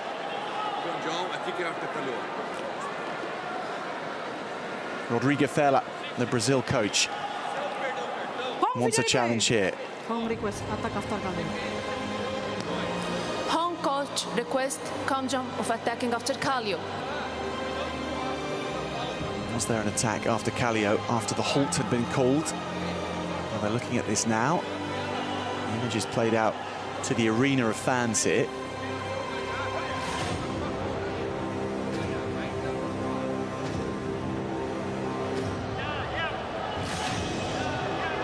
much as anything, this is about quelling the momentum of Santiago Moreno. So the card plays, no point in carrying the card away from the mat with you, and it could be used.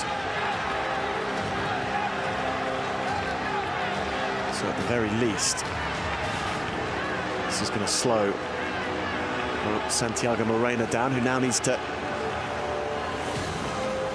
get going again. She still needs 1 point, or possibly 2, to level up the contest. 3, of course, to take it outright. So if she goes for a back kick at the conclusion of this review and scores it, then she will be enough ahead to win. But actually,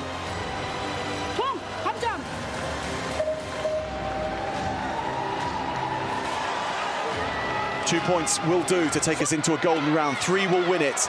Santiago Moreno looking for that elusive final 2 points, but it's going to be Deborah Menezes who holds on. The silver medalist 3 years ago, and she clings on. 17-15. The Brazilian, brazen in her attacks and unbowed in her defense. Semi-final, that's the world ranked number 4.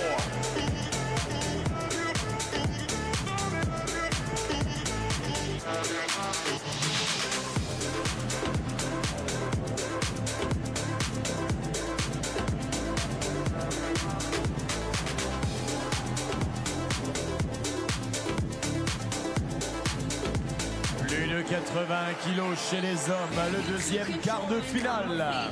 Next up we have the men's plus 80 kilograms quarterfinal. Veuillez accueillir vos arbitres. Please welcome your referees.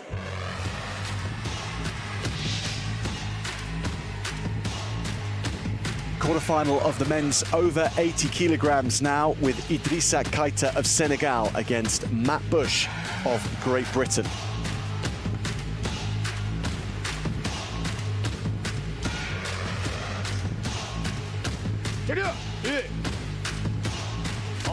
The referees take their place. In blue, representing Senegal, Idrissa Keita. And Idrissa Keita from Senegal saunters staunchly towards his marks. The 21-year-old from Dakar. He won his first round match earlier today in style. It took a golden round to do it, but he beat Mehmet Sarak of Turkey, the 3-time world champion. Well, Keita took him out, and now he's got a quarter-final shot. representing Great Britain, Matt Bush. Matt Bush from Great Britain. He's from St Clair in Carmarthenshire in Wales, and he's becoming a Paralympian for the very first time. It's something that really should have happened 8 years ago at Rio 2016, when he was Britain's top male thrower in the F16 javelin competition, but an injury prevented him from competing at those games. He then switched to Taekwondo ahead of Tokyo. He won the world title in 2019, and he was all set to go in the Paralympic Games when Taekwondo made its debut 3 years ago. But he suffered a knee injury in the build-up to that. That ruled him out for a second time.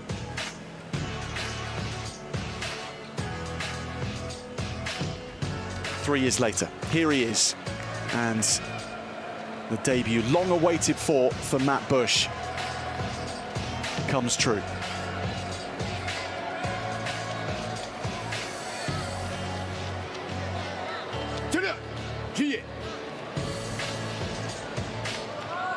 Under the glass ceiling of the Grand Palais, Matt Bush of Great Britain gets going against Idrissa Keita of Senegal. Keita in the blue and Bush in the red.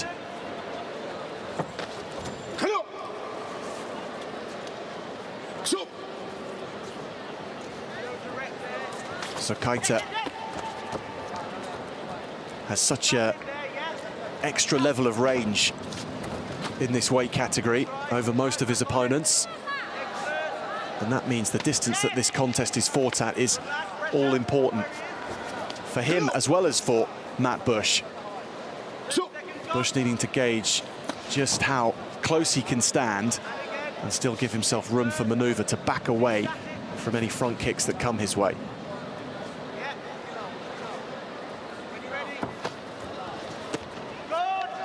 The other option is to come in close and to close down Idrissa by leaning into the kicks that come. That can shut things down as well. But where you don't want to be is caught in the middle. And Keita's legs are long, but they're also powerful. And he scores with those first 2 points of the contest. A reminder for those of you maybe watching Para Taekwondo for the first time, it's 2 points for a shot to the trunk, as we've just seen there. 3 points for a back kick to the trunk, where there's a 180-degree rotation and the back is turned to your opponent and you still land the shot. And it's 4 points for a spinning kick, a full 360 rotation, and then a kick to the trunk. Headshots are not allowed in Para Taekwondo. So it's all about landing a shot on that Paris 2024 logo in the center of the trunk protector. And Keita was close then again. Now Bush gets on the board for the first time. Keita applies. The 21-year-old qualified for these Paralympic Games by winning the African qualifier.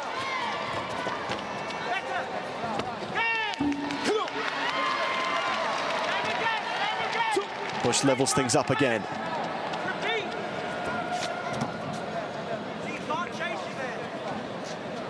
Five years on since he became a world champion in Para Taekwondo. Matt Bush in Turkey.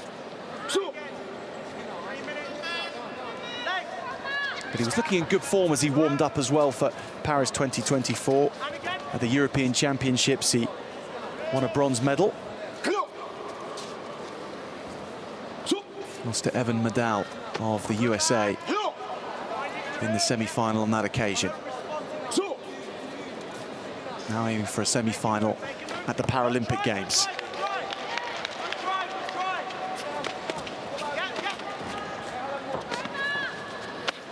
Keita from in close.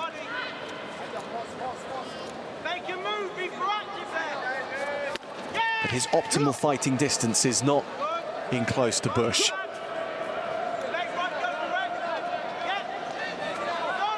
He wants to be a little bit further away in order to land a powerful turning kick onto the trunk of his opponent. Whereas Bush can be effective from closer in.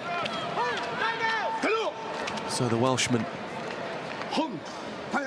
constantly trying to judge that and make that balance. Timeout called. Time to talk things through.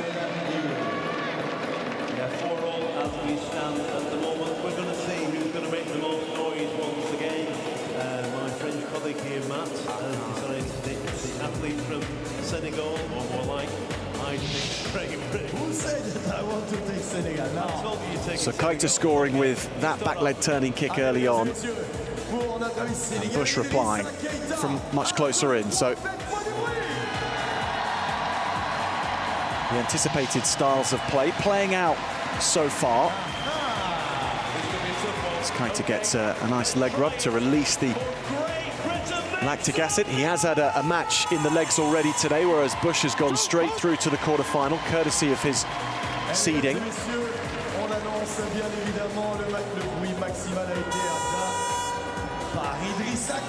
36 years of age now, Matt Bush. Someone who works for the family business back home in Wales.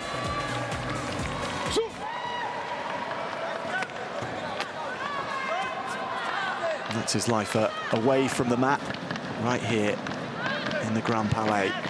The focus is 2 feet in front of him.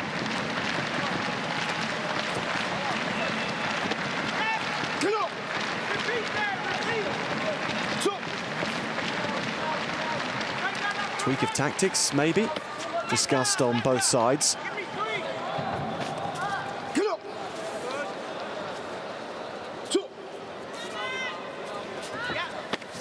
Bush coming forward, not making the shot, and then having to protect himself from a counter. So Kaita with a good chance there. Didn't land it though. Kaita steps out here, so he can't step out of the contest area. Gamjong given away, gives the lead to Bush, then he adds 2 more points to it. He seems surprised by the Gamjong Kaita. He just hadn't got his bearings right as to where he was on the mat. And then Bush came in for him straight away afterwards, whilst he might have been still considering what just happened. 7-4.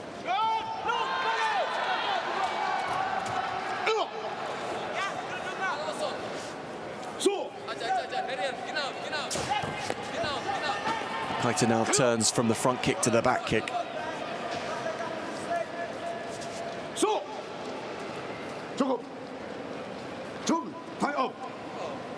So the pace really slowing down after Bush had secured those 2 points. The better of the exchanges from that last 45 seconds to a minute for the Briton.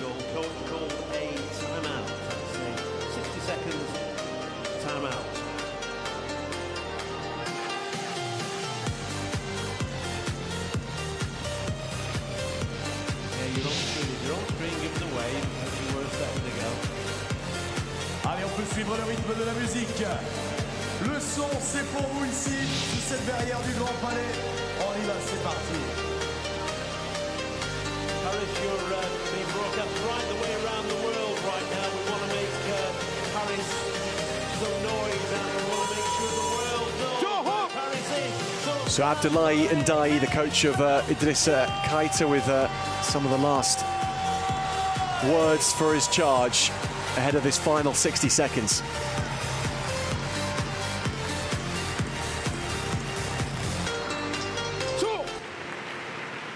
To the victor, the semi-finals lie in wait. Kaita 3 points down. Bush coming out strongly after the timeout and catches his opponent again for 2 points, just as Kaita cracked him one just below the belt.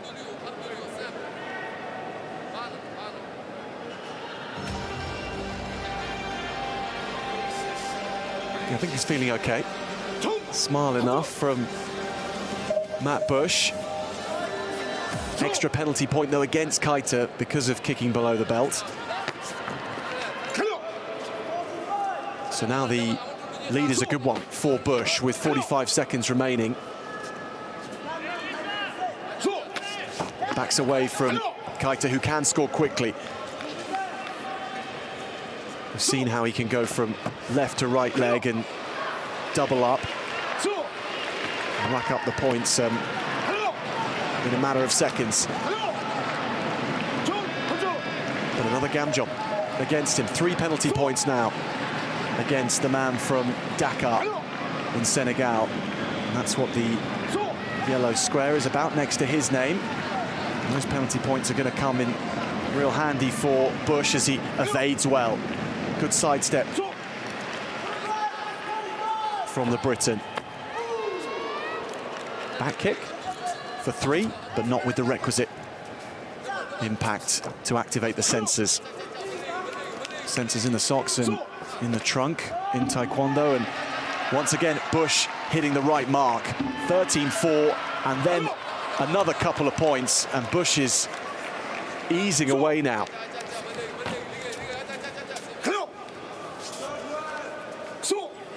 This fight was ticking along in second gear for both these two for so long, and just at the right moment, Bush up the ante.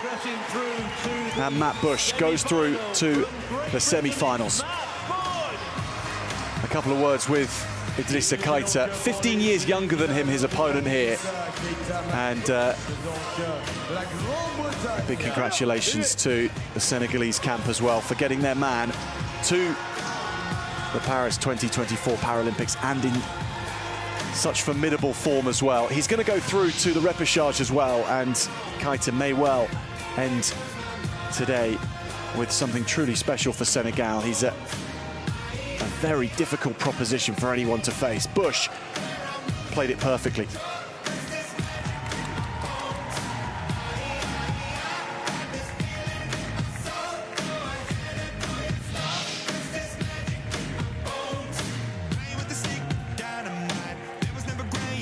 Coming up next, at under 80 kilograms now, Alireza Bakht and Nurlan Dombayev of Kazakhstan.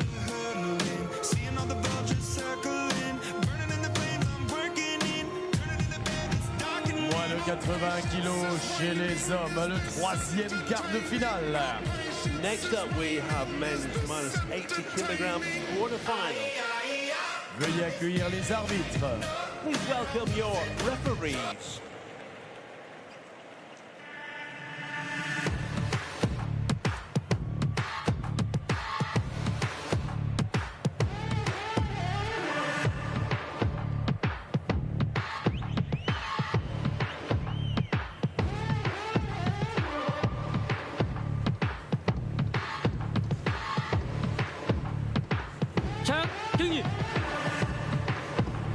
En bleu représentant la République islamique d'Iran. In blue representing Islamic Republic of Iran. Alireza Bakht. Le numéro 3, 9e. Alireza Bakht of the Islamic Republic of Iran. Takes a moment to absorb the surroundings. Nothing in Taekwondo or in Para-Taekwondo has been seen like this before in terms of the venue. Worth taking a moment to savor it. But the number 3 seed now with business to do. He won a silver medal at the Asian Para Games in China last year. 24-year-old from Tehran, here to go one better than that at the Paralympic Games if he can. His opponent from Kazakhstan is Nurlan Dombayev, world champion 2 times over. The last title coming in 2019. 43 years old now. He started Taekwondo way back in 1998. He was just 17 years of age then. So he's been in the sport for a long, long time. Hails from Atirau in Kazakhstan, a city which is at the very western side of Kazakhstan. It's where Europe ends and Asia begins, or Asia ends and Europe begins, depending which way you're going. Maxim Gauss of Moldova is the referee.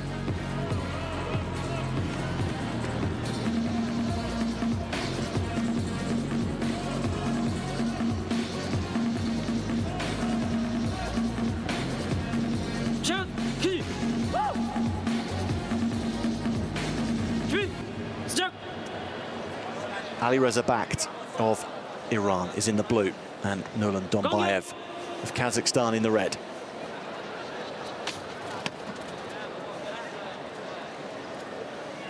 The creeping feet of Bakht, edging himself closer and closer to within a distance from where he can score. Dombayev with the extra leg length though, so Bakht has got to be careful in coming forward. And from in close,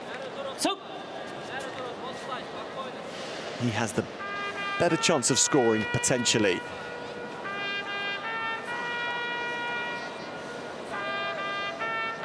The referee not happy with the lack of engagement.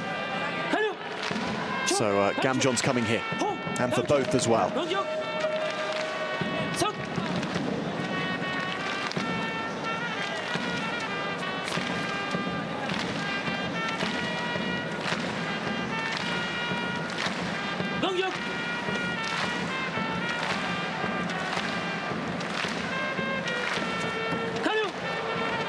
Walks on to a front foot kick and hits the floor. Dombayev So that's a gam jump.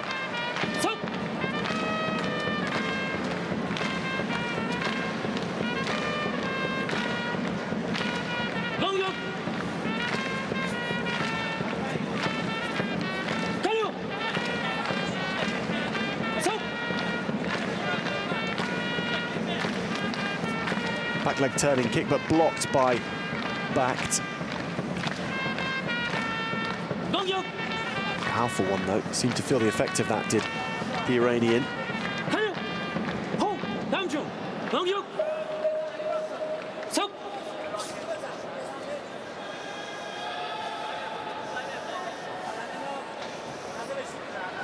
Trying to force a reaction from Dombayev is the Iranian. See him swinging his arms forward. Trying to kid Dombayev into making a movement which Backed can then profit from, but he's not selling it well enough at the moment to convince Dombayev.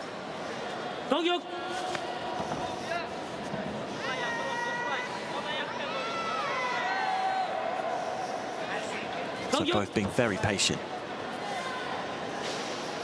knowing that reacting too early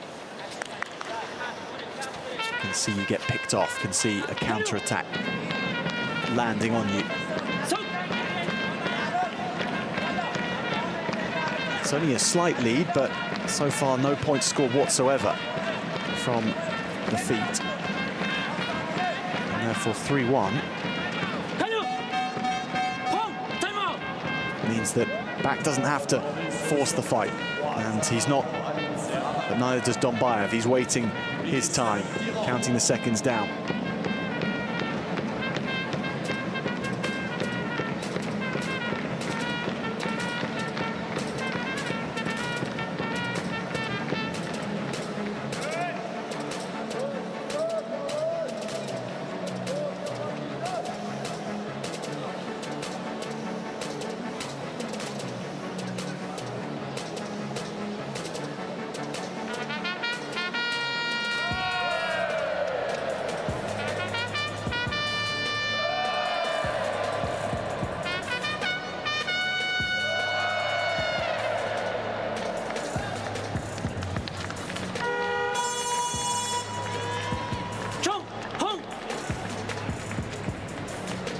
Allez, les encouragements du Grand Palais.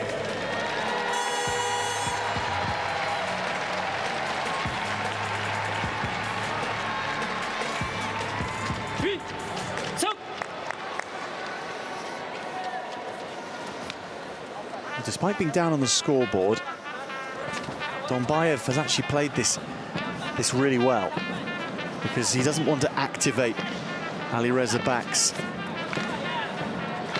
fast and furious mode. He wants to leave this fight to the last minute, to the last 30 seconds, get the score he needs then, and then help to hold on. So being within touching distance with Back to head won't necessarily trouble him too much. He's still got to get the scores to overtake him, of course, but possibly doesn't think that he would come out on the right side of the Iranian if he unloaded all his attacks and playbook on him. So he's also invested in slowing this quarter-final down, even at this stage, with 1:20 to go and 2 points behind. He's almost got to sneak himself in front at exactly the right time to have a chance of winning it. Otherwise, Backed will chase him down. That's the fear anyway. That's the strategy.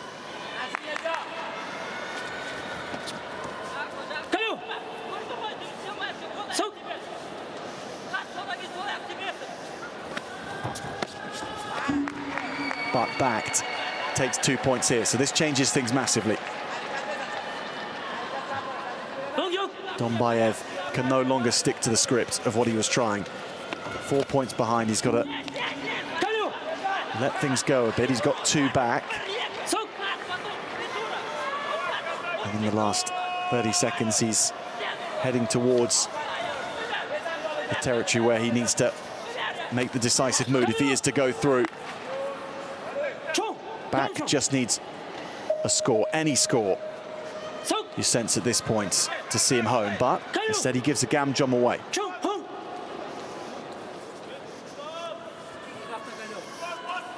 So Dombayev isn't in a bad position here. Home, video play. Home coach request gam jump for kick after carry.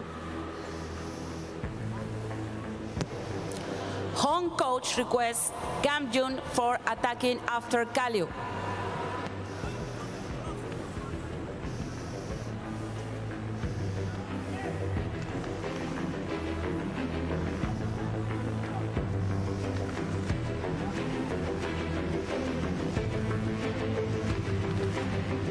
So if this Gamjon is given, then it's going to be all level. He and Nurlan Dombayev and his team think this is it. It'll be all square, and then it's all to play for.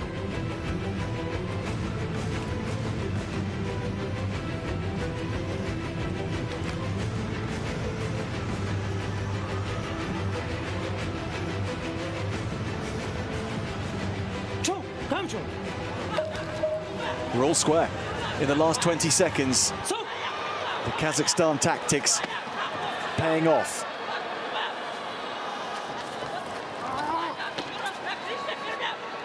Last 10 seconds, and we go to the golden round. And just in the way that this fight has been conducted for most of it, it ends. Neither throwing their cards on the table.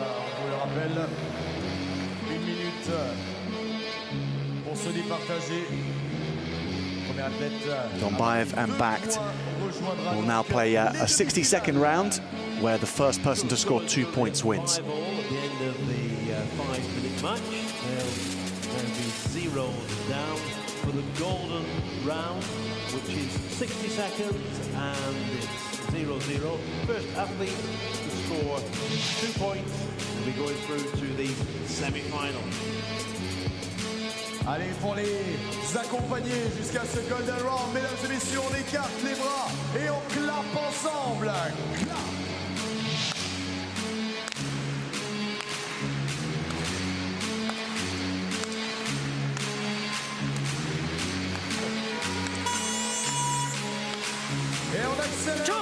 Decisions to make for Bakht's camp is whether to stick to how things have been going over the last 5 minutes and wait for the opportunity, or whether to just go out and seek it.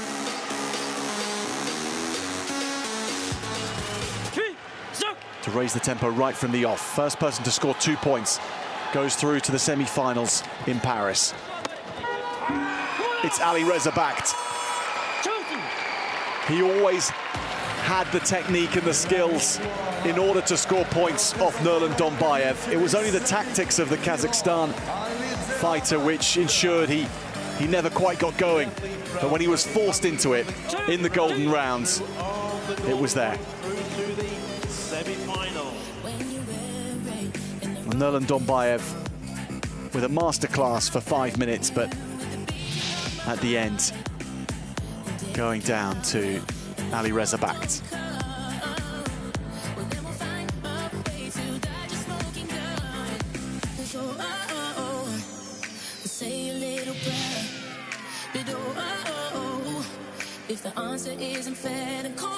Jelena Razic of Serbia now against Mexico's Fernanda Vargas Fernandez. Next up, we have a women's plus 65 kilograms quarterfinal. Veuillez accueillir nos arbitres. Please welcome your referees.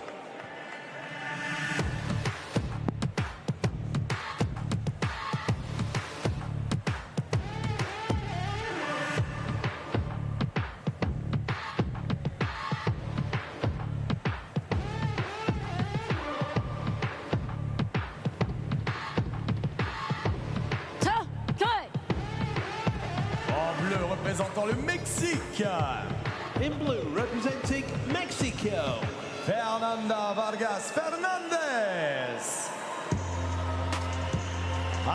Fernanda Vargas of Mexico. Just 22 years of age, she comes from the capital, Mexico City. 21 years of age, world rank number 3, silver medalist from last year's World in Mexico. She won silver this year at the Pan Am Para Championships that was hosted in Rio. She's Paralympic seeded number 3. Amazing rise from this woman because she only picked up the sport in 2022. Already the number 3 seed in the draw at a Paralympic Games. Jelena Rasic of Serbia. 13 years older than her opponent in the quarterfinal. Someone who's picked up bronze medals at World Championships. Tough competitor, a wily and knowledgeable one as well.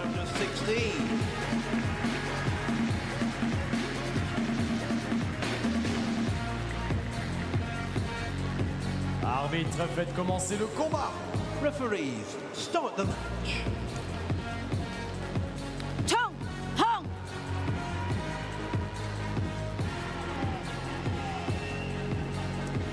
Chinese Taipei's Dai Carroll is the referee.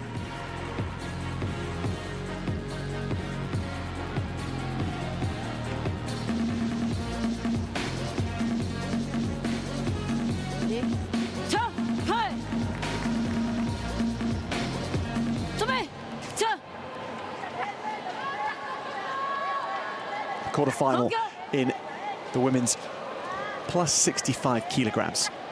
And Rasic in the red for Serbia, Vargas in the blue for Mexico.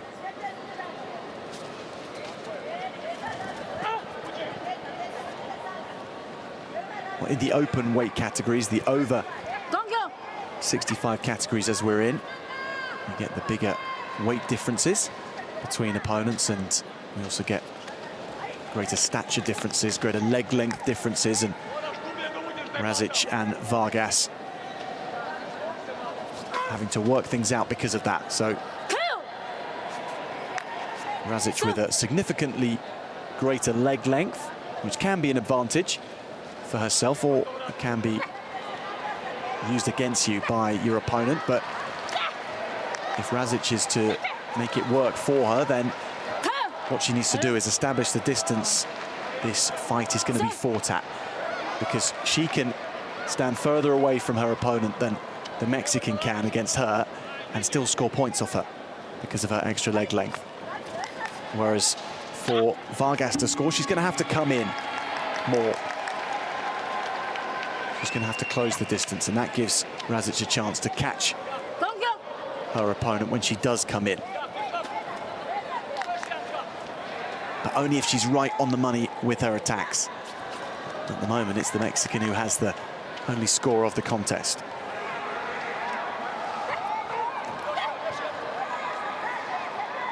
Vargas won the Pan American Games last year in Chile. And she has a world silver medal to her name from last year as well.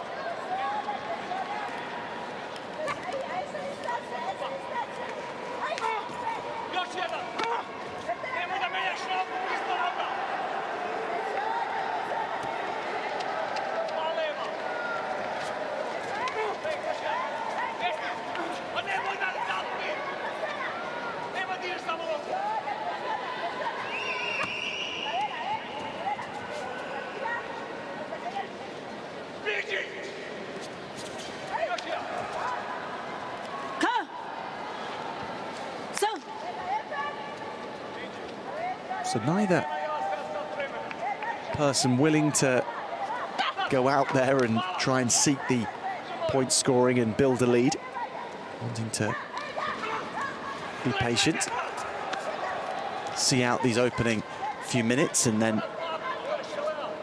get the business done towards the latter end of the rounds. It's just one round in Para Taekwondo of 5 minutes. it does afford you that decision, that flexibility of saying, let's leave everything towards the end, because there's no time to come back then. Vargas goes 4-0 up. Timeout called by Razic's team for Serbia. There is Vargas in the stands as well as out on the mat.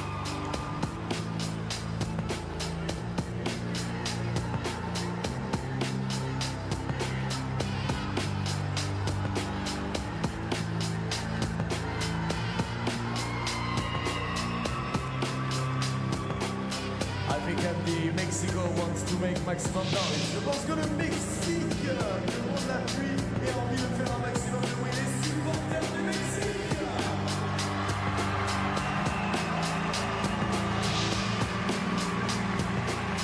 I think the rest of the arena should make some huge noise for Serbia. Let's hear it for Serbia. Come on, Palais!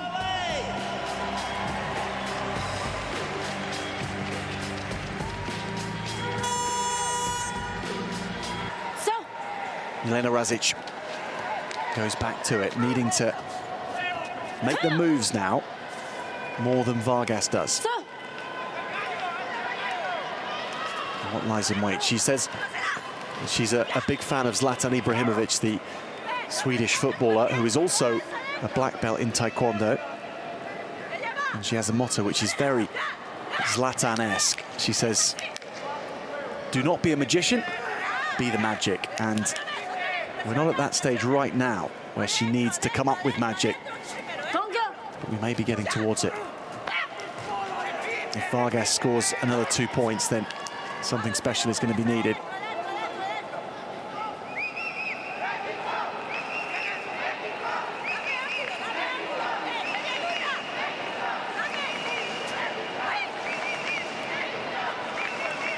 Step through back kick from Razic, but it was easily avoided by Vargas. She's defensively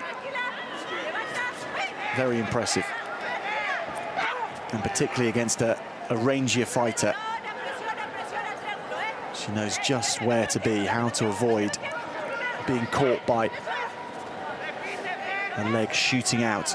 Even when she's within range of being struck, she can move left and right. Her only option is not just to back away from it. She sees things coming very well. Last 20 seconds upon us, and the Mexican Vargas with the lead. The referee not happy with how she's avoided the fight in those last few seconds, so she gives her a gamjon. She's got numbers to burn in terms of points difference, so she steps away once more, and she'll see this through all the way through now to the semi-finals for Fernanda Vargas.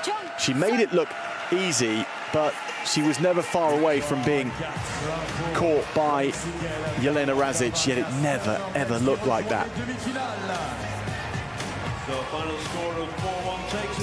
What it does look like is good fun in the stands for Mexican fans, and that's thanks to the likes of Fernanda Vargas.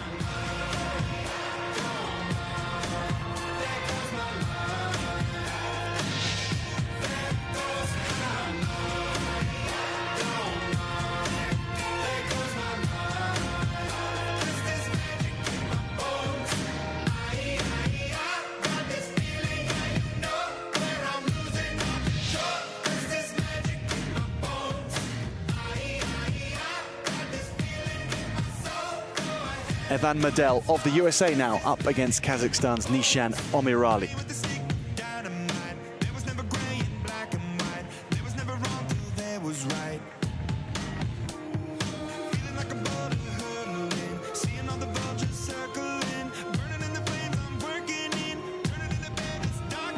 Plus de 80 kilos chez les hommes. Troisième quart de finale.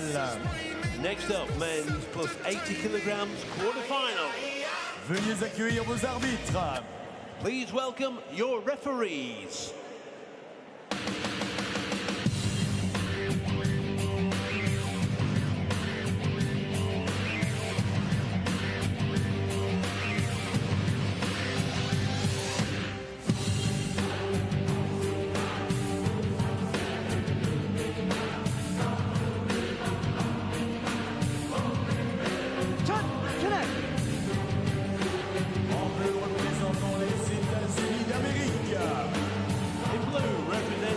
United States of America, Evan Medel.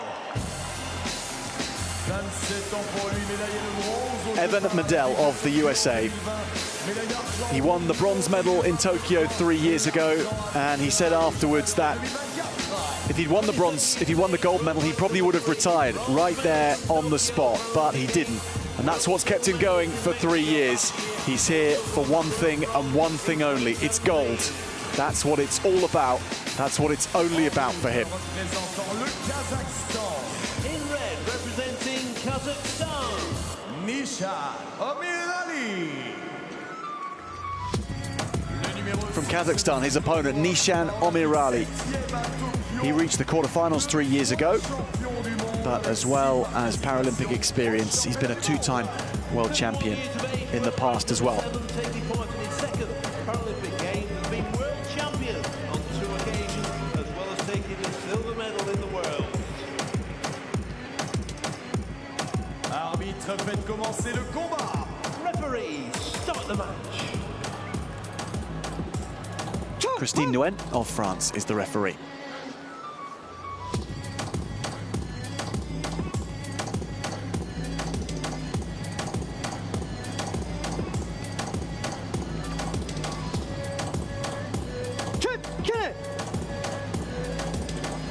Evan Medel of the USA in the blue, and Nishan Omirali of Kazakhstan in the red. And Medel on the board after 8 seconds. You know he's in good form coming into Paris. He picked up a silver medal in Belgrade just in May. And that Belgrade event was the European Championships in name, but it was an open competition, so anyone from around the world could come in and compete there. And it was used by so many as the last tune-up event before the Paralympic Games. So it was more like a World Championships in terms of the quality that was there. And Medel made it to the final then. He also won the world medal at the actual World Championships the year before that.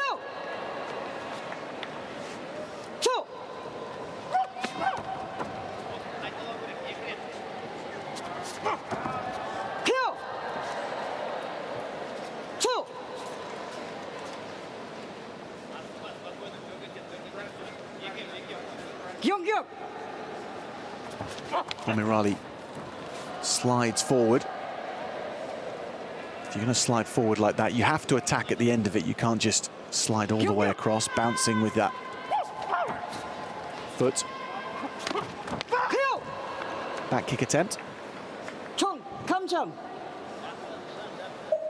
Gamjon against Evan Medel now. If you're just tuning into Para Taekwondo, maybe for one of the first times at these Paralympic Games, the scoring system is 2, 3 and 4 points shots. That's the only options available to you. 2 points for a standard shot to the trunk, 3 points for a back kick to the trunk, and 4 for a spinning kick to the trunk. There are no headshots allowed, so that element is taken out of proceedings.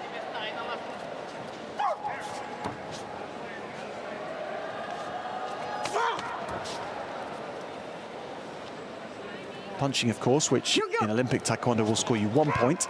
Doesn't carry any points here, but you are allowed to do it. So it can be part of your strategy to come in with a punch, but it won't see you score directly. Great way of misdirecting your opponent, though.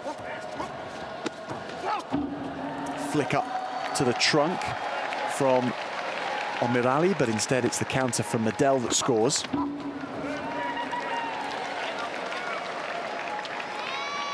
And he's really settled now, the man from Grand Haven in Michigan, in the north of the USA.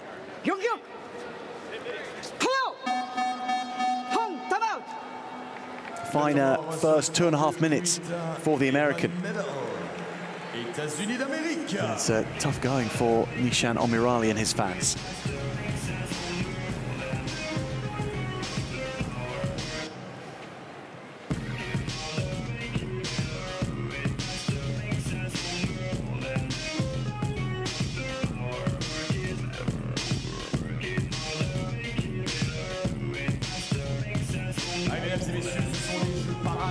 de Paris 2024.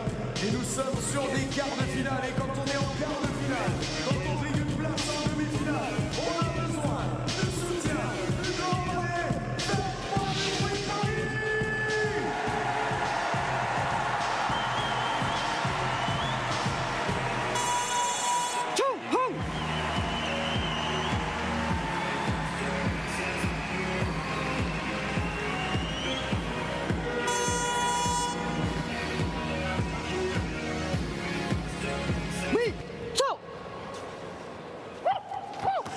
Back to it goes Omirali, and back to it with a bang. Climbing up for a double kick, but connecting with the head of Medal. So a penalty point against Omirali. Offers his fist to say sorry to Medal. And back to it they go, but it's only enhanced the Americans' position. Climbing forward with the front kick. Renewed purpose from Omirali. And surviving the initial period off the back of a timeout where your opponent has decided to change things up is a really big win for a competitor. And Medal has done just that. Not only, but he's added points to his own tally.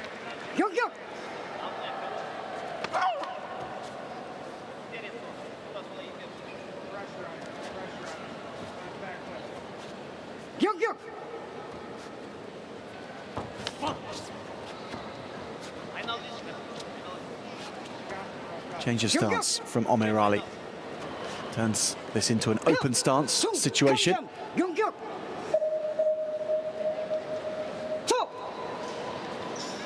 He hasn't changed anything about the scoreline. Medal might be looking just to close this down from here. A man from the Lakeshore Taekwondo Academy in Grand Haven. A couple more points added.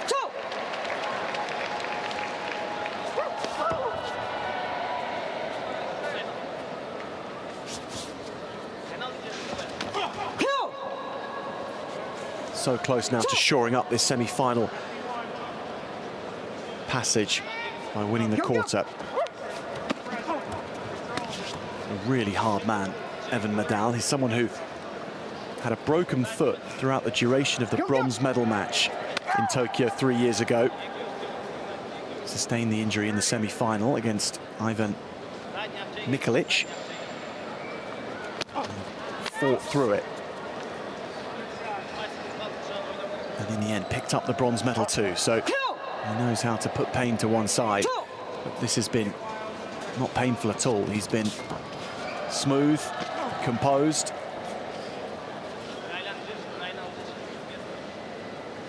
The safest of passages through the quarterfinal for Medal.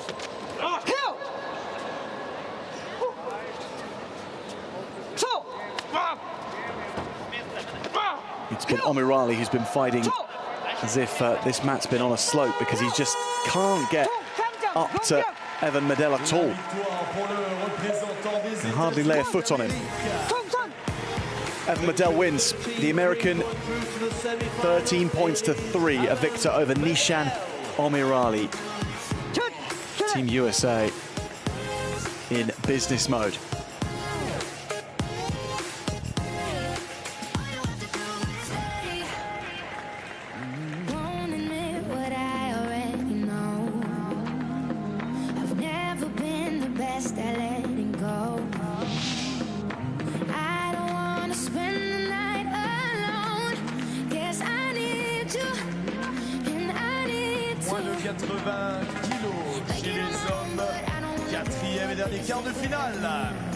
So next up, it's the men's minus 80 kilograms quarterfinal.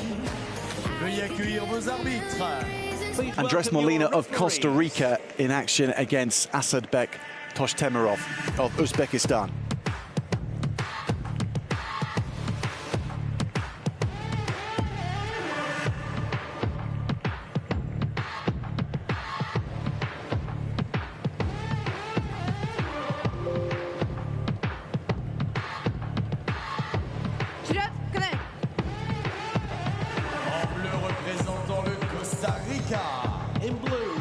representing Costa Rica, Andrés Molina.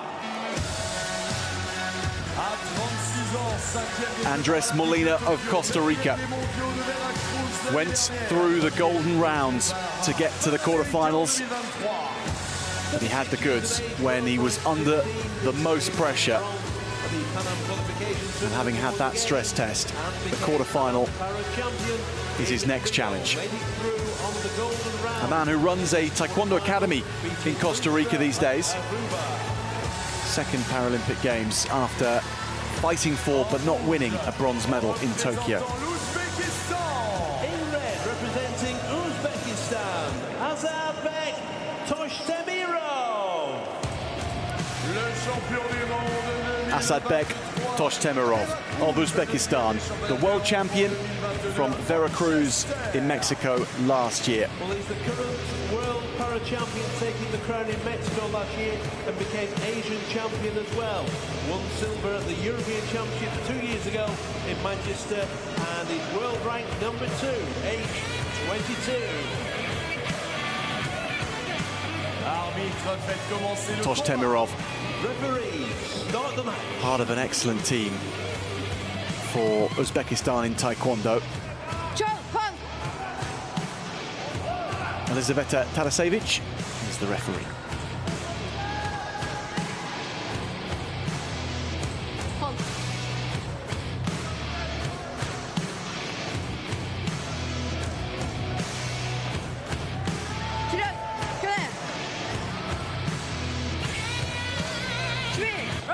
Toshtemirov in the red for Uzbekistan, and Andrés Molina for Costa Rica is in the blue.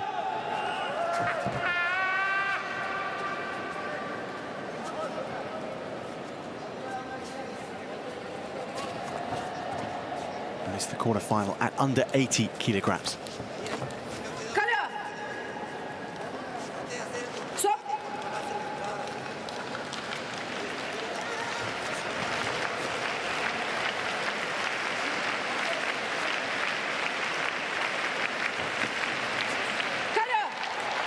He was in such positive form, Andrés Molina, in his victory in the quarterfinals.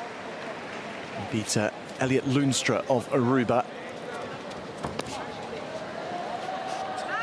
12-10 in the end via the golden round. He was really lively and inventive with his attacking. As we saw there, the attempted back kick, but he gets picked off well. Azarbek Toshtemirov with the first points.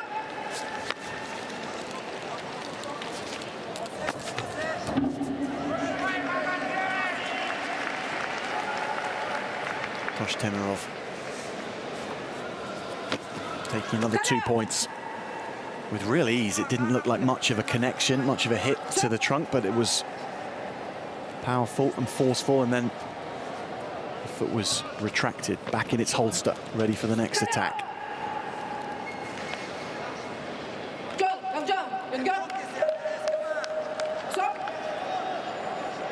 Gamjong won't help the cause of Molina.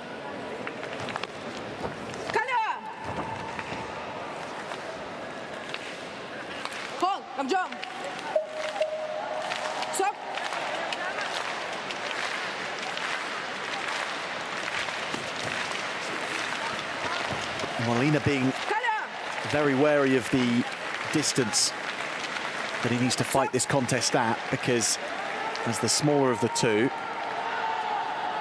he can't strike his opponent until he's within the distance of his own leg that he needs to be at, but that is going to be more than close enough to be scored on by Toshtemirov.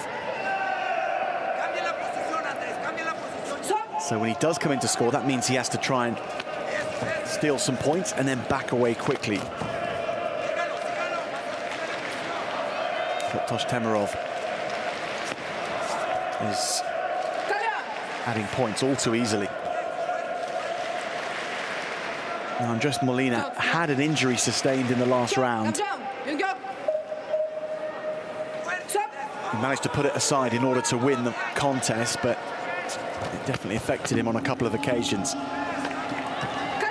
Goes to ground here after the back kick attempt. Nicely done, but another Gamjong.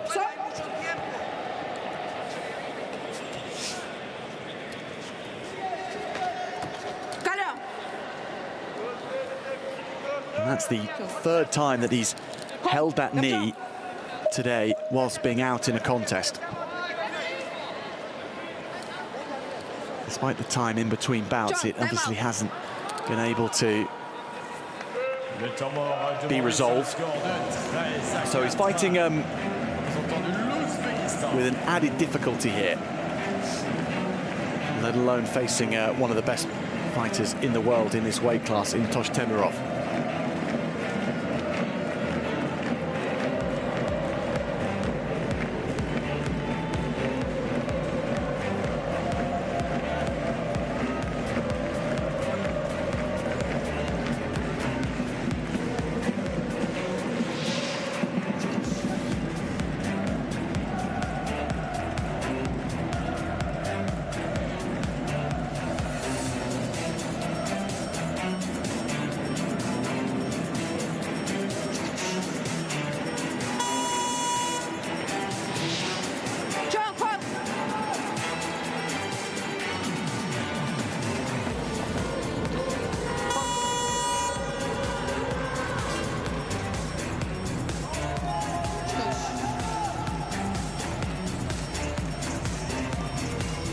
An extra minute for Molina to shake off the stinger to his arm, and he comes back so strongly after a break. That was one of the factors that defined his golden score victory. And now look at the rotation in his attacks and the speed with which he's covering the mat. Tosh-Temirov reacts, though. This will be the pace that he likes. This will be a workout that he wants to have. His first match in Paris, so a test would be nice for him, and Molina is able to provide that a little bit before the next sharp stab of pain goes through his arm.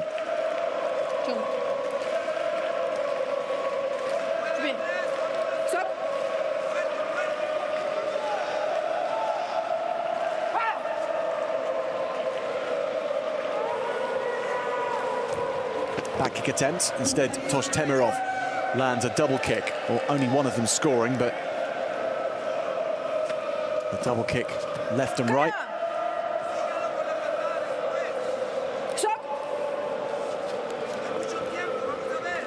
And Uzbekistan's fans will serenade throughout the whole match.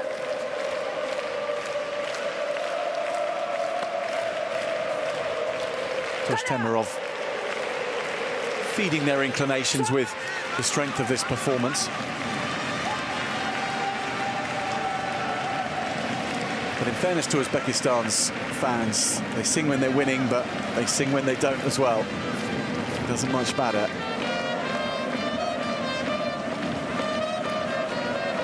I have to say the quality of the percussion as well is right up there from Uzbekistan.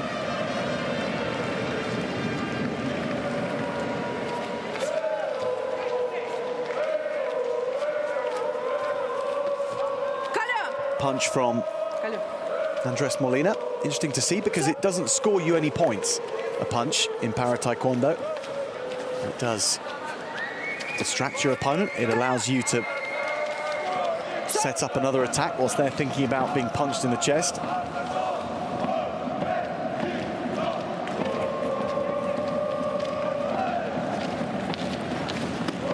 Punch now from Tosh-Temirov.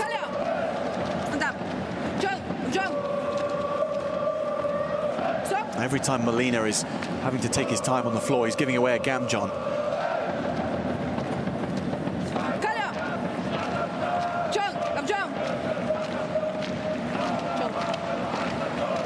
Six gamjons overall.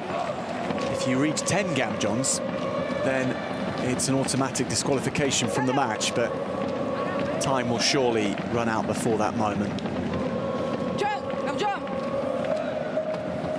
It's amazing what Andres Molina is able to do, given his injury.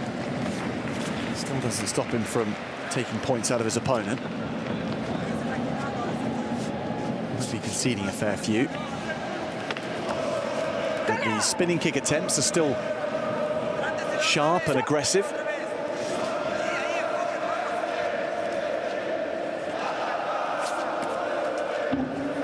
Another shot into the trunk, which just is executed with such ease from Asadbek Toshtemyrov. As convincing a victory as you can find, the injured Andres Molina not able to make life as difficult as he would have hoped against Toshtemyrov, but he is looking extremely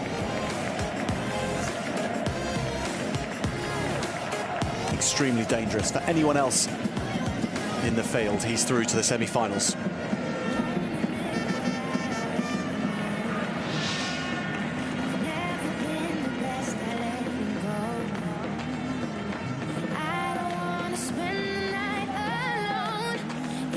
Allez, mesdames et messieurs, ça va être à vous de jouer.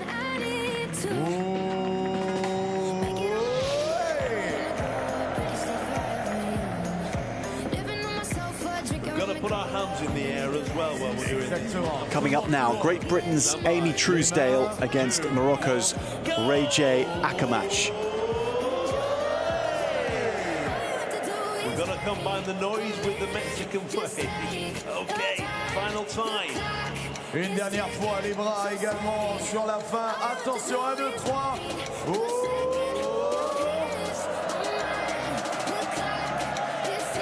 Applaudissements pour nos volontaires.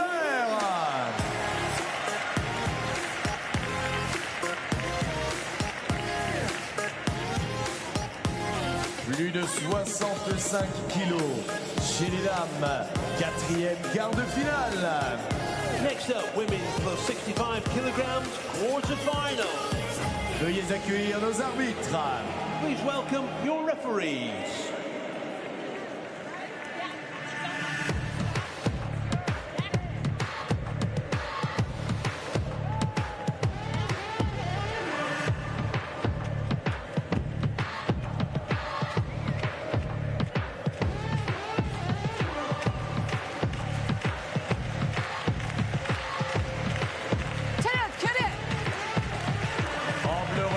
Le Maroc.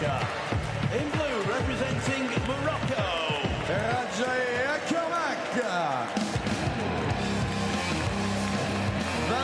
Rejay Akamash of Morocco enters the arena for this quarter-final. Twice world silver medalist and twice won the African Championships. She's world ranked number 9, age 27. Got through to this quarter-final by beating Won Suran of Thailand in the round of 16. She warmed up for Paris by taking a bronze medal at the European Championships earlier this year. Britain, Amy Truesdale. And now Amy Truesdale of Great Britain. She comes from Chester in England.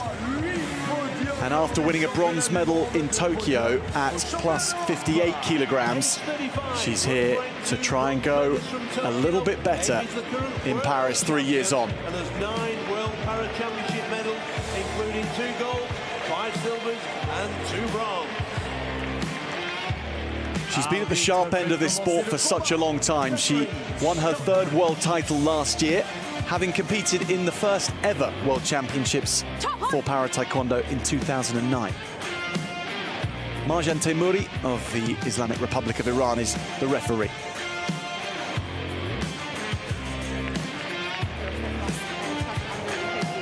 Amy Truesdale, 35 years of age now, but still knocking over the youngsters in this weight division. She won the European Championships in May, so her stepping stones towards Paris have been ticked off with complete assurance. She can be as confident as possible that she's in the best form as possible coming into Paris. So Truesdale in the red and Akamash in the blue. And the Moroccan taking the first points of the contest. And Truesdale replies instantly.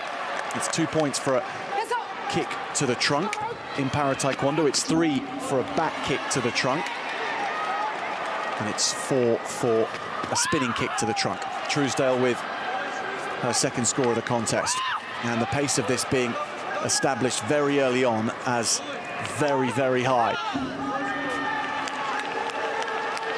And it's Truesdale who's dictating that pace, but Akamak is not just living with it, responding to it and making it work for her. A reminder that there's no kicks to the head in para taekwondo. So it's all about the trunk, taking points out of your opponent in a myriad different ways from that part of the body. And Truesdale is rattling through her repertoire. 1 minute into the contest, it's a single 5-minute round.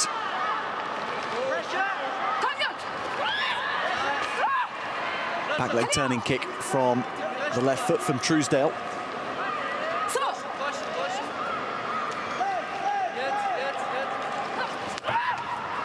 Akamak having to back away from Truesdale, who has the additional leg length in this head-to-head. And she has made it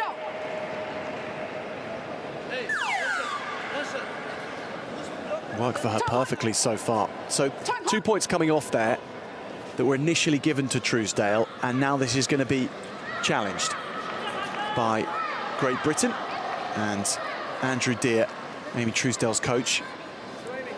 Video replay. Home coach requests invalidation of gum jump. Home coach requests the invalidation of gum jump. So Andrew Deere here saying that the Gamjon shouldn't have been given against his fighter, and that therefore the points that were then taken off can be reinstated. Let's see.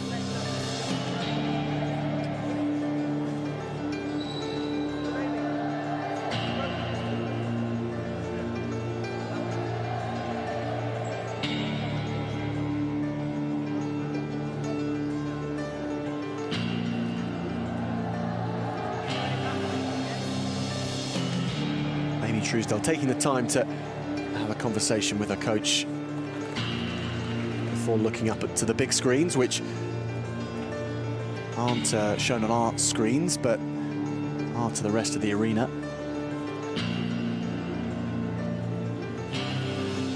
But the decision incoming from the referees, and it's rejected. The card pocketed. That means the scores will stay as they are. Truesdale gets back to it, though. Chance to recharge the batteries whilst that video review was ongoing, and Truesdale picks up exactly where she left off.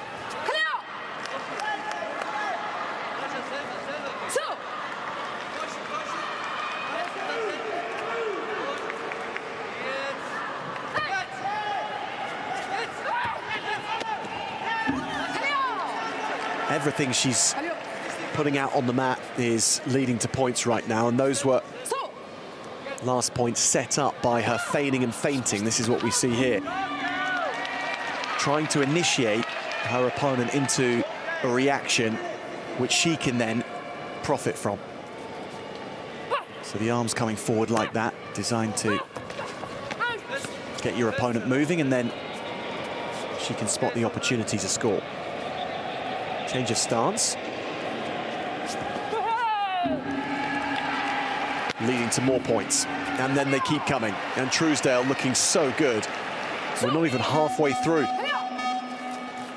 20 points to 5. It's an astonishingly high caliber beginning from Truesdale.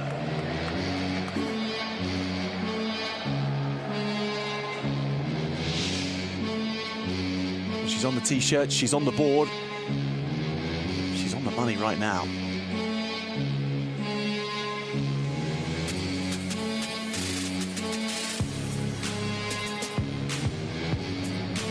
Allez, mesdames et messieurs, on est toujours ici au Grand Palais. It's an opponent for Amy Truesdale in Rajay Akamak that she knows really well. She faced her in Tokyo 3 years ago en route to the bronze medal contest and beat her.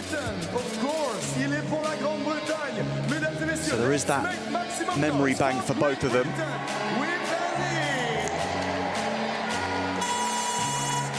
can do better than that. Palais makes up.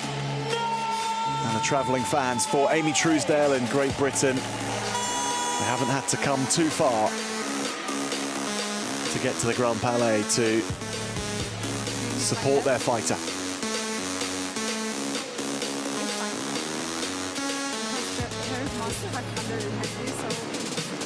But interestingly for Akamak, she's representing Morocco, but the rest of the Moroccan team here, they all train in Morocco, in Mekines, but she trains in Germany, in Bonn.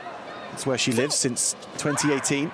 So she's outside the bubble of Moroccan Taekwondo.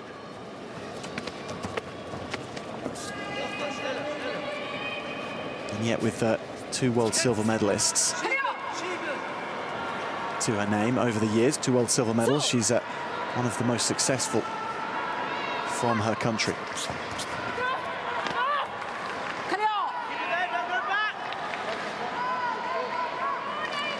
So she's a tough opponent who's being kept at a distance by Truesdale.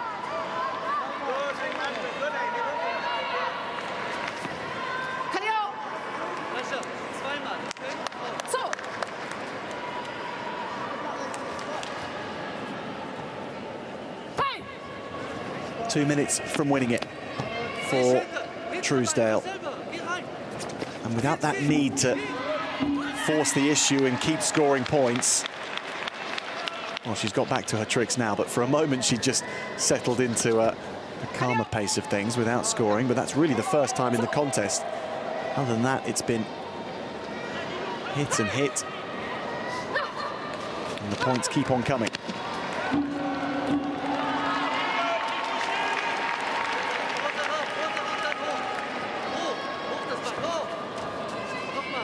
If Akamak hadn't let Truesdale go off to this fast start, and she'd been trading blows with her as she is now, then it could be a very engaging contest indeed, this one. As it is, Truesdale looking to close things out with a minute to go. There's a semi-final ahead, of course, now.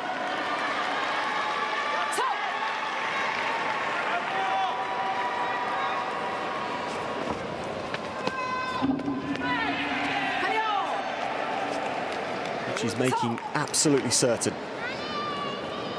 Using the punch, good to see that.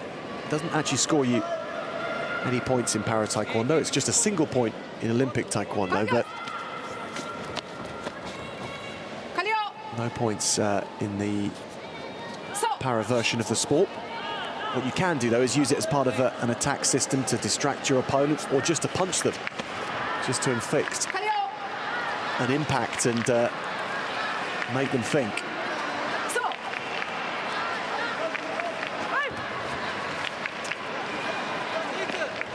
She's moving really nicely, Truesdale. There's a lot of power behind everything she's doing. All the conditioning work and the training that's been leading up to the games. Coming out on the mat, and the tactics go with it as well. And Truesdale has put everything together in exactly the right order in her first match in Paris. 30 points to 9 against Radje Akamak of Morocco, who's the number 7 seed, remember, but the number 2 seed, Amy Truesdale, true to form, true to herself, and getting the job done.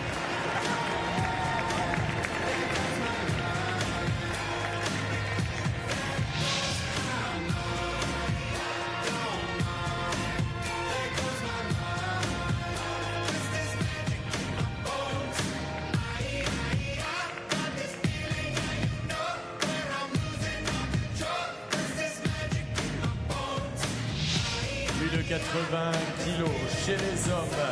Ultime quart de finale. Aliashkab Ramazanov and Ivan Mikulic up next.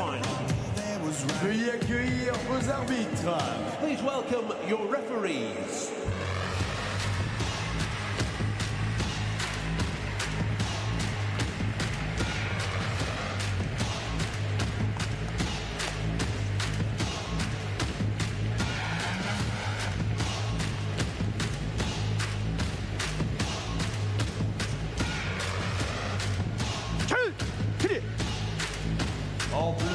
athlète paralympique neutre. In blue, neutral Paralympic athletes. Aliakshab Ramazanov. À 31 ans, le numéro 7, champion du monde. Aliakshab Ramazanov, the neutral Paralympic athlete, won his first match earlier on today, and he looked in devastating form, in truth.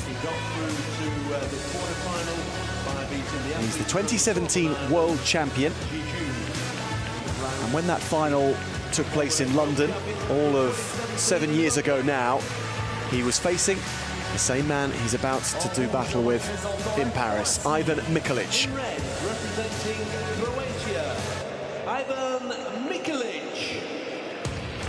À 29 ans, le numéro de médaillé d'argent. Ivan Mikelic is the Paralympic silver medalist from Tokyo. That was when the weight category was 75 plus. Reshuffling of the weight categories since then, but Mikelic again here to do battle and to try and go and step on top of the highest point on the podium.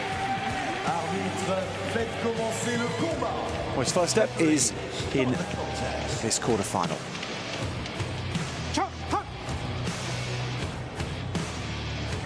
He's a man who started Taekwondo because he was inspired by the films of Bruce Lee and Chuck Norris.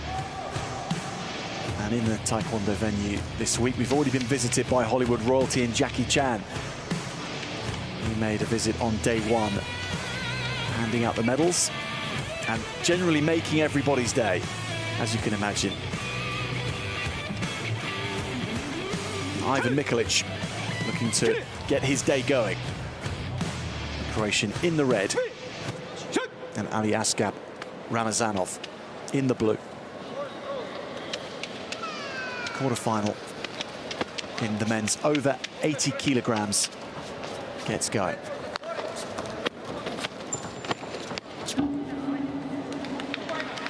Ramazanov the first to score then. He overpowered his opponent all too easily in the first match, so much so that the match ended early. This is a far more evenly matched affair, two powerful men.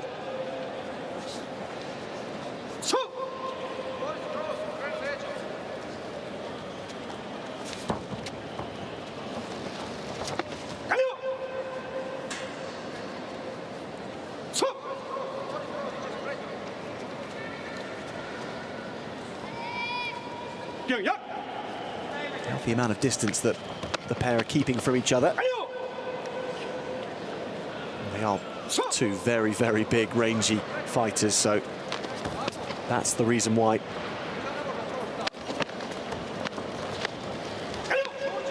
Defending well, though, aren't they? Using both arms to dampen the power of kicks that are coming towards them. That one connects nicely with the trunk, though, from Mikelic.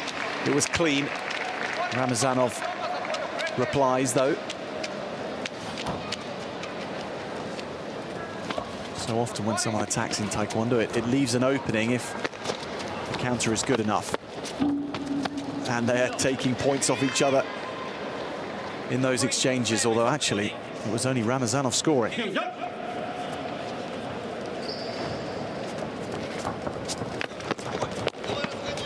Heavy connections that are echoing around the Grand Palais. 8-4 ahead goes Ramazanov. But he did step out, so a penalty point against him.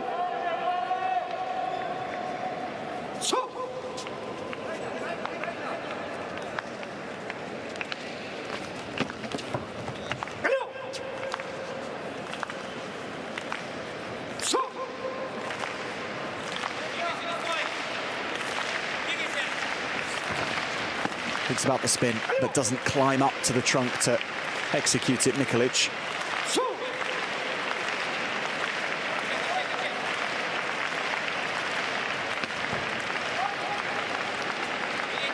Powerful shot from Ramazanov again.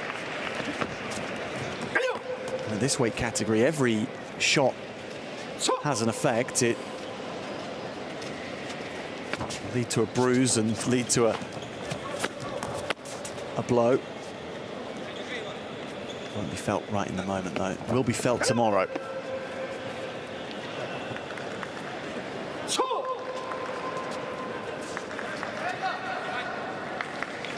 Ramazanov still 3 ahead. The fighter in the blue. Looking to provoke Mikolic into attacking him. But takes it on himself instead and comes away with points from it too. Really taking on the Croatian. It's a positive style from Ramazanov.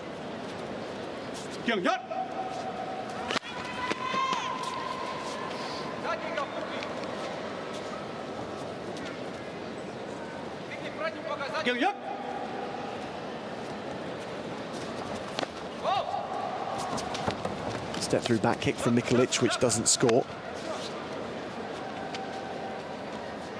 Ramazanov doing well enough to back away, reducing the force of the shot. It's a timeout called. Timeout.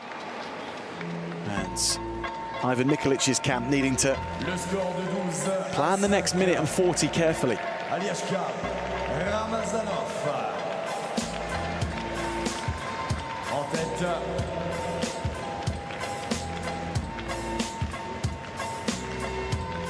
Et mesdames et messieurs, ladies and gentlemen, on va faire quelque chose puisqu'il va nous rester quelques petites minutes tous ensemble. On va se lever. Please stand up, everybody. Stand up, stand up, stand up, everybody. Debout, debout, debout. Okay. Debout tout le monde, devant nous également. Everybody on your feet. Mesdames et messieurs, il y a énormément de respect. On fait la fête, on s'amuse ici sous ce grand palais. Et rien que pour ça, on voulait vous remercier. Et quand on remercie, on fait du bruit, on s'applaudit, on fait du bruit pour les athlètes. Mesdames et messieurs, standing ovation!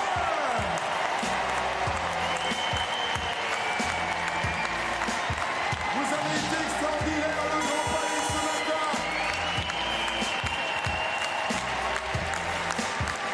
Faites-moi du bruit pour lui!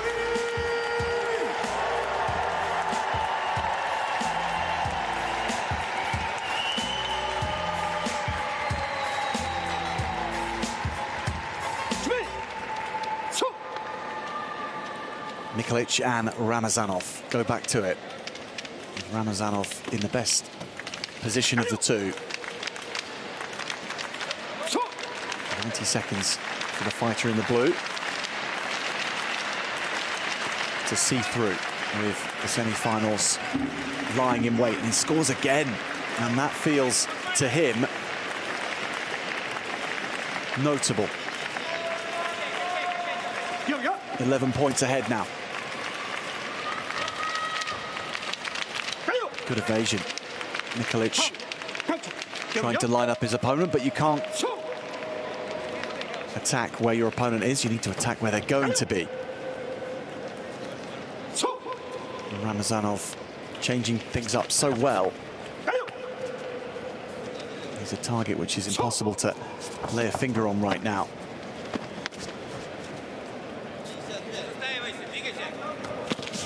Uses the arm for misdirection again and gets it on the trunk. Pointed behind Mikolic and then went in and scored off him. 18-6.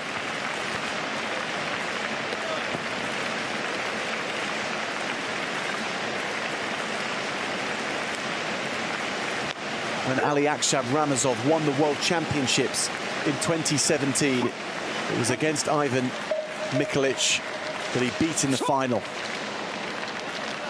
And now seeing a repeat of that played out in Paris.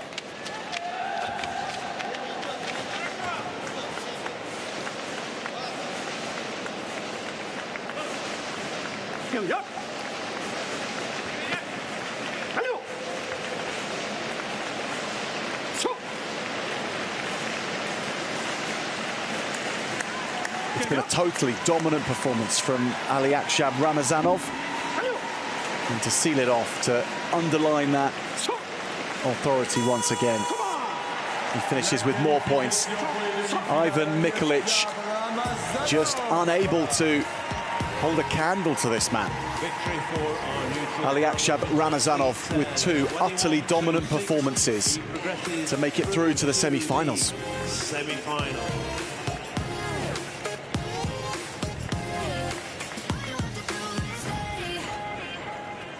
He started Taekwondo initially because he played football, so he knew he could kick well.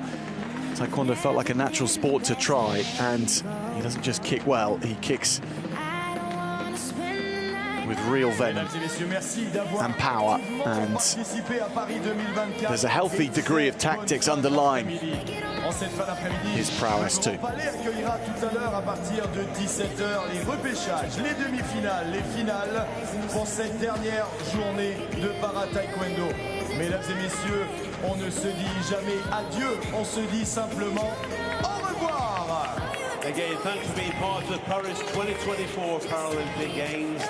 This evening's session starts at 5 o'clock with the semi-finals, the repêchage, the bronze and the gold medal matches, all from the categories that you've seen today. From the voice of God, or I should say gods.